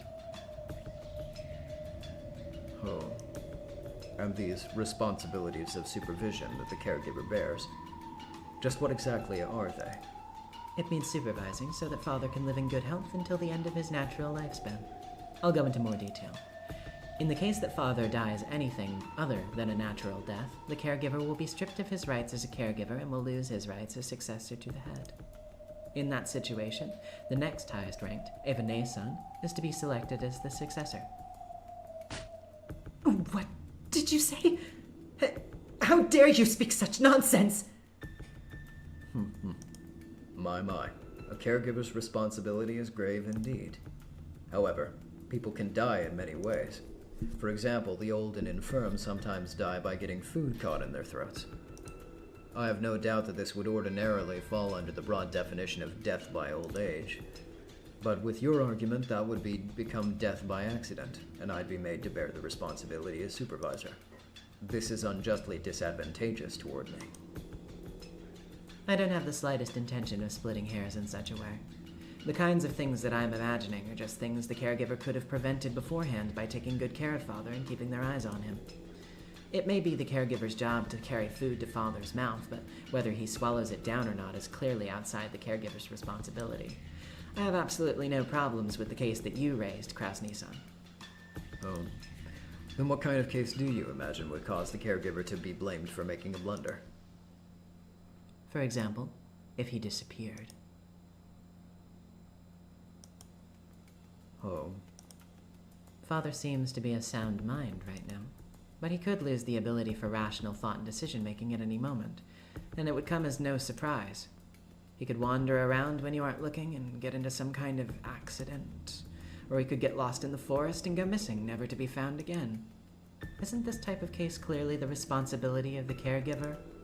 Father's mind is perfectly healthy. Of all things, what an outrageous... You might say that one day, suddenly you saw Father go into the forest. You chased after him, but you couldn't find him. Despite calling the police and searching, 7 years pass, unable to find him, and after that time, a court declares him legally dead.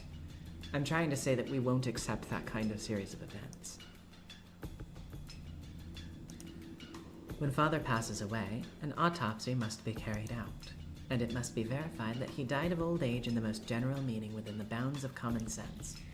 A death for any other reason will be held as the caregiver's responsibility. See? They're nothing more or less than the things you've already been toiling at up until today. There aren't strange conditions or anything of the sort, right? You're mocking us, insulting us.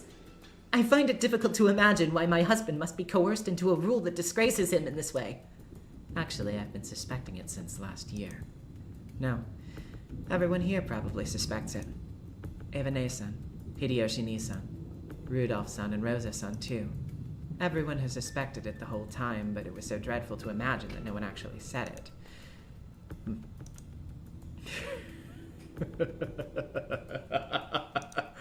I see. So this is what you're trying to say. That Father is already dead and that I've been hiding it. Yeah, that's right. This is one of those theories I thought of as the key to solving the final mystery in the previous game. You mean the last one in the previous game? The mystery of who killed Dr. Nanjo? Yeah.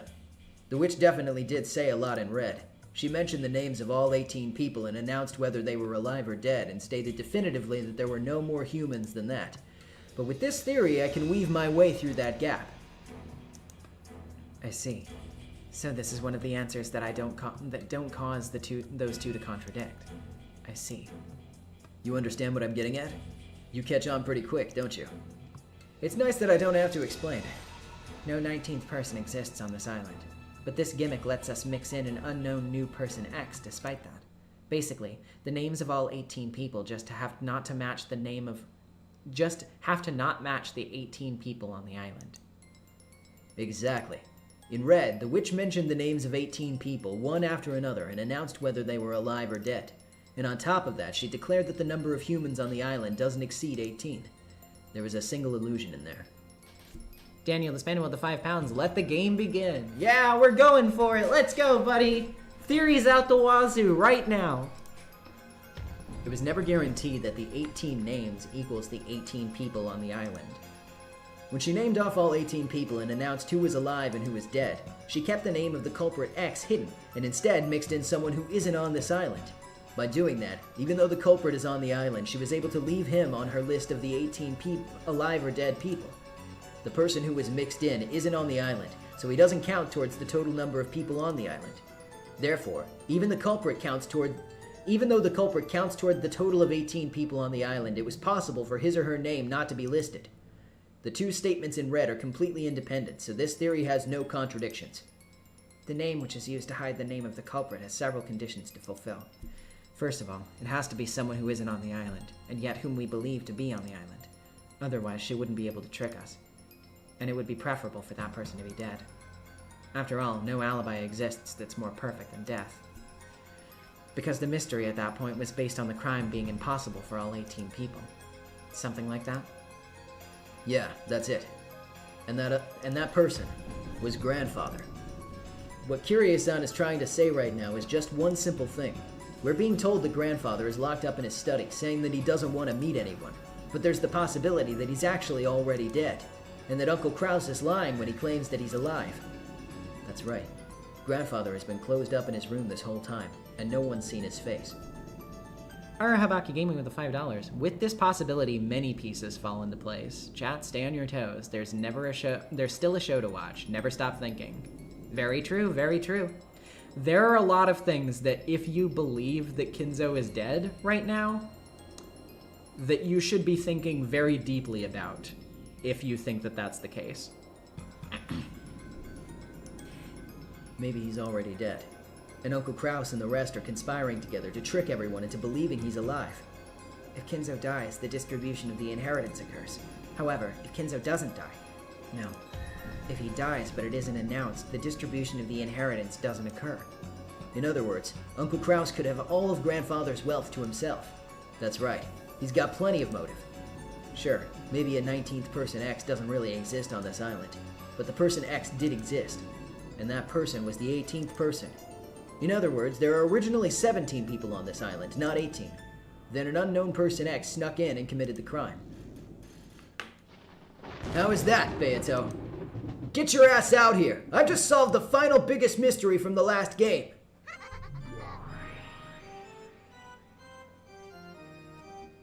As Battler declared that forcefully, the crisp sound of clapping came out of nowhere and their surroundings turned bright, becoming the usual witch's tea room.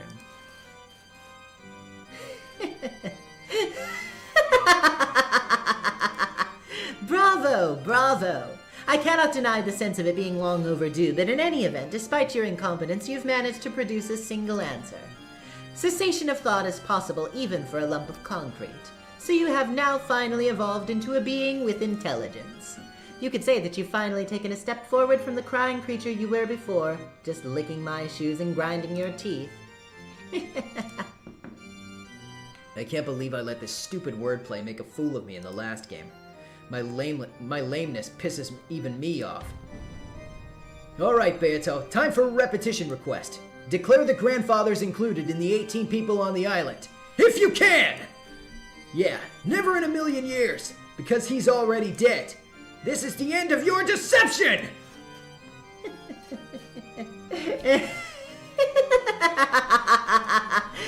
Well now, what to do here? Shall I slice that in twain with the red truth? No, it might also be good to hold back for now and let you get all excited. If I'm going to push you off a cliff anyway, it would be much more interesting to lure you to a higher place first. As Beato sneered obnoxiously, it even looked to me as though she was still searching for the perfect expression to tick me off even more. As though she was saying that the answer I had finally reached was entirely too ridiculous. In contrast to my visible annoyance with the witch's attitude, Gretel had a blank and composed expression on her face, almost as though she expected the witch would act that way. I see. So, just like Battler learns and grows, so does the witch. What's wrong, Beato? Quit stalling. Can you repeat it or not? Answer! Stop it, Battler. The witch won't answer so easily, as long as she doesn't think it will benefit her. What? What do you mean? Because you've been at the mercy of this red truth in the game so far, the witch has used it over and over again. But now the situation is different. You're luring the red truth out and are instead using it as your weapon. In a situation like that, there's no way the witch will keep firing off the red without reason, right? Gretel, or whoever you are, it seems that you're quite sharp, unlike Battler. I've welcomed in a fearsome enemy. That's correct. When Battler is expecting me to use the red truth, why do I have a responsibility to answer to his expectations? Did Ange not tell Battler her name? No, she didn't. I have no such thing. I don't even have a crumb from that croissant you ate this morning's worth of responsibility to please you. You bitch! Yes. Oh, that's the face. I started playing with the red truth just because I wanted to see that face. If I cannot witness that expression of yours, then I have no reason whatsoever to play around. You're just being a sore loser, aren't you? If you think you can just say a bunch of crap to trick me because you can't respond to my repetition request, it's not gonna work. Don't be so full of yourself. An answer like that I could cut into pieces with no trouble at all. But I will deliberately refuse to speak in red. I will refuse to speak because that is what you want. Do you understand why? You just said it. You want to push him off at the sweetest spot. This ill-natured witch is saying that she won't use the red anymore, anywhere you ask for it anymore. In other words, she won't play along with your game of repetition requests anymore. Exactly, exactly. Unlike Battler, everything goes quickly with this woman. There's never a need to explain. I'll speak as I like with the Red Truth at the time that I desire. Yes. The use of the Red Truth is basically a right the witch has to exercise as she pleases. It's not a responsibility that she has to fulfill at whatever time the human side desires. But that depends on the details. The details? What do you mean? The witch has no responsibility to respond to your repetition request. But when and only when your claim would destroy the witch theory, it does become her responsibility. Because in this court without a judge, that which is not refuted becomes the truth. In just the same way that whenever you've stopped thinking, and been unable to make a counter-argument against the witch theory asserted by the witch, it has immediately become truth. Then, since she doesn't have a counter-argument to my reasoning, that means it's right? If I'm correct in my deduction that the culprit is the mysterious 18th person X, and the grandfather is already dead, I'm correct, yeah. At least until the witch argues back. Truth loses to new truths farther in the future. The tricky part is that even the timing of the counter-argument is up to the witch. In other words, maybe your reasoning just now is correct. Or maybe the witch is holding off on arguing back even though you're mistaken. Or else the witch may be ignoring it because it doesn't shake the basis of the witch theory in the first place. The point is, we can't tell the difference at the current time. Is that more or less it?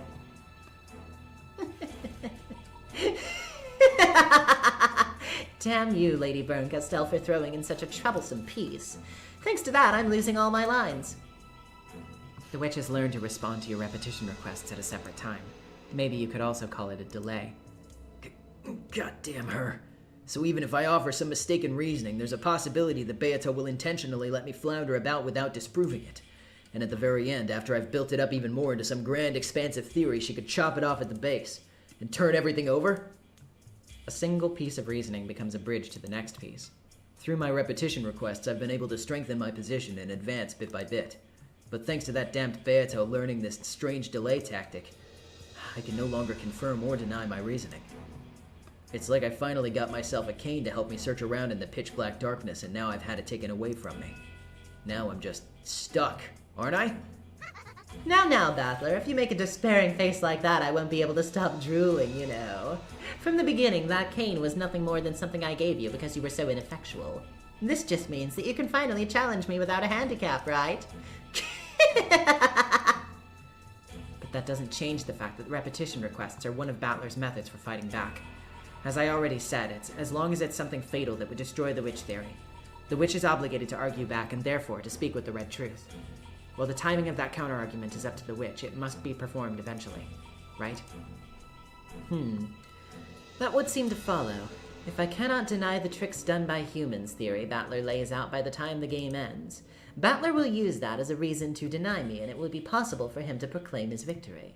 So then, the trick theory laid out by the human side, in other words, his repetition requests must be countered during the game, i.e. during the episode. We can view this as a restriction on the witch side to that effect? That is so. Battler's goal is to show that he can explain with humans that the entire pleasant game I have laid out on this island and deny me. If Battler succeeds in that, at that time, Battler shall become the victor of this game. Let me confirm the rules. Am I okay to interpret the time the game ends as referring to midnight on October 5th, 1986, going by the time of the Rokkenjima in-game? There are no problems with that. If at the time the game ends, the human side can assert a trick theory for all of the mysteries, and there's no counter-argument from the witch side, then the human side can declare victory. Any problems? Let us be a little more rigorous. At the time the game ends, the witch side shall be given the opportunity to argue back. I'll set a time limit on that. 1 minute. If the counter-argument's not carried out within 1 minute, victory will be declared. Then allow me to impose the same rule on you. At the time the game ends, the human side will be given 1 minute to counter the mysteries it has been given. If there is even a single mystery that has not been countered within that time, it becomes a victory for the witch side and that game is over. It would spoil things terribly to have the game stopped for lengthy consideration, you see. God damn you both. Moving things along without me. But I more or less get what's going on. So even if my repetition requests aren't countered instantly, they must be countered eventually. Yes, that's right. And that must happen before, minute 1, 12:01 on October 6th. But be careful. The witch only has to cut up a single one of your repetition requests. You can't declare victory unless you solve all of the mysteries.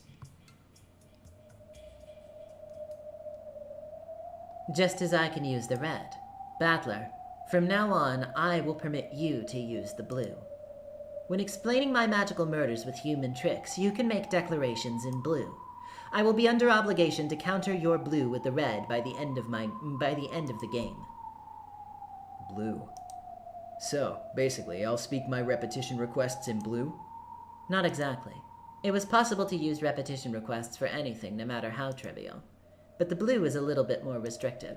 It's only valid if it denies witches on its own.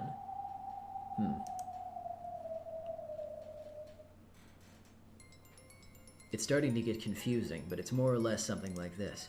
Let's take one of the repetition requests I made during a past mystery as an example. The number of master keys is 5. It had been claimed that there were only 5 master keys, so I made this request to confirm that the number really was 5. But since that by itself doesn't deny the witch, I can't say it in blue. So in order to speak in blue, I would need to say something like this. The actual number of master keys was greater than 5. The culprit used one of those extra keys to get in and out of the room. And only then would the witch, who claims that it was a locked room murder with magic, be responsible for making a counter-argument. In other words, I can't use it to demand that she repeats things in order to check the premises of my reasoning. That will probably put me at a significant disadvantage. Crap. It's enough to make me think all those red declarations that Beato's been making to toy with me were extremely merciful. Damn it. That means that even if I create a theory for a particular locked room and speak it in blue, if Beato denies it at the very end, I won't even have time to create my next theory. This rule is awful. It's all disadvantage for me and me alone.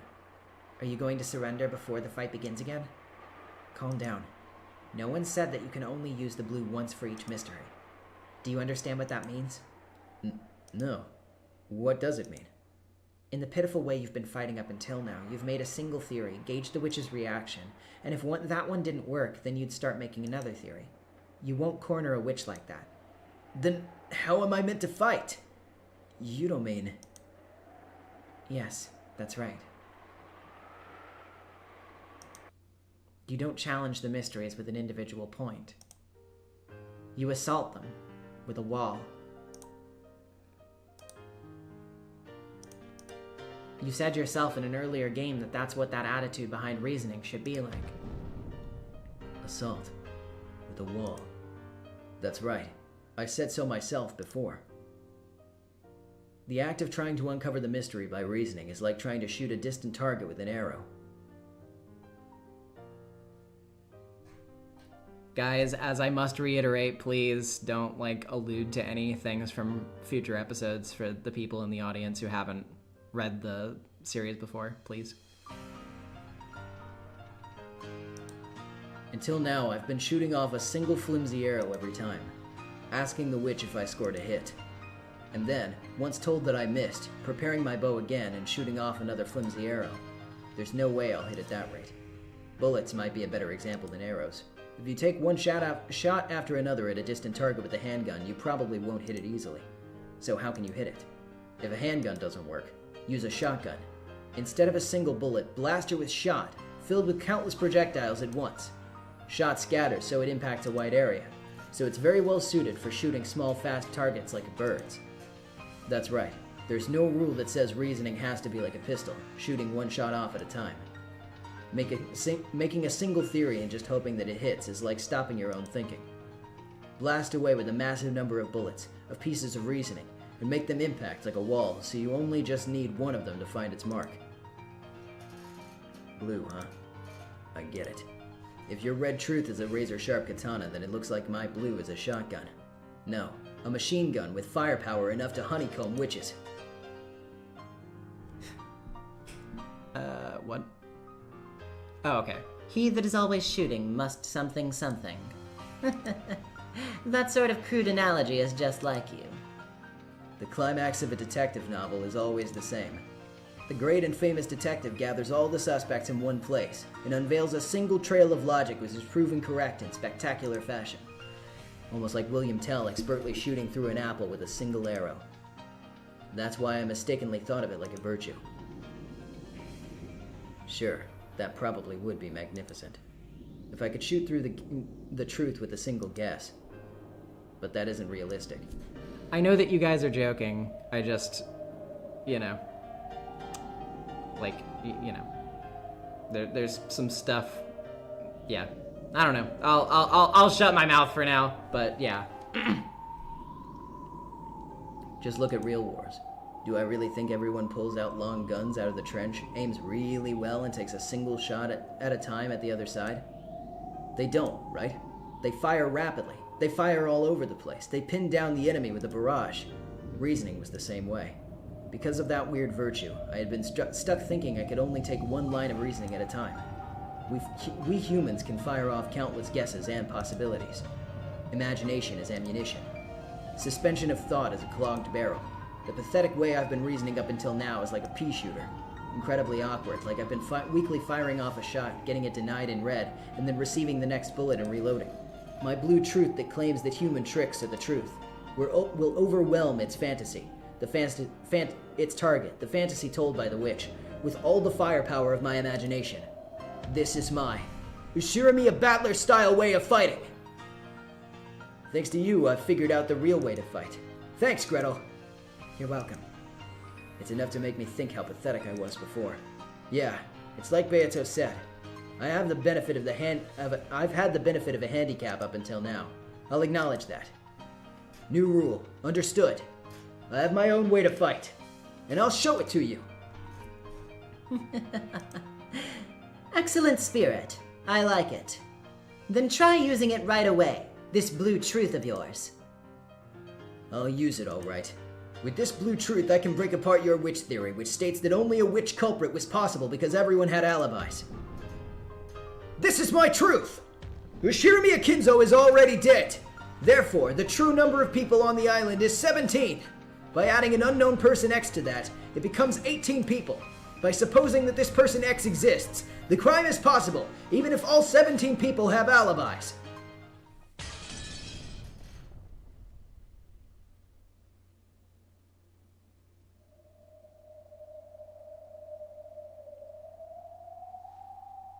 In short, if you keep preventing us from meeting with Father, we'll have to form the following theory. Simply, Father is already dead. But you're hiding that because you don't want the inheritance to be distributed, see? Ridiculous. That is correct. This is worse than ridiculous. I've never been so insulted. It's even possible for us to force you to allow to check whether he's alive or dead in the presence of the police. Isn't it, Evane-san? Yes. That's right, Nissan. We could come up with any number of excuses for it. We could easily set it up so that you have to arrange a meeting with Father under the supervision of a third party. Still, I think that would be very shameful for the Ushiramiya family. That's why I'm making this proposal. The responsibilities and duties of the caregiver. A penalty in the worst-case scenario. If you consent to that, we'll be able to refrain from doing something like dragging Father outside. Yeah, that's right, Aniki. Didn't you just say it? You're carrying out your natural duties as Father's caregiver. Kurie's conditions shouldn't be anything to worry about, right? Why the overreaction?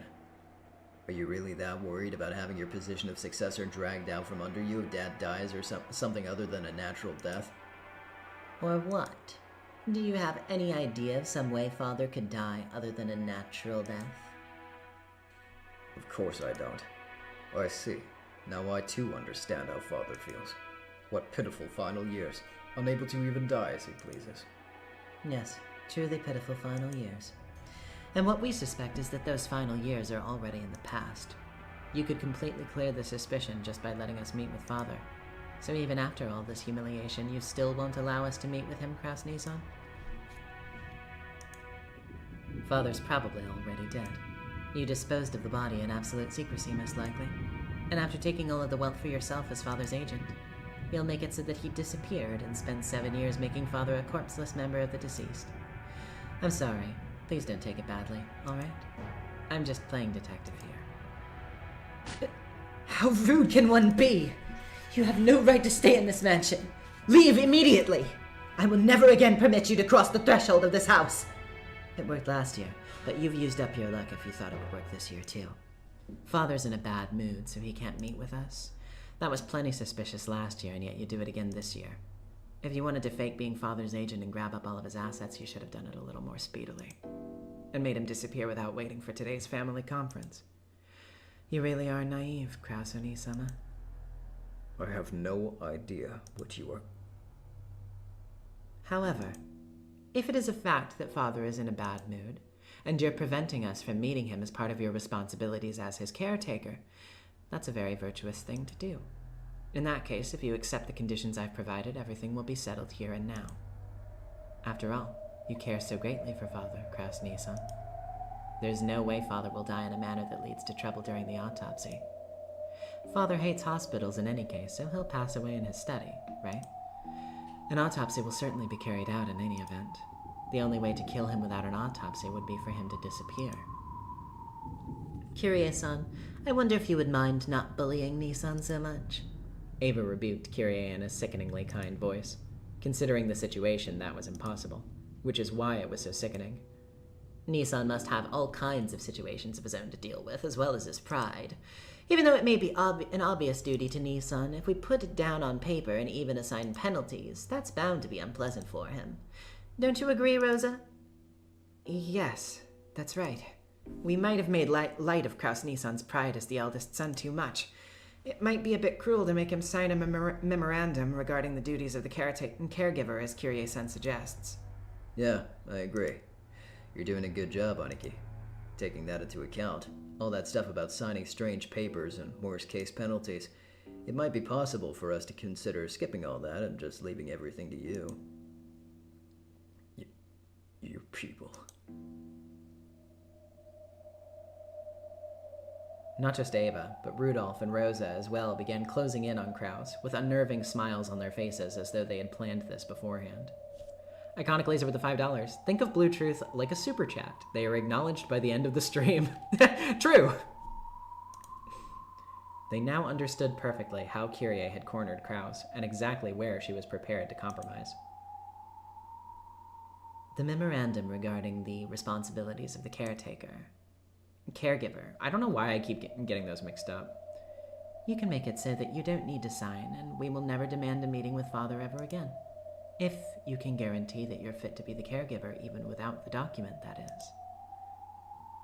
Are you telling me to pay security money?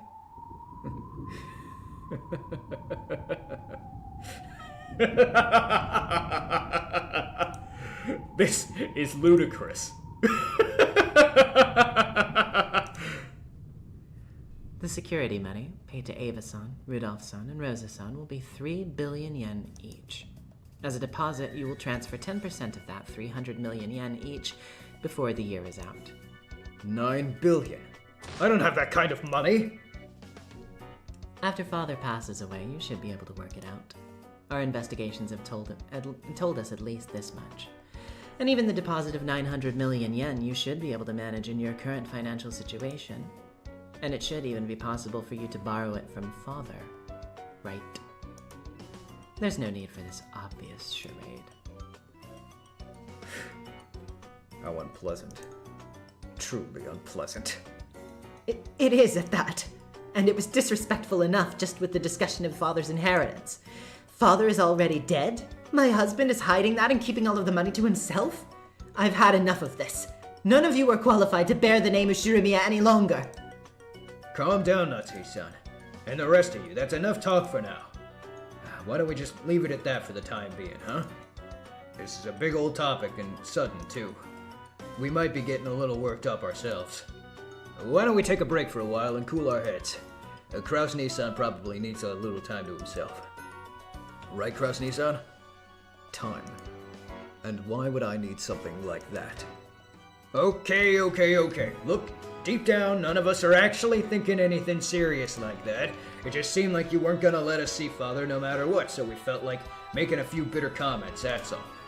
And Krause-san, the thing that we said that made you angry and you argued back on instinct, I know real well what that's like. It's not how you really feel either. You're actually thinking fine. I'll let you see him if you're gonna be that pig-headed about it. Right? Isn't that right? But after all we've said, you just couldn't help getting stubborn, and now you're having trouble saying it's alright to see him, that's all. Isn't that it? Right?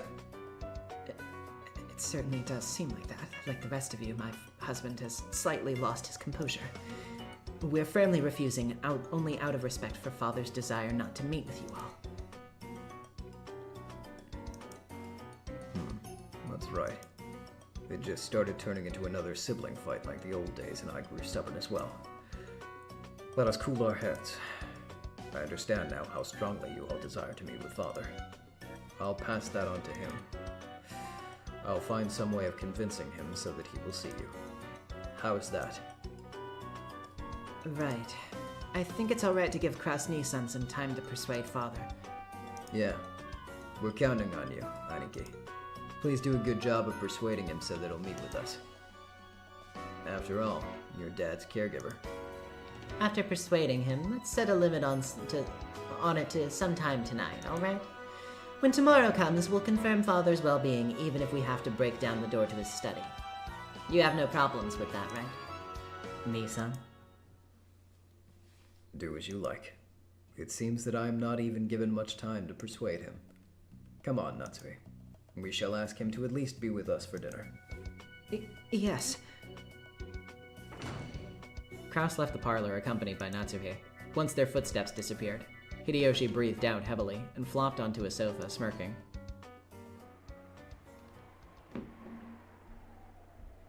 Kiryu-san. You are a frightening person. Sorry for speaking out of turn. I apologize.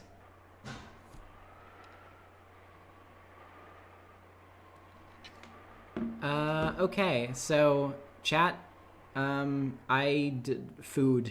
food is ready, and I don't want to smack into the mic, so, I'm going to take a brief, BRB to eat real quick. I will be right back.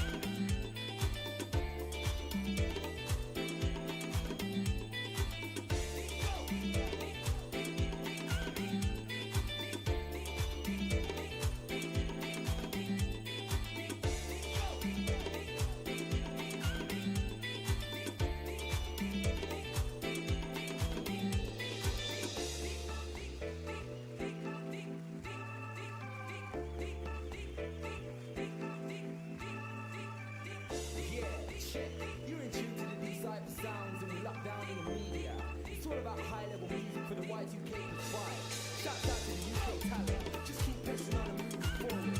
Cause UK talent is nearly at the beat, yeah. Don't give up now, it's not long. It's just a matter of time.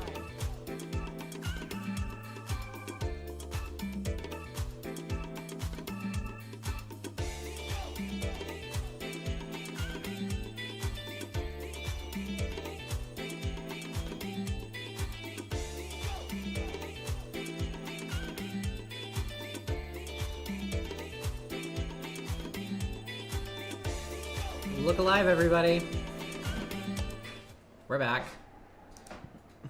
I enjoyed my lasagna in peace, and now we return to Kyrie being the most lovely woman of all time. No. You cornered him in a different way from the original plan, but in the end, this was even better. Just like always, I have to bow my head to you. But can he really prepare 900 million yen? We estimated that 750 million would be the most Kraus Nissan could afford with his current financial situation. Isn't 900 million gouging him too much? It's alright if it's impossible for him. If we do something like lowering it to 750 million so Kraus Nissan can save face, it will look like we're compromising and it'll be easier to settle, right? And if he really does come out with 900 million, that's even better. Nissan's probably having a strategy meeting with Natsuhi-san right about now. It will be truly interesting to see what kind of twisted logic our proud Nissan comes up with as an excuse. Convince father? There's no way he can. There's no way to convince someone who doesn't even exist.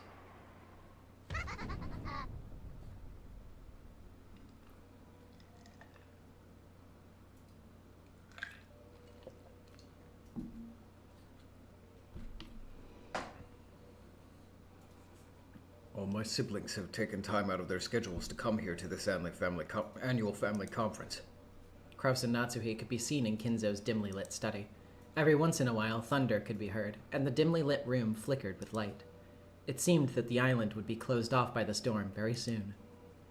Father, please, just this once, show those disrespectful people the majesty of the head.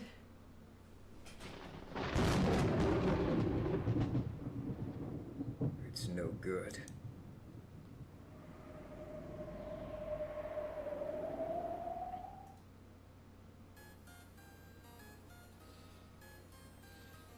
The large figure standing by the window, his majestic back facing them, quietly yet forcefully gave his answer.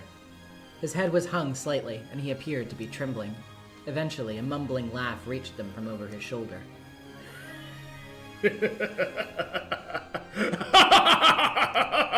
It's no good. It's no goddamn good at all!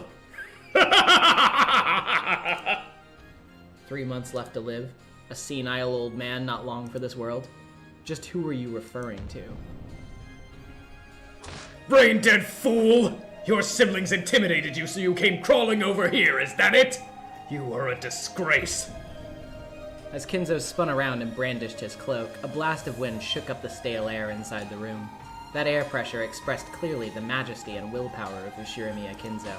It's no wonder at all that Kraus landed on his backside, as if that pressure had literally blown him to the ground. As though showing consideration for Kraus, who looked as though his legs had been swept out from under him, Natsuhi also crouched down. Then, with a thunk, and another thunk, Kinzo's footsteps approached with a heft that signified his majesty. Father. You fool! I heard it all from Canon. Just how pathetically your siblings made you dance like a puppet. Father, my husband is doing his best to protect your honor. Without lending an ear to Natsuhi's words, Kinzo extended his palm to Kraus's collar as the latter sat on the floor. No, he curled up his fingers, leaving only his index finger out, and then, with that one remaining finger, he pressed hard into Kraus's collar, twisted it, and slowly, with just one finger, he raised Kraus high into the air. Truly, what a pathetic creature you are. You even need your wife to speak in your defense? If you have an excuse, man up and show me you can give it yourself! Kraus's feet scrabbled at the air. Kinzo's brawny finger was choking him. He couldn't even open his mouth, much less talk. However, even if he had been allowed to open his mouth, as he was now, there was no way he would be able to think up an excuse that Kinzo would accept. Still, what an incredible power he possessed. No one would call Kinzo an old man after seeing this superhuman strength. Father, my husband, he has his own way of fighting. I beg you to forgive him. Natsuhi. Fighting is the process you undergo before you achieve victory. You cannot call it fighting if it ends in a loss. Just one word. We call that humiliation. And this is my successor. As thunder roared, Kinzo laughed heartily as though there could be nothing more amusing. And at the end of his laugh, he threw his feckless son away like he was scrap paper, slamming him against the wall.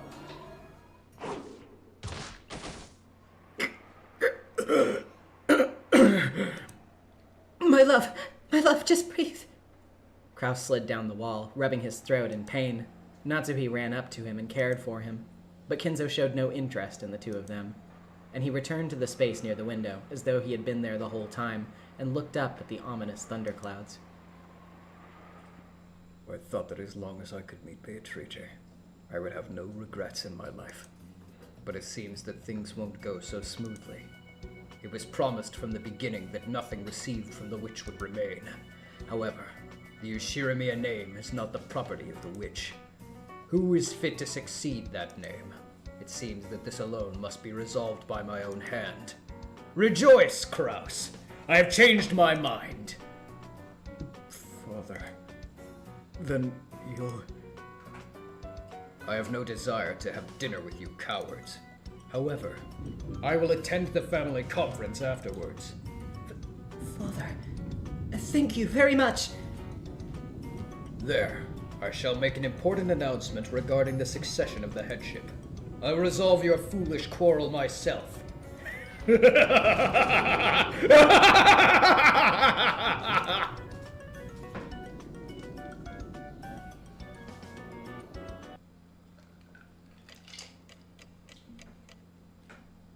This is the power of absinthe. Don't worry, guys. Kinzo is fine. He had some Cracker Barrel mac and cheese, and he's doing okay now. The door was forcefully flung open, and Rosa flew in with Maria. Is Genji-san or anyone here? It doesn't matter who. Someone bring us a bath towel. It was already a full-blown typhoon outside, and it was starting to pour down hard. Though she had at least been using an umbrella, Maria had been in the rose garden amid all the wind and rain the whole time. She had grown ice cold. Maria had gotten into a minor fight with Rosa in the rose garden and had been told to stay there forever. She had done as she was told and had continued to remain in that spot even after the rain started. Rosa certainly had gotten a little emotional and angry, but Maria's stubborn demands were probably more at fault. The cousins, who had unfortunately been witness to that exchange, were relieved to see the mother and child close to each other again. Rosa toweled Maria's head dry. She seemed overcome with worry that Maria might catch a cold, but Maria herself was nonchalant. Are you all right? You didn't catch a chill, did you? Maybe we really should go back quickly and get a change of clothes. I'm fine. And I'm hungry, so food's better than a change of clothes. Ooh. She seems fine, Auntie Rosa. She's gotta be alright if she's got that much bounce. It's a really good thing she had an umbrella. I was thinking she might be soaked to the bone. The fact that she was holding onto an umbrella is one consolation, please. But Maria, even if you'd gotten an umbrella, you have to get some shelter if it starts pelting down like this, got it? Little girls shouldn't ever let themselves get cold. It's all right, Jessica-chan. It's Mama's fault for telling her to stay there. I'm really sorry. I'm really sorry. I'm a good girl. Good girl for doing what Mama said. Stayed there even though it was cold. Stayed there until Mama came. Yes, you really are a good girl, Maria. You did exactly what Mama told you. You really did well. But next time, even if Mama tells you to do something, you find some shelter if it starts raining like that. All right? Promise, Mama. Promise, Mama. Hmm. As Rosa gently held Maria, they joined their pinkies together and promised. Battler and the others could tell that by this bonding between mother and child, expressed through a single little finger, the warmth was starting to return to Maria's body. Canon-kun, thanks for the towel. That really helped. Then, if you'd excuse me. Canon bowed with a blank expression, as though he had done nothing that required gratitude, then left the parlor. All right, it's already dinner time. Let's all go together. Maria, you can even have half of my dessert too for being so good. Oh, really, Mama? Oh, get dessert. Ooh, ooh, ooh. Love, Mama. Love you, Mama. Now, Maria, don't jump around. Mama loves you too, Maria. Love you, Maria. Love you, Maria. Me too. Love you, Mama. Love you, Mama. Ooh, ooh, ooh, ooh. Rosa and Maria looked really happy together. Even the cousins watching started to feel a somehow familiar warmth filling up their chests. You know, that might be the age when you're on the best terms with your parents. It wasn't like that for me. Like Mom and stuff, always yelling at me to study, study, study. That's because they love their children. A parent's love isn't always gentle and indulgent. My mother was strict with me too, but by now I realized that it was because she treasured me so. Shut up, George. Ooh, ooh, ooh. Love you, Mama. Love you, Mama. Love you, Maria. Love you, Maria. So, shall we get some food? Let's be friends and hold hands. Ooh, be friends and hold hands. Mama and Maria, friendly, friendly. Yes, that's right. Mama and Maria are friends. Forever and ever. I love you, Maria.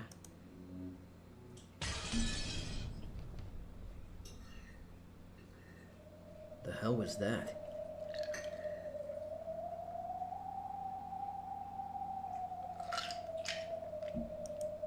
What happened? The sudden sound had come from the teacup Gretel had been holding, which had fallen and smashed. Sorry. I was out of it for a moment. Sorry for dropping it. The cup on the floor was broken into tiny pieces. Would it really have made such a sound and smashed into so many pieces just from being dropped by that height? Even someone as obtuse as Battler could realize that she was in a bad mood over something, but he couldn't understand why she had suddenly grown so displeased. When she made to bend over and pick up the pieces of the cup, Runaway appeared out of nowhere and stopped her. Please, you'll injure yourself. Leave the cleaning up to me. Or shall I bring you another cup? No thanks. I guess a demon's black tea just doesn't suit my tastes. Oh? To think that there is someone whose tastes aren't satisfied even by Runaway's tea. I must respect your discerning palate. I'm getting bored. I'll go out for a bit. Bored? Wait a sec, but things are just about to get started. At this point, Maria's probably gonna say she got an umbrella and letter from Beatrice again, you know? This is the critical part. You'll have to excuse me. Sorry. Someone clean up this mess. Leave it to me. Without saying anything else, Gretel disappeared of her own accord. Her form literally melted and disappeared into thin air. There had definitely been a displeased expression on her face. But neither Battler nor Runaway, nor of course Beato either, could understand why her mood had so suddenly worsened. All that remained was the fragrance of the black tea she had spilled.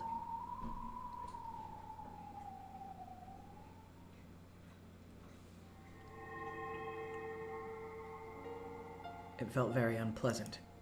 No, to be even more blunt, it made my skin crawl. Hmm? Why are you so irritated, Ante? Why?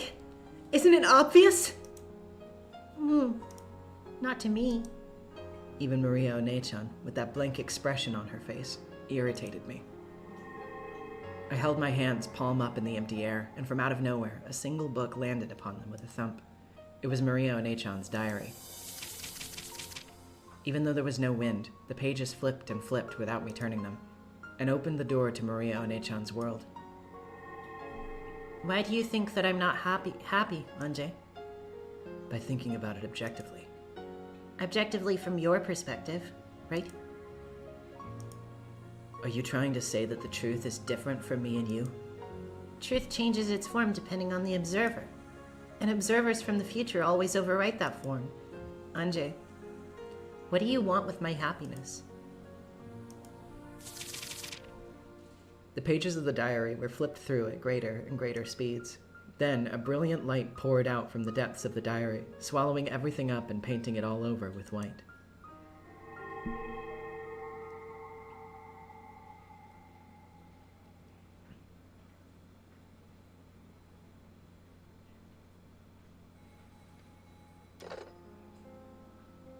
Sorry, Maria.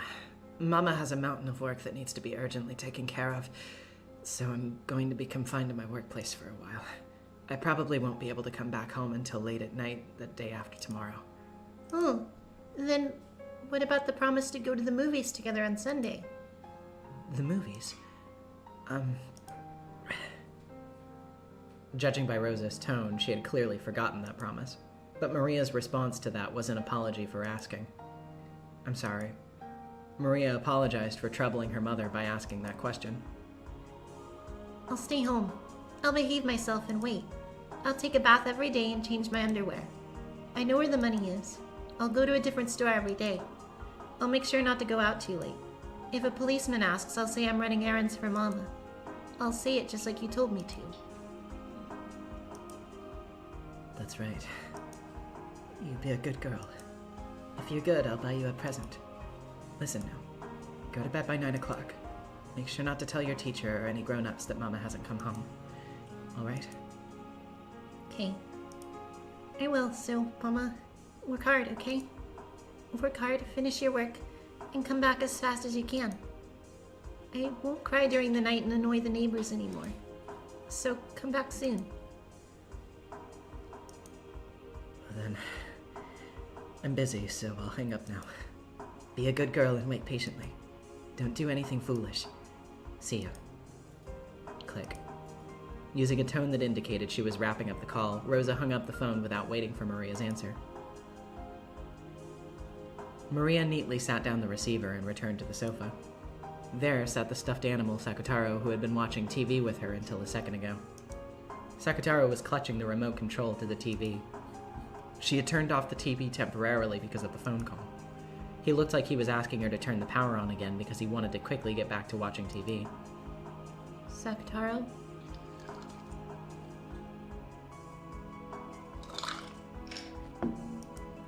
Did you want to watch TV? Who do you? You don't want to watch anymore, Maria? If the entertainers team gets all the questions right, they might turn everything around. Who do you? No. That's enough TV. Again, Mama's busy with her work and isn't coming home. Mama usually has a lot of overtime and doesn't come home until late. She has to socialize or something for work, so she comes home having drunk a lot of alcohol, even though she can't handle it. And with a pale face, she goes straight into the shower and then to bed. And even on the weekends, she says she has overtime or has to stay over and almost never comes home.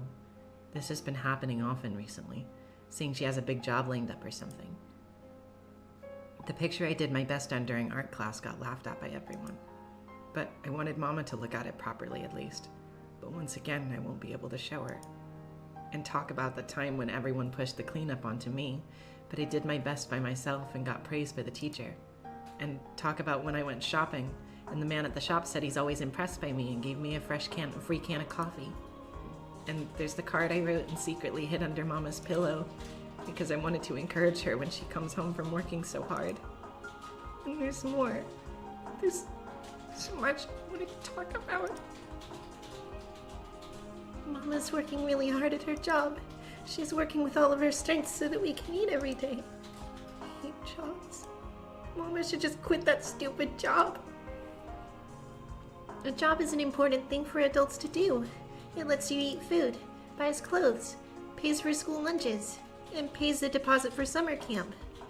It's all because Mama works and earns money for you. Don't need food. Don't need clothes. Don't need school lunches and don't want to go to summer camp. It's not like any of the groups will let me join in. Who do you? Just now on the phone, Mama promised that she'll buy you a present for when she comes back from work, right? I think Mama made that promise because you're important to her, Maria. And she feels bad for making you feel lonely. I don't know. Who knew? She definitely wouldn't do that if she thought you were a pain or annoying. She wants to stay by your side all the time as well. She also finds it painful and sad that she can't. I remember when Mama spent the whole night by your side crying. Yeah. Didn't understand why Mama was crying. But seeing Mama like that was so sad. And I couldn't do anything but stay silent by her side. I remember the last thing Mama said then. She said thank you. She said that just by being by her side, you were her only ally in the whole world. Do you remember? Yeah. You're my only ally in the whole wide world. She said. Sakutaro set the remote on the table, crawled up onto the sofa. Oh, sat on my lap and spoke to me while gazing into my eyes. I'm sure Mama's just like you, Maria. Where the designs Mama draws are the only ones laughed at by the clients, and her company's the only one that has annoying jobs pushed onto it by other companies. Mama's the president, so she has to take care of everything all by herself. And her company is the only one that never gets to join in with the business of other companies. You're Mama's only ally, remember? If even you tell Mama to quit her job in the whole wide world, where would Mama's ally be? Sakutaro. The only person I have in the world is you. And the only person Mama has in the world is you. What about you, Maria? I have Mama, and I have you. Then you aren't lonely at all, are you? Mama's busy with her work, so she can't be with you very often, but please don't blame her for that, Maria. In exchange, I'll always be by your side, and I'll be there forever and ever. So don't cry, okay? What do you? Me being with you. Can't you stop feeling sad? Sakutaro.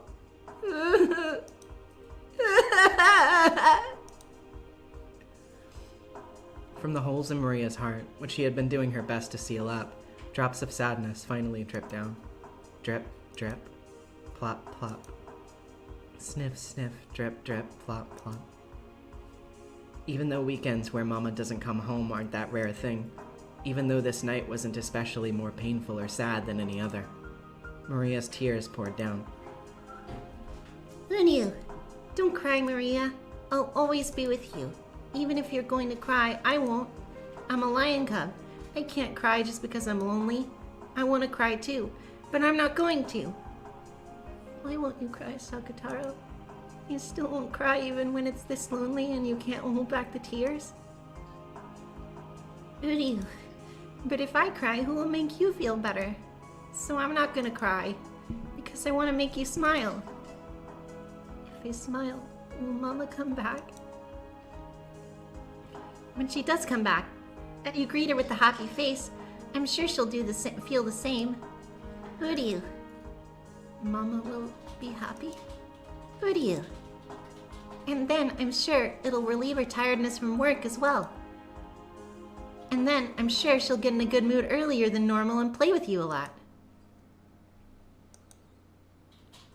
When you come home and Mama's waiting for you there, and she's in the kitchen in a good mood, don't you feel really happy? It's definitely the same for her. If I stay here being happy, she'll be happy too. Where do you? Sakutaro nodded deeply with his big head. No more tears could fall from Maria's eyes, because if she greeted her Mama with a tear-stained face, her Mama would probably get sad too. You know this already, Maria. You can't use the magic that creates smiles if you aren't smiling too. Yeah, I know. So I won't cry anymore. Hey, Maria, I have an idea for how we can have a fun time. Can I tell you? What is it? Mama won't be coming back until late night Sunday. Why don't we have a pajama party in secret without Mama ever knowing? Pajama party? Until you get tired late tonight, you can play with me while eating candy and drinking soda in bed. A pajama party. Yeah, that sounds like fun. I don't have to go to bed at 9? Mama won't get mad at me for not going to bed? This is a secret between you and me, only for when Mama isn't around. So until you get sleepy, let's spend the whole night having fun together. Let's eat jelly beans and try to guess what color we'll get next. Let's split open peanuts and try to guess which half is the grandpa. For that, real quick, you look at the translation note here. Peanuts. When peanuts that have been removed from their shells are cracked in half, one half has a nub on the end with small leaves protruding from it. In Japan, young children are sometimes told that the half with this nub is the grandpa because the leaves look like a mustache. The other half, obviously, would be the grandma. Let's search for treasure in the closet. And more, so much more. I wonder what it'll taste like if we mix orange juice and melon soda. Ugh. Wanted to try that once, but asked Mama if it was alright and she got mad. What do you? Let's try it out in secret from Mama. Tonight, let's play a lot, laugh a lot, and blow away our tears with happiness. Don't worry, with me here, it'll definitely be fun. I'll make you happy for sure, Maria. Yeah. I know it'll be fun with you here. It'll definitely make me happy. Thanks, Sakutaro. Won't cry anymore.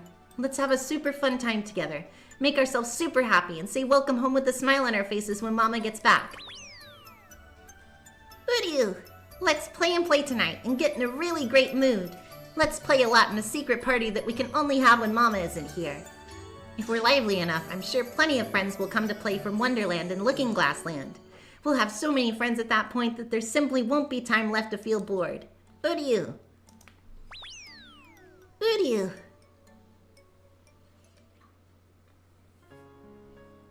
And then I started my pajama party with Sakutaro and had fun until late into the night. I played by sticking my hand into the bag of jelly beans without looking and trying to guess which color I would pull out. Sakutaro had good intuition and got it right a lot. Partway through, I also achieved the brilliant feat of guessing right 4 times in a row.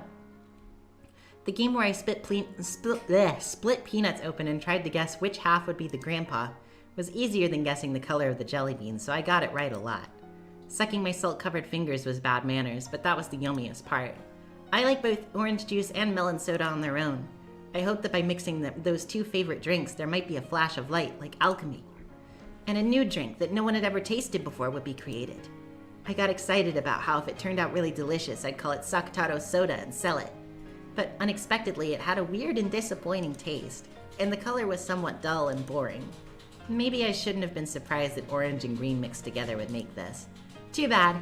I imagined that it would become a sparkling pineapple color. But it was awesome, an awesome, fun night. If I'm having this much fun, maybe Mama will start wanting to come home too and unexpectedly appear at the front door. So I got the feeling that Mama might suddenly come home, and went to the front door many times to check. But there was no way Mama would be able to come home when she was this busy with work. But rather than a feeling of loneliness, I felt just a little disappointed that I couldn't invite Mama to join in on such a fun late night party. Next time I'll do this when Mama's around and let her join in. Even some things I don't think are yummy, Mama says are delicious. So she might say that Sakutaro soda is really yummy. When Mama comes back tired, I'll serve her some. And more than anything, I wanted to at least write about this fun night in a letter and tell Mama about it. Hoping that these strong feelings of happiness would reach Mama too. Hoping that when Mama comes home exhausted from her job, which is always so tough for her, I could share this happiness with her. Hoping that when Mama comes home late Sunday night, almost certainly tired, I could make her even just a little brighter by sharing this happiness. I softly placed that letter on Mama's desk. To Mama. Good job with your work again today. Some of my happiness for you to share. From Maria. Then I decided to give a present to Sakutaro for proposing this wonderful night. A small red scarf that I had found when searching for treasure in my closet. When Maria was still very young, her mama had knitted this tiny, tiny red scarf for her.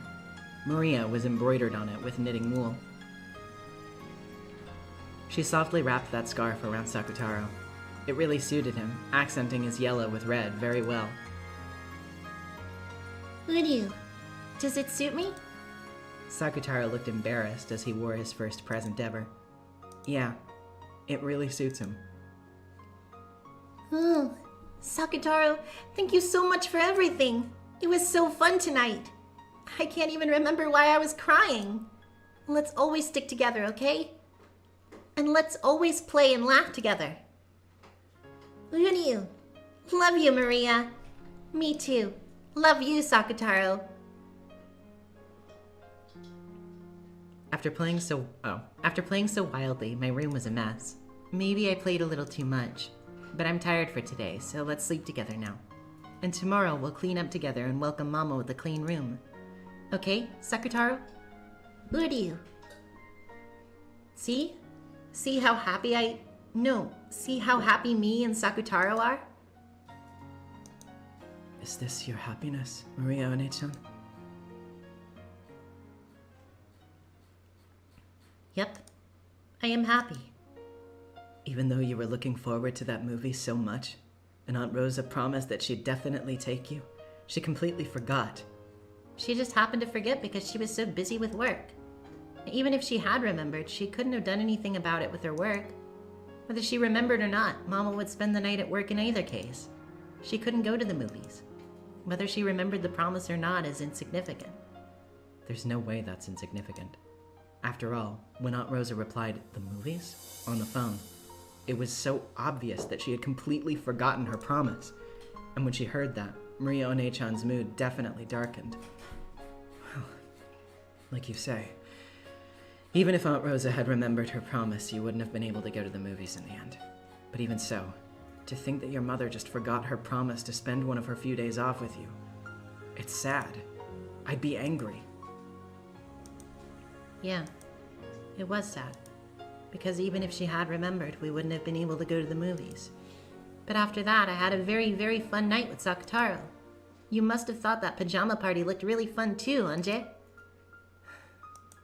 There's no way that would be fun. I mean, all of that messing around you did that night, it was just you intentionally making a frenzy out of nothing so you could forget that you were lonely and that your mother wasn't coming home. That's not true. We really did have a fun party with Sakutaro. No, you didn't!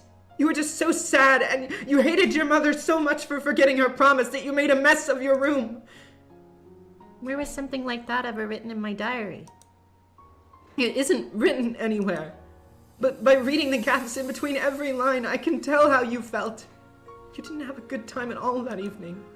And you stayed up late when you were told not to, broke the strict rule about not eating sweets outside of snack time. And when that didn't even bury your sadness, you went wild in your room and made a mess of it. Isn't that all? And after you made a mess of your room and were all tired out, all you did was claw at the bedsheets and cry yourself to sleep. It is written in the diary that Mama probably forgot her promise about the movie. And that I stayed up late having a pajama party with Sakutaro and made a mess of my room searching for treasure. Yes. It can only mean one thing, can't it? We're starving for Auntie Rosa's love. And Auntie Rosa always put her work and her public image first, always keeping you on the back burner. That's why it makes my skin crawl. Because I know just how superficial Aunt Rosa's words of love for you are. You should realize this yourself. So, how can you say that you're happy? I don't understand that. That part of you, Maria One-chan. Even at this age, I can't understand it at all. How aren't you sad? How is it that you can experience a reality filled with misfortune and call yourself happy? I can't do it. I can't understand it. You are a sad kid, Anji. I don't get it. Why are you pitying me? Even though a fact about a really fun pajama party is written in my diary, when it's observed by a different person, it looks like that same fact takes a different form, huh? I remember talking about this with Bernkastel. Truth is indeterminate and changes its form every time it's observed, by the way it's perceived. In other words, depending on the person who perceives it, a single truth becomes different truths. And truths of the past are painted over by truths of the future. In this diary, I wrote what happened that night was very, very fun. You described the events of that night as something very happy. And yet, when you read the diary, you read the events of that night as very, very sad. Even though you described it as happiness, I read it as something different. Stop it. This tells of a happy night. This is the truth of that night. Please don't take this happy truth and paint over it with a new and different truth. Just this make you happy, Maria One-chan? Yep. Happy. That's why I feel so sorry for you, because you can't feel happiness in the same situation. Both she back then and I now have the same friendless and lonely situation. And Ange accepted the lonely truth as the lonely truth. But she painted over the lonely truth with a happy truth. Ushiramiya Maria took the sad truth and changed it into happiness. That is the only and yet all too large difference between me and Maria One-chan. And at the same time as being unable to accept it, another part of me is jealous of that power. Yeah, that's right. It is power. With that power, I was able to become happy. And without it, you can't. The power. What is it? I didn't know what to call that power either. At this point in time, at least. Eventually, I'd be taught its true form. I'll talk about it later. On a later page. So then, late Sunday night, with a present just like she'd promised, Mama came back.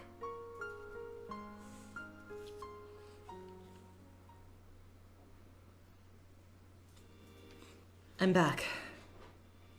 Mama, welcome home. What are you? Mama came back. Mama came back. Waiting to greet Rosa as she returned home all tired out was Maria, holding Sakutaro in an unbelievably good mood.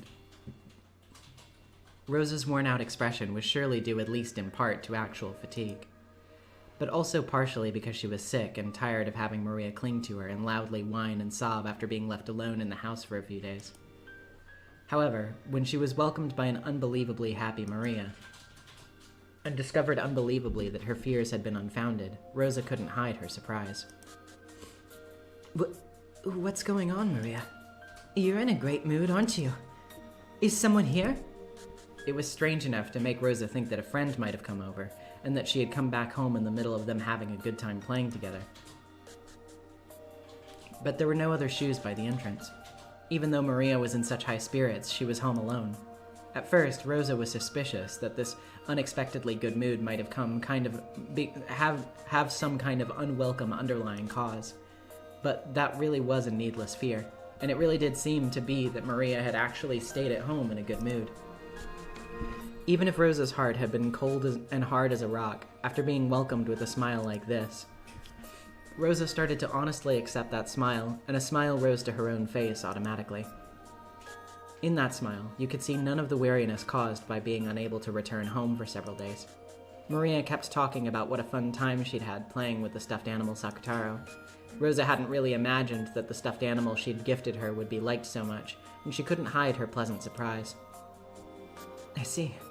So you and Sakutaro were having fun watching the house together. Well done, Maria.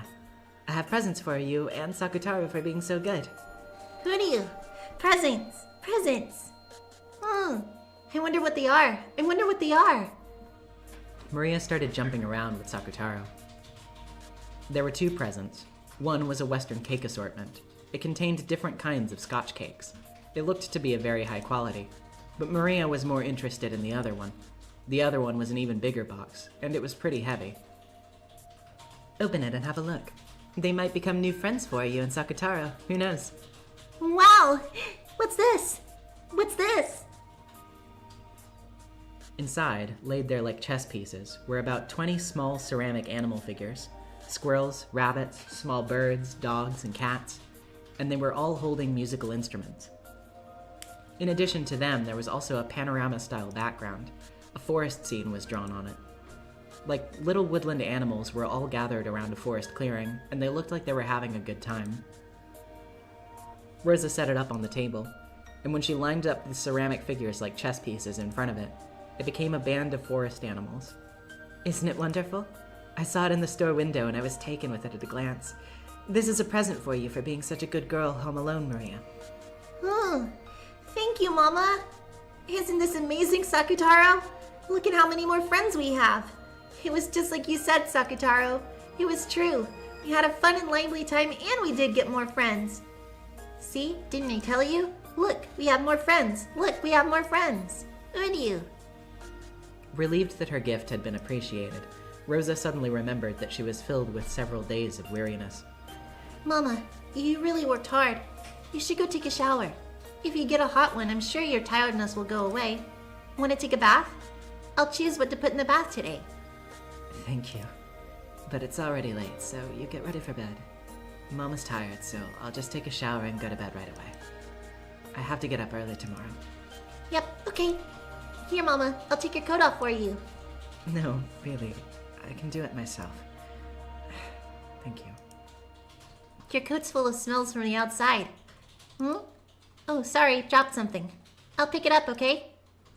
When she had taken Rosa's coat off, taken Rosa's coat, a receipt or ticket stub or something had fallen out. It had been in her mama's pocket, so it was probably important. Maria hurriedly picked it up. It looked like a ticket for a green car or the Shinkansen or something. Atami. Maybe it's that place famous for its hot springs?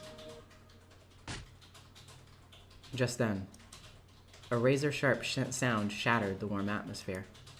Instead of the Rosa who had been there just a second ago, enjoying a gift with her daughter and full of weariness after returning home for the first time in several days, there stood a completely different person, who looked exactly the same but had the most terrible of expressions on her face. In her hand was the ticket stub that Maria had picked up. She had stolen it from Maria's hand in an instant. After a few seconds' delay, by the pain of her hand that had been hit and her mother's expression, Maria realized that she must have done something wrong. But she didn't know what she had done that had gotten her in trouble. It was probably because of that ticket stub-like thing. Was she not supposed to touch it? Even though she had tried so hard to welcome her mama with fun and happiness. She had touched something important to her without asking and had ruined that pleasant atmosphere. So Maria apologized immediately. Sorry. Even though she must have heard those words of apology, Rosa's expression actually darkened. Maybe those words had been undesired? Maria didn't know what to do and cautiously watched to see how her mother would act. Then, even though it should have been such an important ticket stub, Rosa crushed it up and hurried off to her room. Maria didn't really understand what she had done wrong. Oh, I must have done something I shouldn't have. That paper must have been something important for Mama's work, and I touched it without asking. Would you? You didn't do anything wrong, Maria. So look at how happy we are tonight as well. Yeah, happy. And when Mama takes a bath and clears her head, she'll go back to being the normal, nice Mama. So you mustn't worry about it, would you? You're right. Mama's tired too, after all. Mustn't worry about it. We're so very happy tonight. Would you? Please stop. I can't bear to watch this. Ange, I think you're looking for happiness in the wrong way. you're the one who's wrong. How can you call this happiness? It's too painful for me to even watch it anymore. What is? That Mama suddenly got mad? That happens sometimes when people get tired. Condemning a person because of a momentary misplaced emotion isn't very adult of you, Ange. I can't believe I am hearing this from a 9-year-old.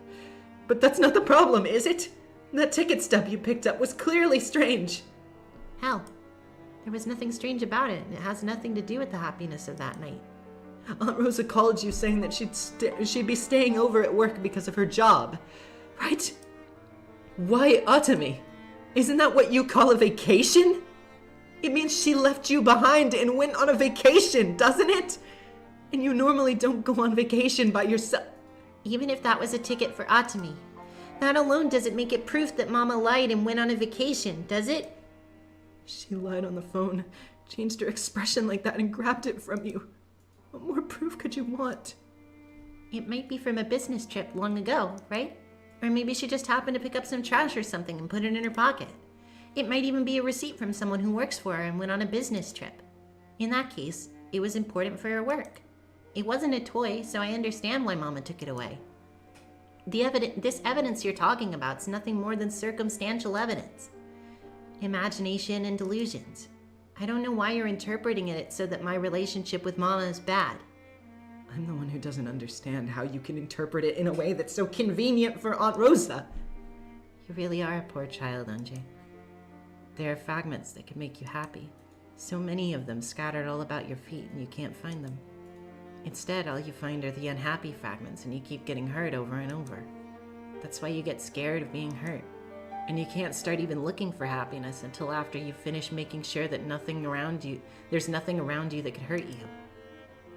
When I talk with you, Oni-chan, it gets hard to tell which one of us isn't making sense. You know what? There are lots of both happy and unhappy fragments, and the world's full to the brim with both kinds. So people who can't find happiness right beside them won't be able to find it no matter where they go looking. Like Tiltil and Miltil searching for the blue bird. I probably didn't pronounce that right. Yes, the story did have that moral. You're the complete opposite, Ange. You're searching for a world without a single unhappy fragment. But even that's the same as the bluebird. So you'll be unable to find your own happiness for all eternity. Battler is Hansel, is he? Isn't he the bluebird? Give it a rest already. In any event, I got the point that a night of happiness was wasted because of a single scrap of paper that fell from a code. It's scary. Isn't it? That a single scrap of paper could do that. In that case, maybe the power to get happiness back can also lie in a single scrap of paper, don't you think?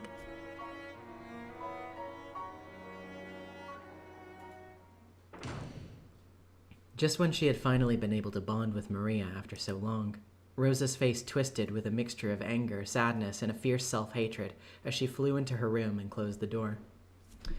Arahabaki Gaming with the $5. Did you know the they in Ryukishi's work refers to the reader, so it's actually Umineko when you cry. Also, did you know that Mario 2 in Japanese? Yeah. Yep, thank you. Yes, of course.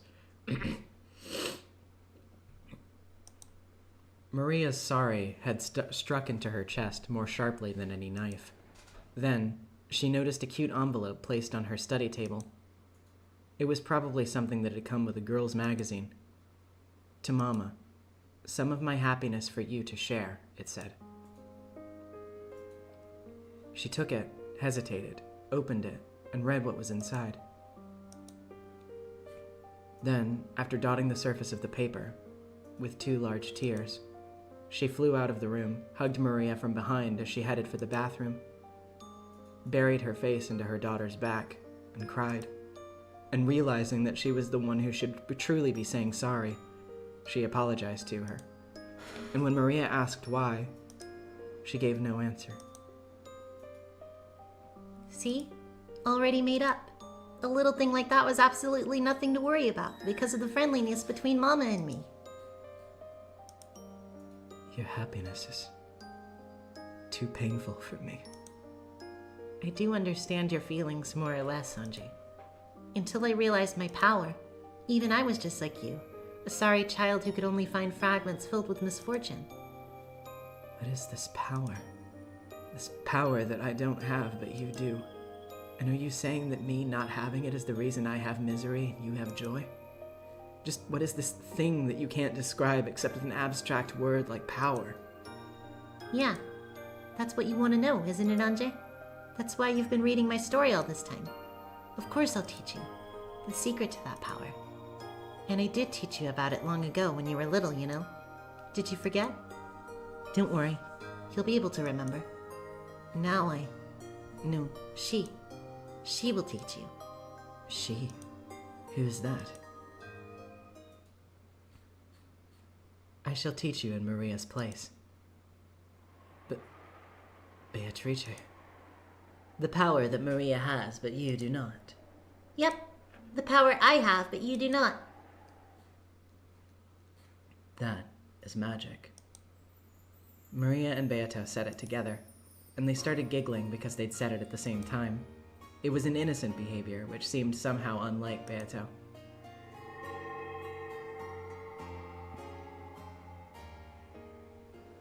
Black tea was arranged on a table in a peaceful garden, and Beato, Maria, and Sakataro, who was sitting on Maria's lap, were having fun chatting.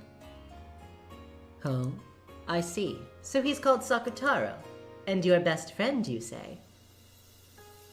Uryu, it's nice to meet you. My name is Sakutaro. Ooh, Sakutaro's shy, so he's nervous right now. It's okay. Beatrice is my wonderful friend too. Uryu. Are your friends my friends? Yeah. Uryu. Then I'm Beatrice's friend too? Yeah. Uryu. Maria, do things like this happen frequently for you in everyday life? Things? Is breathing a soul of magic into inorganic matter and giving it life this way a commonplace practice for you?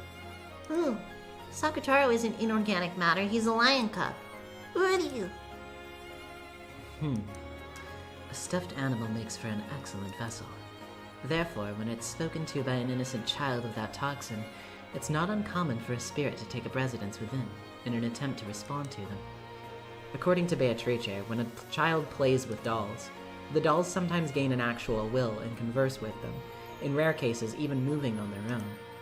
However, the power that they can imbue into such a vessel is very weak due to their innocence. If even a tiny bit of the toxin from a human's common sense gets involved and tells them that there's no way a doll can talk or move, it instantly reverts to being an ordinary, non-speaking doll.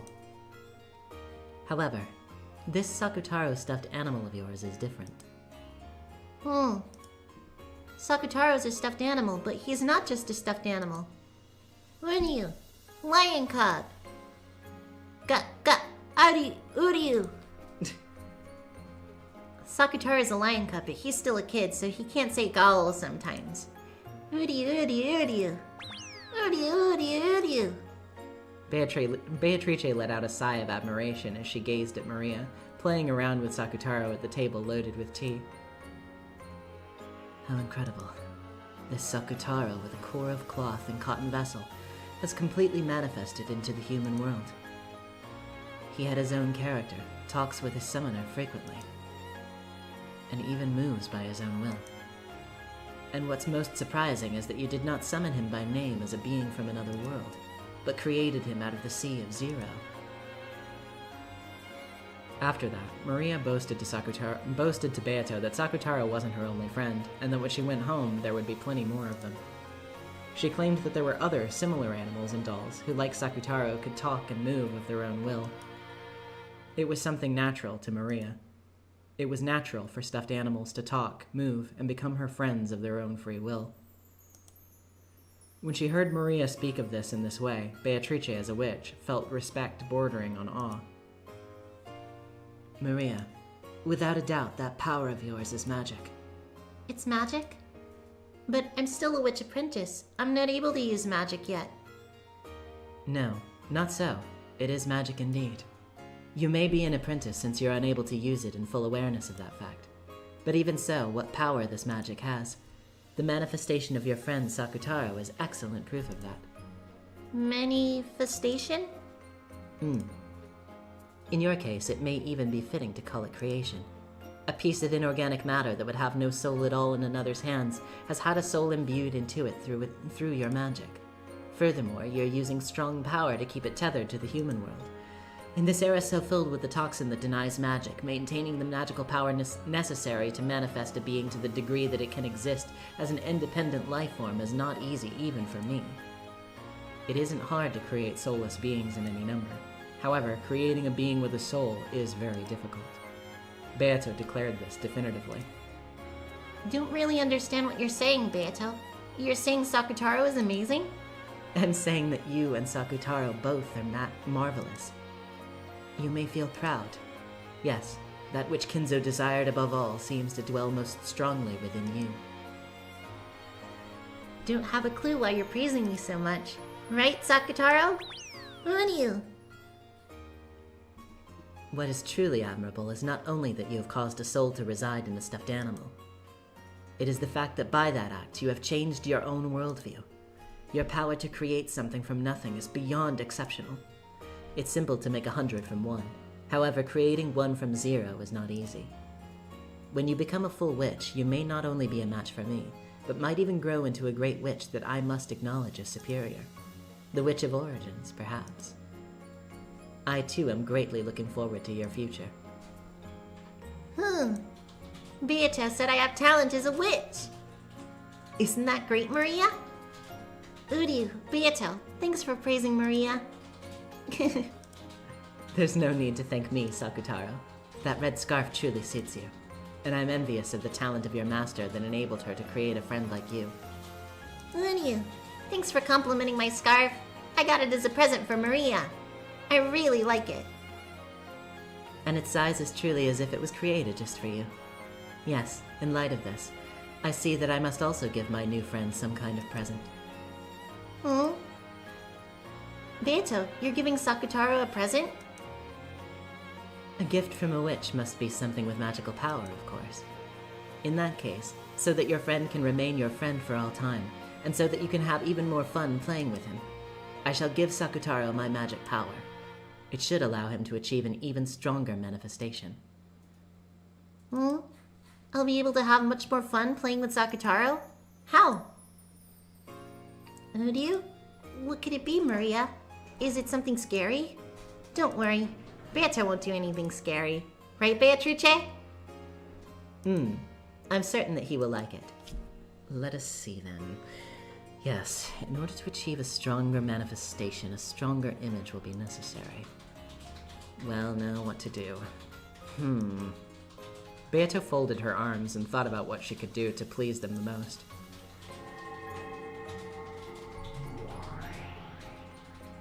And at that moment, there appeared the form of yet another witch. It was Beato's master, Virgilia. Virgilia truly was a great witch. Since Maria already thought of Beato as a great witch, this person Beato called a great witch must have been a great witch. According to Beato, not even she could hold a candle to this witch when it came to magical power. My, I thought I heard some cheery voices. What a fun tea party this seems to be. Oh, master, perfect timing. I want you to take a look at this lion cub. I hear he's Maria's new friend. What an adorable little lion. I wonder if he can greet me. Hello, nice to meet you.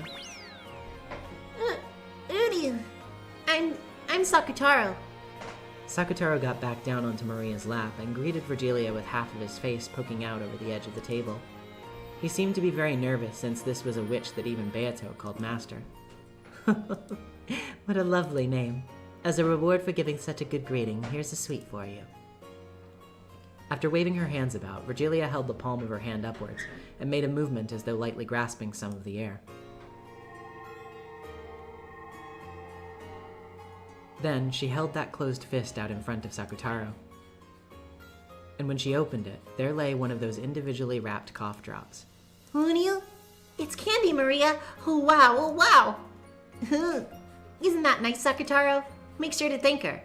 Uryu, thank you very much for the candy. Bow. Even though Virgilia was a great witch, she still treated a stuffed animal like Sakutaro to an elegant greeting. Still, master, cough drops? Are you someone's granny or something? Can't you at least pull out some strawberry milk candy? How mean. Perhaps I won't give you candy anymore. Sorry. Well then, Maria, take out your grimoire. And of course, your writing tools. Oh, okay, taking it out. Are we writing something? Oh, what's happening now? I'll use magic I learned from you, master. Magic to make a resident of another world manifest into a vessel. I think that by applying that, I may be able to further strengthen the power manifesting this friend of Maria's. I want to give that as a gift to Maria and her friend. I see. It shouldn't be that difficult for a being that is already manifested. That seems like it will turn out to be a wonderful gift. Well then, I shall offer what modest help I can. If you shall be signing for this magic personally as a witness, master, that is greatly encouraging. Rejoice, Maria. This shall be a wonderful gift. Uryu? What's happening? It isn't scary, is it? Is it? Don't know. But don't think it's scary. Wonder what it is. Exciting, huh? Beato borrowed the grimoire from Maria's handbag and majestically riffled through the pages. Then, finding an empty page among those with magic circles drawn on them, she flattened the book out, and after staring at Sakutaro with a smirk, she suddenly started darting her pen across the page. It was something like a written proclamation made by witches to a higher order world. Magic, which would take effect by Beatrice writing it and Virgilia giving her signature as a witness. Maria didn't understand what Beato was doing at first, but partway through, she figured out the wonderful magic power of this document, and her eyes began to sparkle. What are you? Well, what is it, Maria? What's she drawing? Udio? Sakutaro was on her lap, so he didn't know that he was what was being written up on the table. But even if he had seen, Sakutaro probably wouldn't have understood. It's amazing, Sakutaro. Wait a bit. Almost done. Beato, that's awesome.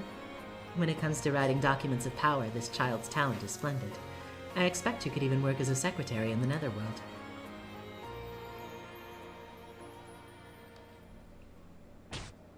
How is this? It should be possible. After she had completed the thing that she had been so intensely concentrating on, Beato looked over the document again from a distance. It seemed she was fairly satisfied with her work, and Maria, upon also peeking in at it, let out a cry of wonder. It's amazing, Beato. So cute. By the name of the Golden Witch Beatrice, I hereby acknowledge Sakutaro, Maria's child. Master, if you would sign as a witness. Yes. By my name, I stand witness to and acknowledge this oath. It is done. Virgilia signed, completing the proclamation. It was a powerful document that proclaimed to the beings of a higher world that Sakutaro had most certainly manifested in the human world. Sakutaro, created by Maria, had received the recommendation of the two witches, Beatrice and Virgilia, and in this very moment, the higher world had accepted his existence. That was the great magic of manifestation. According to Beato, it was apparently an incredible stroke of luck that Virgilia had been here, because the power residing in the proclamation would change drastically, depending on the number and rank of the witches signing it. Virgilia, in particular, had many friends in the higher world, so her signature gave the proclamation a power with which Beato's couldn't even compare. By this proclamation, I accept thee, Sakutaro, as an individual with thine own sense of self, and I welcome thee as a friend in accordance with the Treaty of Maria's Sorcière. Henceforth, Sakutaro, thou art our common friend, and as a gift I shall bestow upon you a form appropriate to that status. Accept it.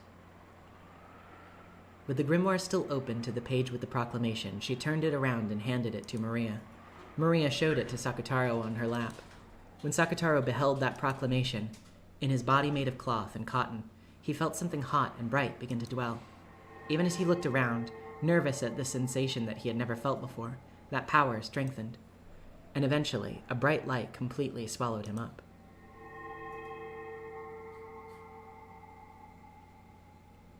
Udio?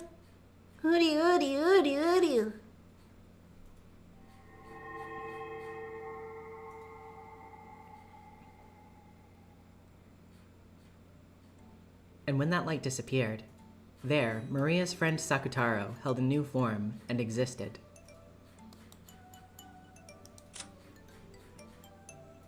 Sakutaro, beloved furniture of Lady Maria, Witch of Maria's Sorcière. His existence is Lady Maria's pure white heart itself. He is an irreplaceable being to her, and could even be said to be another Lady Maria. He holds a decoration as a diplomat, and all witches, weapons, and furniture in the Alliance, and even demons and divine spirits in contract with the Alliance, are not permitted to take aim at him.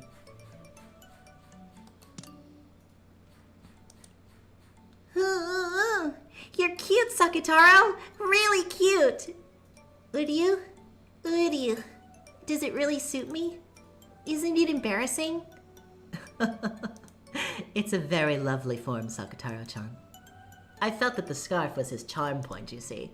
And the ears. Animal ears are nice indeed. Truly cute. Allow me to nibble at them later. Thank you, Beatrice. Thank you so much for the wonderful present. There's no need for thanks. This is merely an expression of my respect for your wonderful magic and your friend. And now that you have reached this level, it would not be odd for you to graduate from an apprentice at any time. Starting today, I shall initiate you in even newer and more fun forms of magic. From this point forward, you may call yourself Maria, the Apprentice Witch of Origins. What's the Witch of Origins? It's the title of a witch who seeks to become a creator. Right now, you are just an enchanter, possessing only enough strength to breathe magical power into the small objects around you. But after 1,000 years of training, it is not unthinkable that you could create not just your own system of magic, but even a galaxy. The talent of the Witch of Origins is very rare. Even though everyone has it when they're young, then no one can continue to hold on to it. This title is also proof that you have not lost your untainted heart. Oh, Witch of Origins. Wow! I'll become one. I'm the apprentice Witch of Origins. Maria, that's so cool. The Witch of Origins. Wow, awesome, Uryu. Eventually, you'll probably be able to call yourself by the title of a full witch, Lady Maria, the Witch of Origins.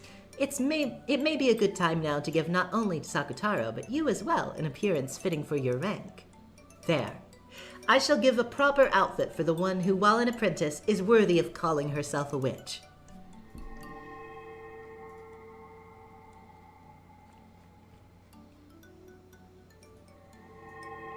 When Beato waved the pipe that was her wand, many gold butterflies appeared out of nowhere, grouped around Maria, and granted her a wonderful dress.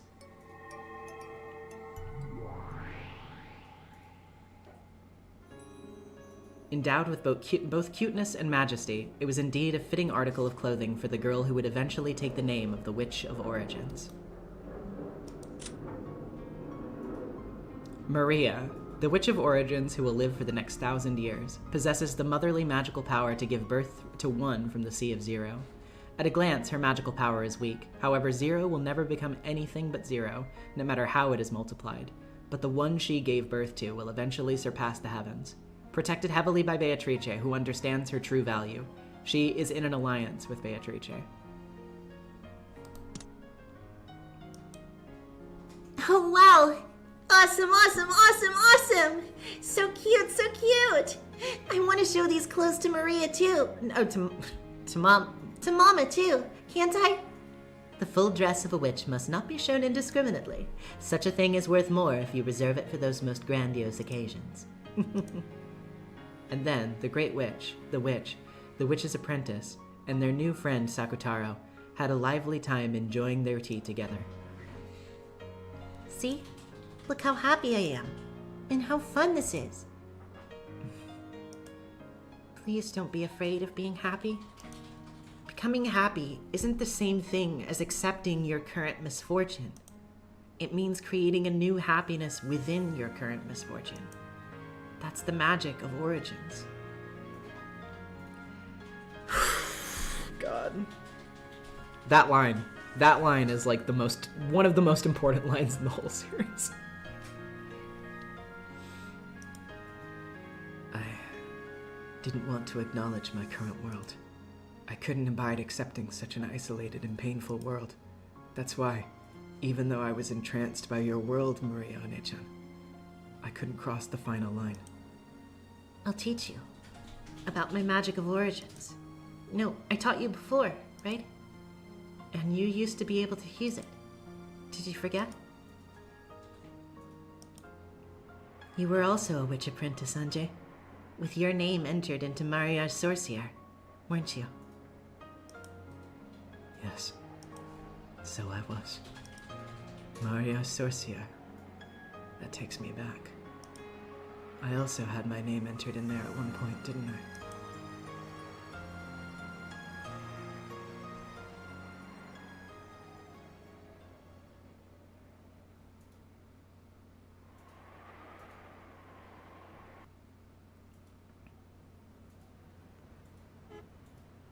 The world 12 years later, October 1998.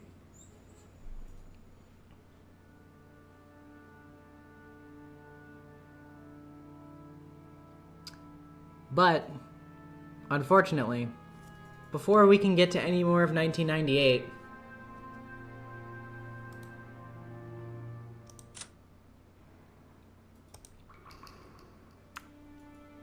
that will be it for tonight.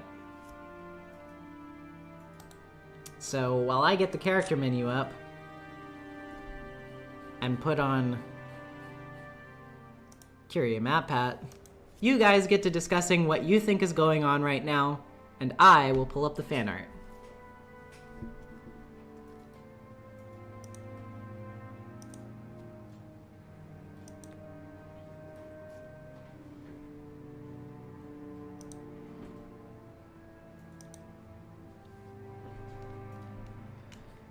Okay, let's see.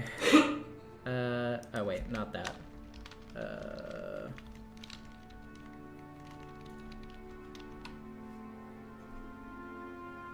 Hachicha. Latest. Oh, we got some good stuff in here.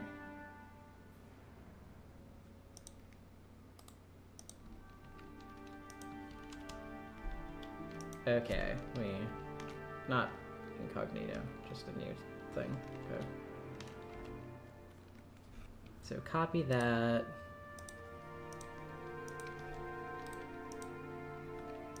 Copy this.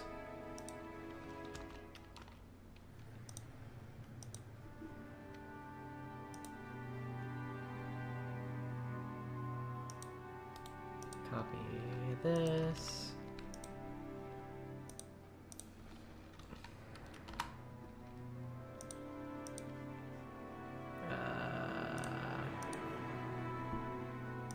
You guys keep talking amongst yourselves. I'm still setting up.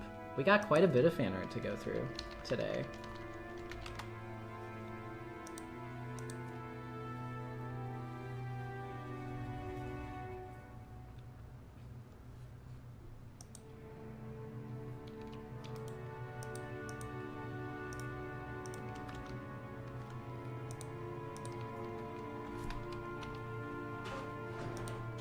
We're all doing fantastic. Oh man. And there's even some Danganronpa Another fan art in here as well, so we've got rep for the DRA fans in the chat as well.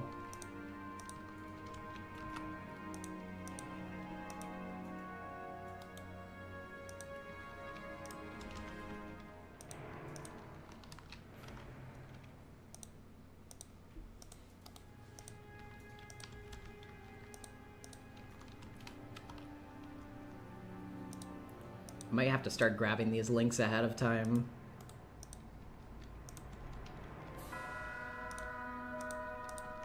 From now on.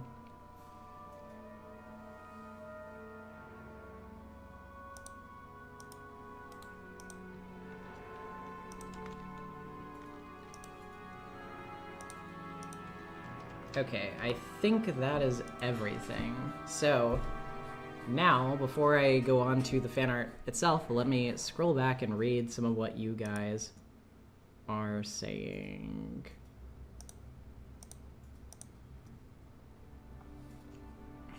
Okay, okay.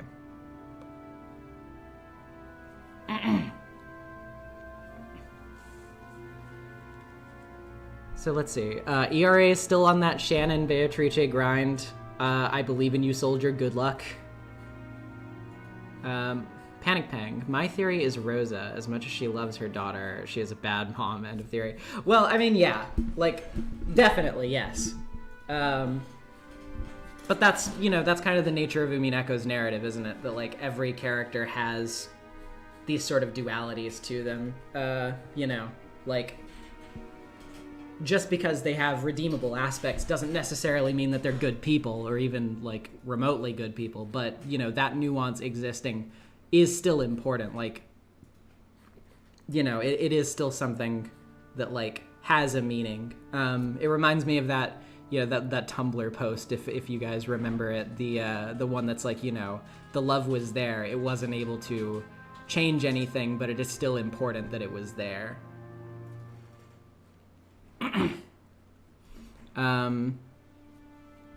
Okay. How can witches be evil if Maria's so cute? Take that, atheists. Fair. Did we read Okanogi's character thing? Yes, we did. 12 years later, Ange has to deal with the most terrifying thing ever. True crime fans. That's true. That's true.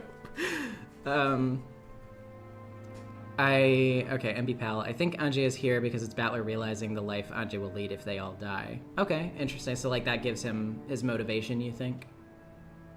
Corporal Stack. Okay, so as I mentioned earlier during the food break, I think Kanon's actual name is Kinzo Shiramiya. Whoa! Which will explain any discrepancies outside of Kinzo being seen as a tulpa from Natsuyu Krause. Oh my god, that's... I really like that. I really like the wild throwing it out there one. I love people who will just go for it like this. Oh man, that caught me off guard. Okay, Historian Sayori, this is speaking semi-thematically, but I think Maria and Beatrice represent different aspects of childhood. Maria's insistence on making the best of her situation is similar to children seeing the best in their family and people around them. Beatrice in various forms shows the crueler nature of childhoods, the kind that tears legs off of bugs just to see what happens. Beatrice coming at...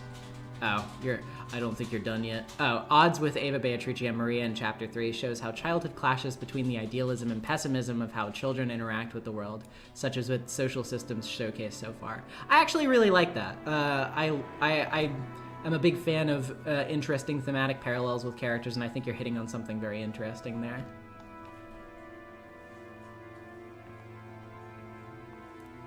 Sorry if I'm kind of like darting around here, because some people are, like, more people than usual are doing multi-message posts. Daniel, I think the whole thing with the magic of origins is really engaging. I can't accept the reality Maria tries to tell because I know she deserves so much more, but I also know that Maria can't really change her situation, so she's trying to change how she feels at least. Exactly, like, that's the thing.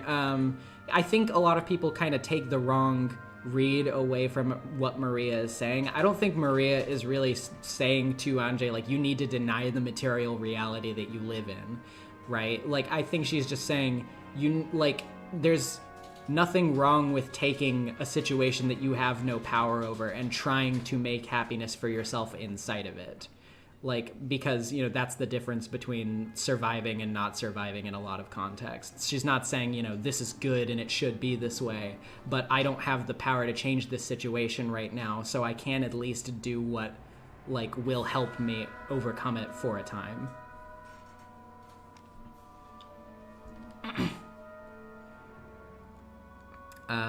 Okay, Corporal Stack's continued thing. And the staff, Canon and Shannon, are illegitimate children of the Ushirimiya family due to them wearing the family crest of the one-winged eagle. Genji is complicit in what happened to the Ushirimiya family with Kinzo and is a branch family member. Okay, that's, yeah, I see where you're coming from now. Like, the name thing threw me off at first a little bit, but, like, I definitely see what you're getting at there. So, yeah, I mean, there's definitely some weird stuff going on in regards to the orphanage and stuff. People have been speculating about that for a while, so obviously, you know, it's good that you're putting that into consideration. I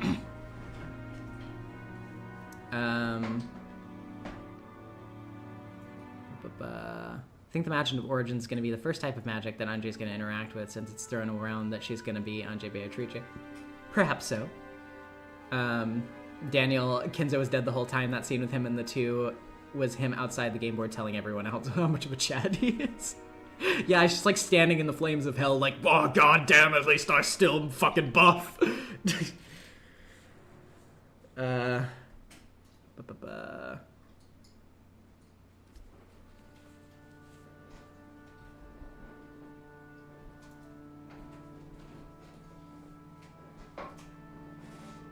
see.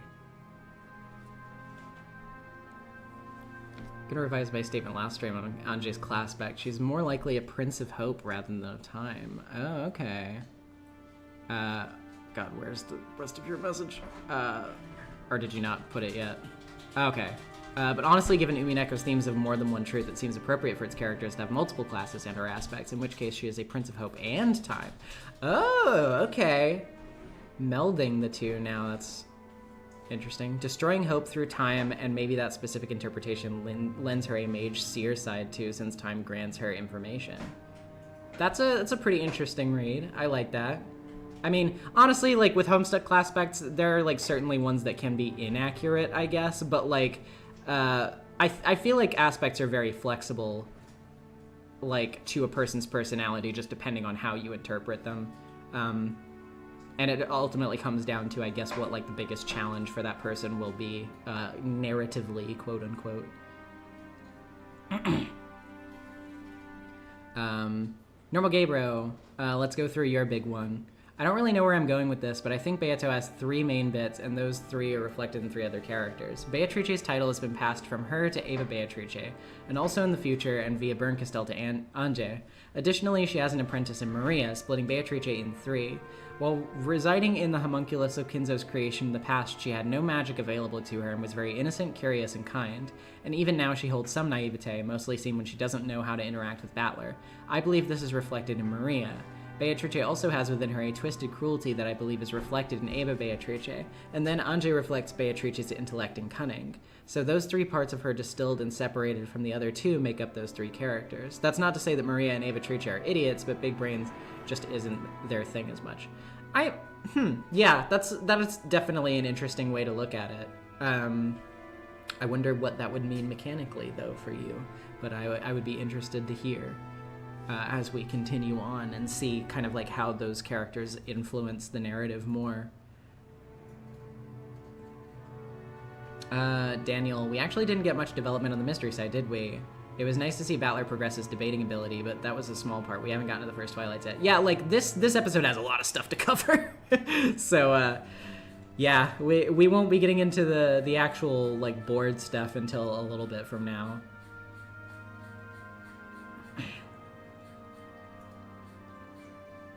It's like what Satsuki says, hope isn't found, it's created. That's true. That's true. We keep crossing our streams here. Literally crossing our streams here. I believe that in ERA, I believe the interactions of Beatrice on all episodes are quite relative from C's her. However, I believe Shannon might be the new real form of Beatrice since she set her free. Okay. Yeah, that is a good point to make. Shannon is the one who smashed the mirror at the shrine. So, you know, maybe that has some meaning in that sense. I still think the orphanage is like a cult brainwashing operation. No one in their right mind would worship kids. Yeah. Yeah. Fair enough. Ava Trice, yeah, I mean, Ava is very intelligent.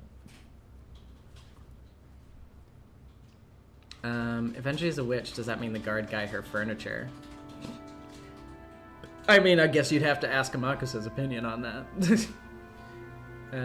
Autistic Frog, an idea I had that each of these versions of events symbolize theories that the outside world came up with, but writing that out I realized that that doesn't make sense since Ava doesn't survive in one of all the versions too. Oh, okay, yeah, okay, you put the number at the end of your message. I see what you mean. But yeah, Ava doesn't survive in all versions. That's true. You have to wonder why in those original episodes Ava died when we know very clearly now that she is alive in the modern day. I wonder why that is.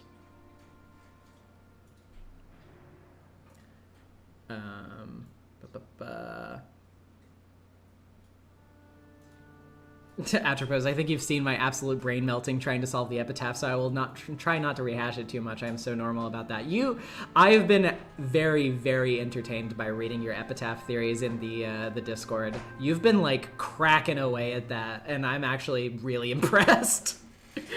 Some of the stuff that you were saying has me very giddy. Obviously, I can't confirm or deny any aspects of your speculation right now, but like, just so you know. It's good. It's very good. Kyrie Witch Theory is kind of big. Oh boy. We're suspecting Kyrie now. Even though she is our faithful Matt Patter. So our faithful game theorist. Who taught us everything we know about chess.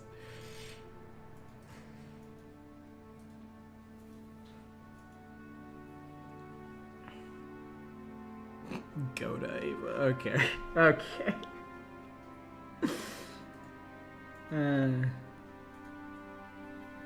We've been betrayed by pretty women before. We're paranoid. Fair enough. She's too hot to be normal. Well, you did see in episode 3. She had a little bit of a moment there when she was fighting in the mansion. She got that that crazy face going for a second. But we all know that makes her more attractive. We do know this.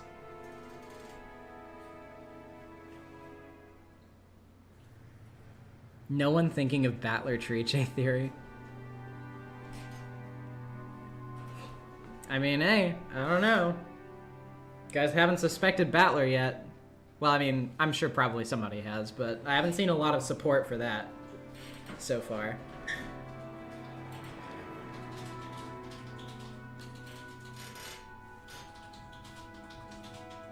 Battler has survived to the end of each game. That's true.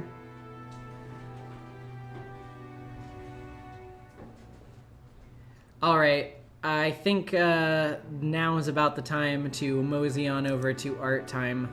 So give me just a moment here.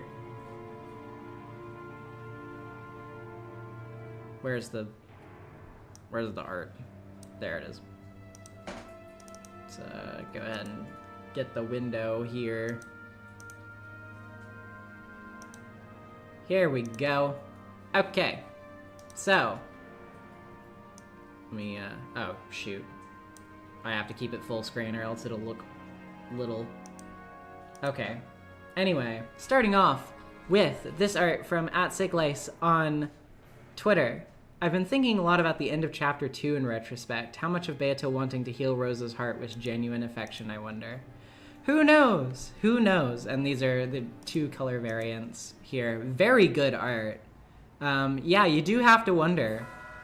Because Beato was very kind to Rosa for a little bit there before, you know, all the stuff that she did after that. So, who knows? Does she feel sympathy for Rosa or not? No way of knowing right now, perhaps. All right, next up, we have this art from NB_pal on Twitter with the caption, "The new Golden Witch." Thank you so much. I appreciate it. I will accept this crown with such responsibility, such a heavy weight to it, so much history. And I'll do my best. Thank you so much. Thank you so much for attending my coronation.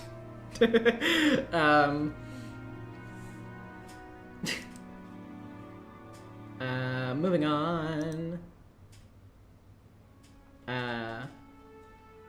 to this art from Daniel from this scene in episode 3. You should kill yourself now! It was just a prank, bro. Umineko, Battler's low-tier god moment. Check this out. I think I really knocked it out of the park with this one. It was a couple streams back on the NezumiVA TM read-through. During a particularly intense scene, Battler slapped Beatrice and told her to, well, you can read the speech bubbles. I thought this was really shocking, partly in a funny way because of the low-tier god vibes and how little I was expecting it, but that really was an intense moment and I wanted to depict it. Partly as a shitpost, partly because it's really powerful. This is one where I use some harsh lighting. I love doing that.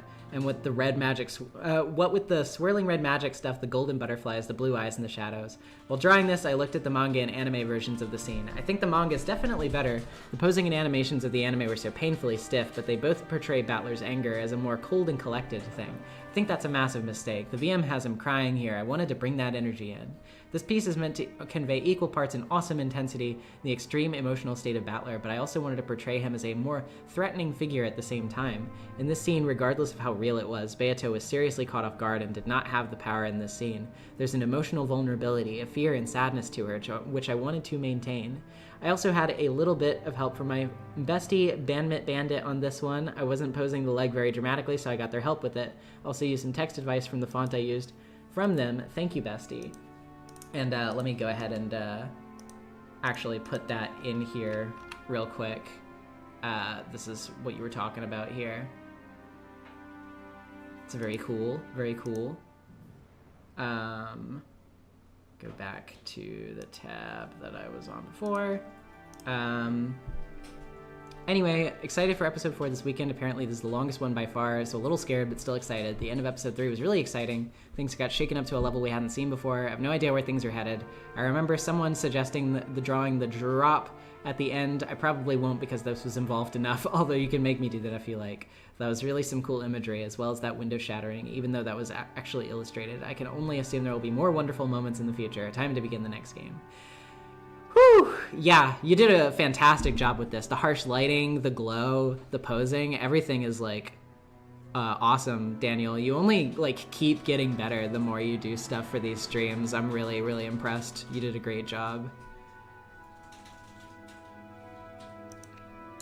And moving on, we have some DRA fan arts posted by 90% Spoon on Tumblr. Yuki sure does have a thing for blue-haired boys, doesn't he? I was inspired to draw these after watching NezumiVA's stream of DRA Chapter 5, and we've got several here of Mr. Maeda with his two interests of choice, his two love interests, who are both totally normal guys, having a very normal time. I love the colors in this. It's, oh wait. I love the colors in this. It's so poppy. The contrast really works. Your line work is very, like, nice. It's, yeah. Really, really great stuff here. I really like all of these. Did a very good job. Moving forward, we have this from JunePop45, local cat girl Cookada Spaghetti. Yeah, because I did post a new like persona on Twitter recently, so yeah, you drew that the real crossover, the real Godin chef. That's true. Thank you, June. This is very good, very cute. Thank you. And yeah, oh god. We have this from Gachapons on Tumblr, reposting a 2-year-old Umineko piece because NezumiVA got to this scene and it makes me cry. Yeah, this is so like, this is so squishy. Like it's got such like bright and like squishy colors to it. Like I really like the lineless style. The lighting is really good for like the nighttime, like pouring out of the windows there. And of course, anytime Maria is smiling and happy is based and good, and we all love it and appreciate it. Just making me a little sad just looking at it. But yeah, fantastic job with this. Even if it is like an older art, I'm all down for people resubmitting their old relevant Umineko fan art for certain parts of the stream, because I think that's cool, and I love showing off Umineko fan art whenever I get the chance, because you guys do such a great job with it. Okay, let's see if there is anything else here that you guys were saying before we head off.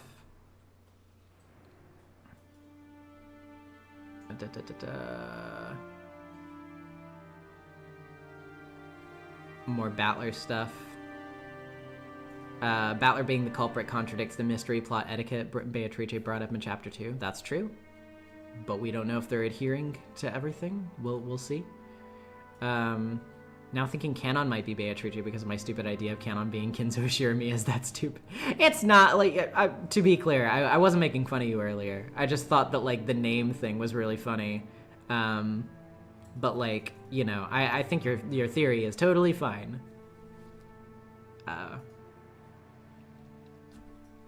ERA, I said this before, but if Kinzo was dead in episode 1, Kraus, Natsuhi, Nanjo, Genji, and the other servants never interacted with him. Another proof that Shannon might be the culprit. Yeah, I mean, you know, we still don't know for sure what Kinzo's status is at the moment, but if that is true, if Kinzo really is dead, then you would have to reevaluate, like, everybody before this point who has claimed to have a conversation with them, because if that was true, then they'd be lying. And then that begs the question of why would they be lying about that? Who's your furniture now that you're the Golden Witch? I don't know. Let me get back to you on that.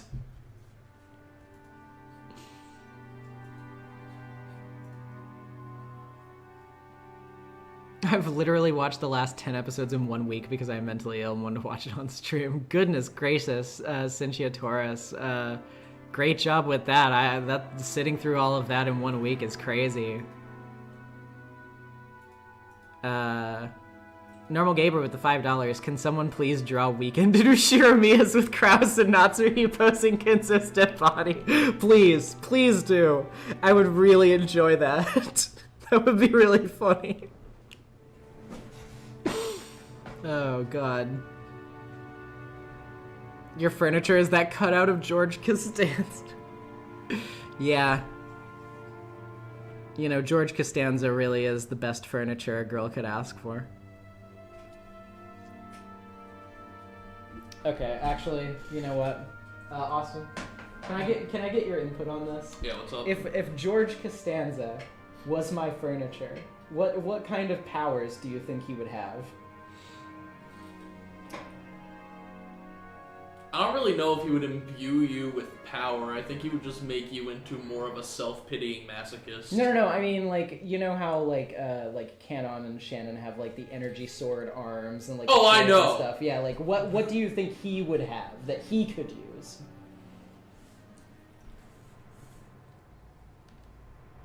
It's a dagger. Uh-huh. And you can only, like, whenever you try and stab someone else with it, it just goes right into your stomach. Okay. Yeah. Explain? No. Okay. People in chat, you guys are theory crafters. You do with my information what you will. Fair enough. Is chat your furniture? No, chat is not my furniture. Chat is something else. A mysterious something else that I cannot tell you what it is for right now. That will come later.